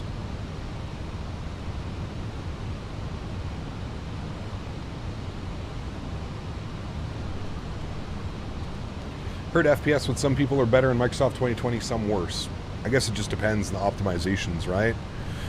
All right, 10,000 feet, landing lights are on. Ding the cabin. The cabin's not dinging anymore. Am I pressing the wrong button?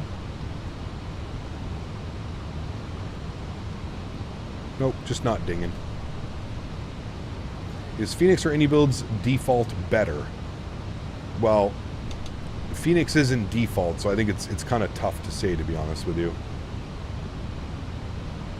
Some sounds are bugged right now? Yes, correct. I do agree. All right, intercept is at 5,000 feet, so let's keep that descent going. 5,000 feet, we'll go managed mode.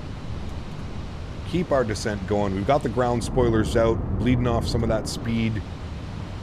Do you use SimFly? No. What's SimFly? What are your thoughts on the Ryzen 9 9950X? Good. I think I would prefer an X3D chip, but that's just me. Yeah. All right, LS switch is coming on. I also have problems with constant volume changes, especially with the engine noise in the Ebuilds 320. No. Haven't noticed that. I've noticed sometimes when I go to the menu and come back, the sounds are a little bit weird, but yeah.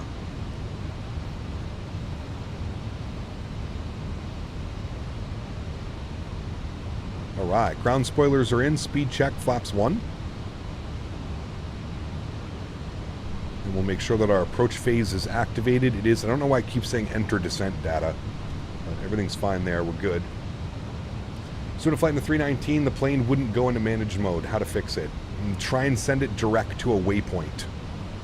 If you try and send it direct to a waypoint, it may work. All right, I'm going to go vertical speed. We're going a little bit crazy right now. There's no, yeah, I was just going to say, there's no need for that. Airplane's being a little bit weird. Don't pay attention. Trials and tribulations, chat, no problem. Nothing to see here. Correcting. Correcting and correcting, no problem. Shallow that descent out here a little bit. Bleed off some of that speed. I'm going to arm our localizer. We should capture Lokestar here any second. There's Lokestar, beautiful. And then we'll go approach switch, capture our glide slope, Speed's bleeding back nicely. That's good. There's glide slope. Looking for speed to be around that S marker. So we'll go ground spoilers in now and armed. Good. Is your GPU still being pegged? No. I mean, we turned off frame gen and we're using about 70% of the GPU right now. So we're going to see if the frames stay true. We're going to see what the frames do here on approach. See how she goes. There's the runway out there. I absolutely love that during the day the runways are not lit up anymore. I mean, it's so nice to fly during the day and not have airport lights everywhere. Gorgeous. Absolutely gorgeous. I was on a 320 yesterday and the pilot forgot the seatbelt sign during descent. Uh-oh. He's in trouble. Write him up. Write him up, chat. Alright, everything looks good. ECAM message sent to HQ. Expect to be on the red carpet tomorrow.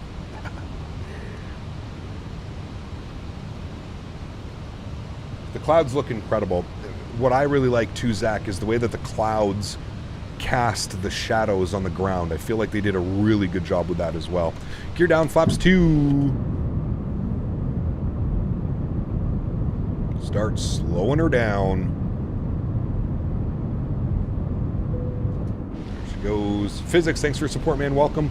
Ozzy, thanks for your subscription as well. Appreciate you guys, man. Welcome aboard. Hope you guys enjoy your stay here, man.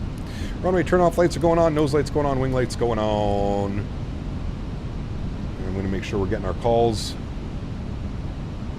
Edmonton traffic, Air Canada 238's on about a 7-mile final, runway 12 Edmonton.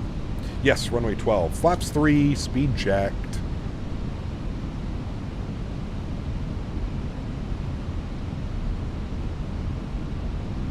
And approaching 160 knots now. We'll go flaps full, speed check. Flaps are full. There we go.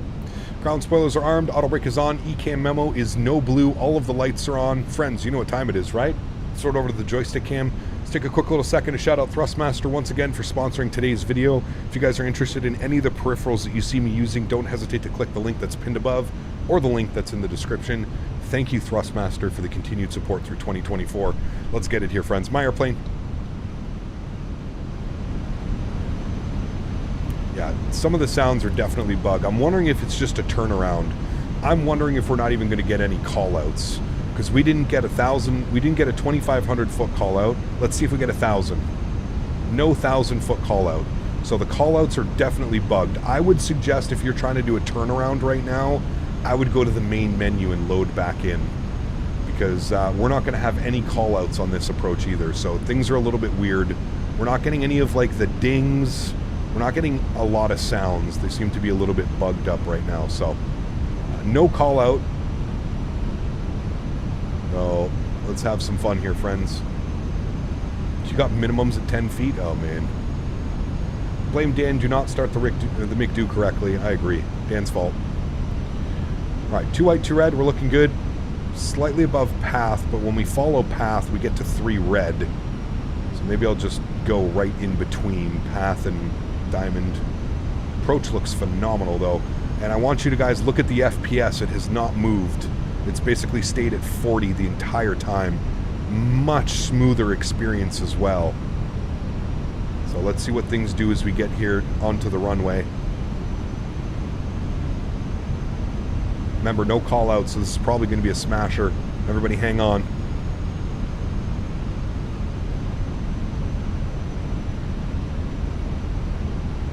Oh boy. 20. Retard. Oh boy. Just let it settle. Let it settle. We're literally right there. Just settle, please. Thank you. Legal. Nose down gently. Reversers are out. Still down to 22 FPS. So there's something going on. There's really something going on. I mean, that really didn't do much. We're still 10 FPS, 9 FPS, 11 FPS, 13, 15. Yeah, there's still something going on. Frame gen or no frame gen, there's something going on. I can try and disconnect from VATSIM to see if that does anything. I disconnected from VATSIM. It doesn't do anything. It's definitely, once again, even at this, we're still up to 98% GPU. I'm thinking that it has to be something with the third party and the Fenix. It's just not playing nicely, man. There's something going on that's not behaving properly. There's something weird. It's not UCAP, it happens to me as well. It has to do with 2024 and they need to update it. Well, like I said, man, I don't really get any of these bugs when I fly the A321, when I fly the A330. I don't get any of these bugs. So this definitely has something to do with the Fenix. The Fenix is using too much VRAM, or there's something going on behind the scenes that's just causing things to just go completely out of whack. Like we were 40 FPS the whole time, and then all of a sudden, as soon as we like basically crossed the threshold and it started loading in the runway, like, well, no, it would have been loading everything in. I don't know. I don't know what's causing it, but yeah, it's weird. Try enabling CPU rendering. That's what I'm gonna do. I'm gonna try that afterwards. Now in the Fenix app, I don't see where you can do that. I'll have to do a little bit of search in the Fenix app, but I don't see where you can enable that stuff. So V1 was using the default 321 earlier and it destroyed his VRAM. He had the opposite with the Fenix. That's super weird, man, because I'm having the opposite. Like, it's when I fly the default 321 or the 330, I have great performance. I mean, like 80, 90 FPS into almost all airports. You know, we departed handcrafted Atlanta the other day and we were getting 70 plus in the 330. So I'm not quite sure what's going on. I can't really pinpoint it. So, yeah.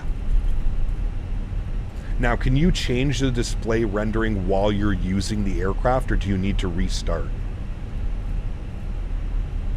Landing lights off, nose light over to taxi, strobe lights off, wing lights off. We'll go APU master start switch on. You can change it in the app. I think you can do it live and reload the plane.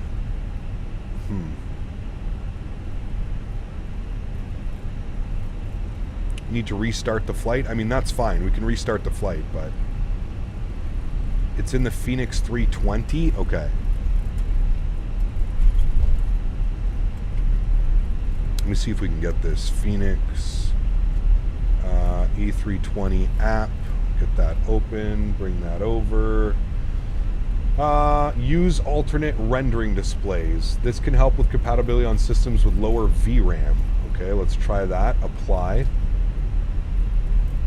Flight reload required. The setting will be applied after exiting to the menu and starting a new flight. Alright, well, we can try that out afterwards. We can try that. I mean, as you can see, we're going down the runway now and our FPS just absolutely tanked once again.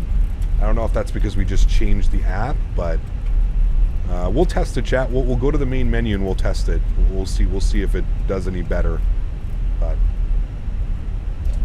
maybe that's the problem, because again, frame gen mod turned off and we're still using 94% GPU. So, are we doing another leg? Yeah, we're gonna do another leg. We'll go to the main menu and we'll test it out from there. We'll see what happens. We'll go get ourselves parked up at the gate over here and we'll do that. Under that option you mentioned is the CPU render method. Yeah, well, it says you use well, hold on. I put use alternate rendering displays. Should I go prefer CPU rendering as well, or should I just have use alternate rendering on, or how should I go about that? What should be done? If anybody knows, let me know. So turn off use alternate rendering displays and just prefer CPU rendering, or do both stay turned on? You've always had both? Okay, there's a visual bug there. Apply that. Alright. We'll give that a go. We'll see how that works. We'll reload it. We'll go to the gate here and we'll reload and we'll do a quick little flight, chat. How about that, alright? We'll do a flight from here to Calgary and we'll kind of test it, because we had awful performance in Calgary and we obviously had awful performance here as well. So we'll do our due diligence. We'll do another quick little flight and we'll get her figured out from there. You put frame gen back on. If we seem to get better performance, yes. There's no point in turning on frame gen if it's still going to absolutely crush the system.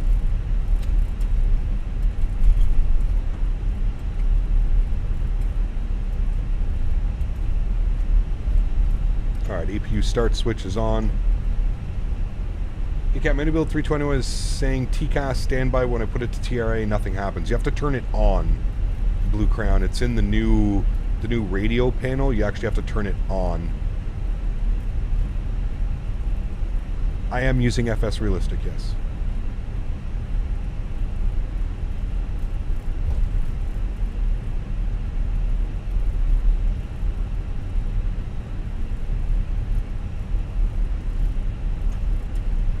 Crafted landing gave you good performance. Is that a scenery thing? Could be. It could be that the scenery is also using too much VRAM, but I usually get great performance here. You know, not to the point where it should be dipping below 20 FPS. Like, that's crazy. I also noticed this scenery, a lot of flickering windows and weird stuff is going on. Have noticed that as well. Alright, into the ramp area. APU bleed is on, nose light can go off. There's our gate right there, 50. Only about a good monitor, nice. Very cool, man, congrats.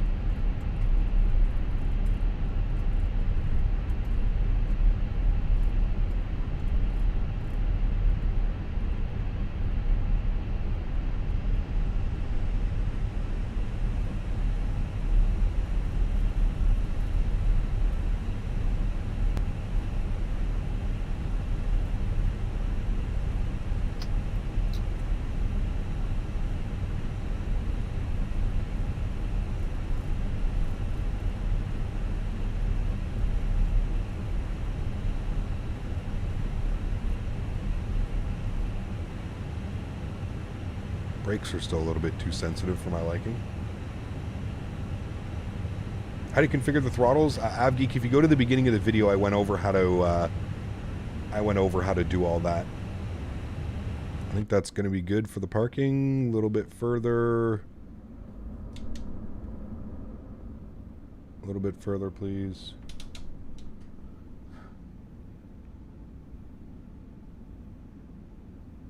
No stream tomorrow. Next stream is Thursday. Thursday is the next stream. Alright, that's good. Right about there, chat. Cool. Park brakes on. Alright, let's not waste any time. Let me just go directly to the menu. Let's end this. Let's go to main menu. Main menu.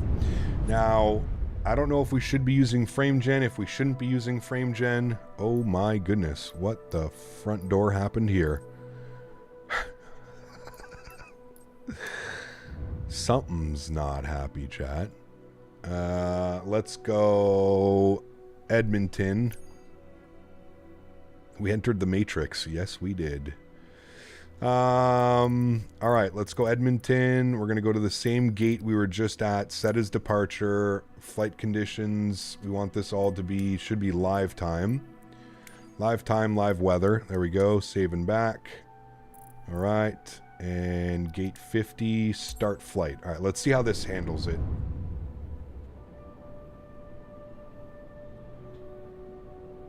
Using something for the head shake and motion in the cockpit? Yes, it's called FS Realistic.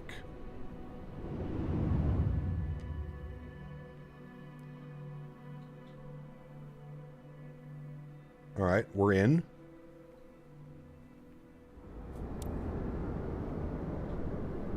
Ready to fly. Shift C. I'm going to turn this off.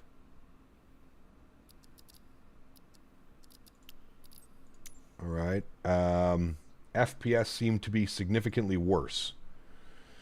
We're using much more GPU now. I'm just going to kind of let everything load in and we'll see how things go from here, but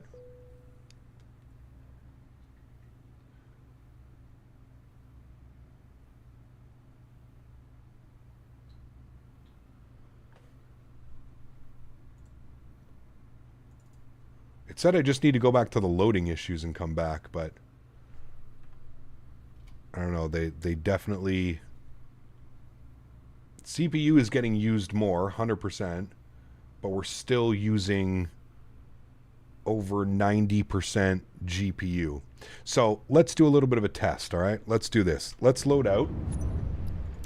Let's load into a different aircraft. I want to test this because I just want to see if this is something to the Fenix or if this is something that's going on with all of the aircraft. So let's go and select a new aircraft. Let's go to the AnyBuilds A321 configure. Let's see if this is something to do with here. Liveries. Let's just go with... let's go like retro old school. What do we got? Let's go world travel. Fuck yeah, baby. Back to the FSX days. Let's go. World travel, baby. All right. Saving back. All right. Let's load in. Same thing. CYEG. Edmonton. We're going to put ourselves at the same gate. Set as departure. Flight. I'm going to put everything the exact same parameters. And we're going to go from there. Start flight. This is the AnyBuilds A321. I want to see what the performance is like. Because we can really break this down to scenery as well. Do you know what I mean? Like, I can already tell you that the performance loading in seems to be better, but I'm not quite sure. Do you still use Navigraph? I do, yes. Well, yeah. Navigraph Hub, yeah. I don't know how you start inside the aircraft. You can't. You can't.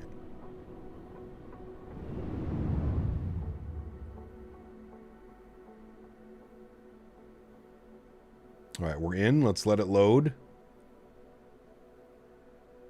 And if we get the same performance, then we know that it's probably the scenery. And it looks like we're getting even worse performance. Shift C. Get inside the aircraft. Yeah, I'm willing to suspect that it is also probably the scenery. Pretty much, well, no. See, there it goes. Now we're back up to what we think it would be. Currently 80% usage on the GPU.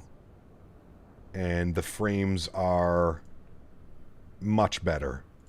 To the point where I'm pretty sure if we actually went back and turned this to 50% refresh, we probably will achieve that as well.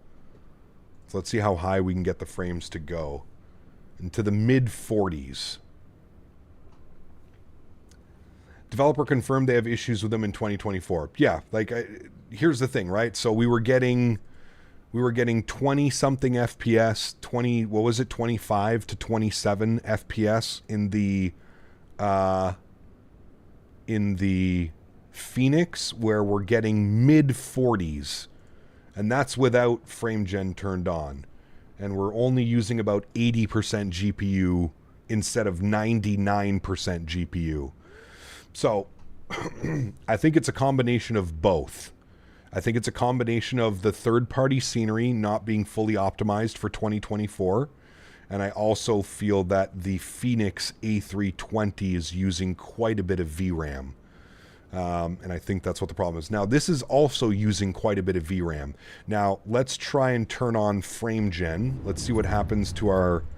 Let's go to settings. We're going to turn on frame gen. And then we'll save and back, and we'll load back in. Now with frame gen turned on, we're back up into the 80 FPS. Now that's with frame gen on. Loading is still a little bit suspicious. We lose quite a bit of frames like loading and looking around, which again leads me to believe that there's something going on with the scenery. If the scenery is causing those types of spikes and stuff moving around, that's most likely the scenery that's causing the issue. So I will do some more tests. I firmly believe that it's a combination of both. So I'm wondering if I fly the Fenix into maybe just default airports or handcrafted airports, that we would get much better.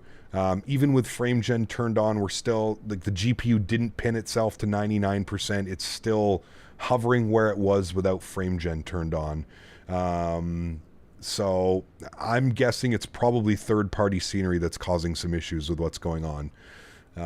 That would be my my assumption, is it's a little combination of both. I think that's what's going on. Anyways, friends, we're going to end the stream there. Obviously, as I mentioned, if things worked out a little bit better, we might have continued on, but we're going to end the stream there. We're over 4 hours. I'm going to do a little bit of troubleshooting. I'm off for the next 2 days, so don't worry. I'll have some time with the sim to kind of configure things and get things ready to go. We are going to be live on Thursday. Thursday, we're back to our double stream. So Thursday, we're going to have the afternoon stream, and then we'll have our evening stream as well. So we've got that to look forward to. I've got a busy next couple of days as well, so appreciate everybody being here. Thank you all so much for the support. Again, I'm sorry that it didn't finish the way that we thought. It's definitely the scenery. It's definitely causing issues, because you can see as soon as you're like outside and actually looking at the scenery, there's definitely performance and stuff going on there. I am using RealTurb. I can show you my settings very quickly if you would like. Those are the settings that I'm using for RealTurb: 50, 65, 65, and 0 on the sounds. That's what we're using for RealTurb. And I've been kind of using this for all airplanes. It seems to be quite well. Doing quite well, sorry. Mods, donators, and sponsors, thank you all so much for the support. I truly do appreciate you, man. You guys are absolutely incredible. Without you guys here, this ain't possible. So thank you all so much for the support. Appreciate you. All the new subscribers, all the new members, thank you as well for all of your support. Appreciate you guys, man. To everybody that cannot support with a monetary value, I want to thank you just as much. Thank you, everybody, for the continued support of the channel. I apologize that today didn't go as smooth as we thought it would go. But like I said, experimental version of the Fenix, kind of testing sceneries to see if things are working as well. So just beta testing, just an average day beta testing, my friends. Guys, have a great start to your week. Have a great Monday evening. Have a great Tuesday. Have a great Wednesday.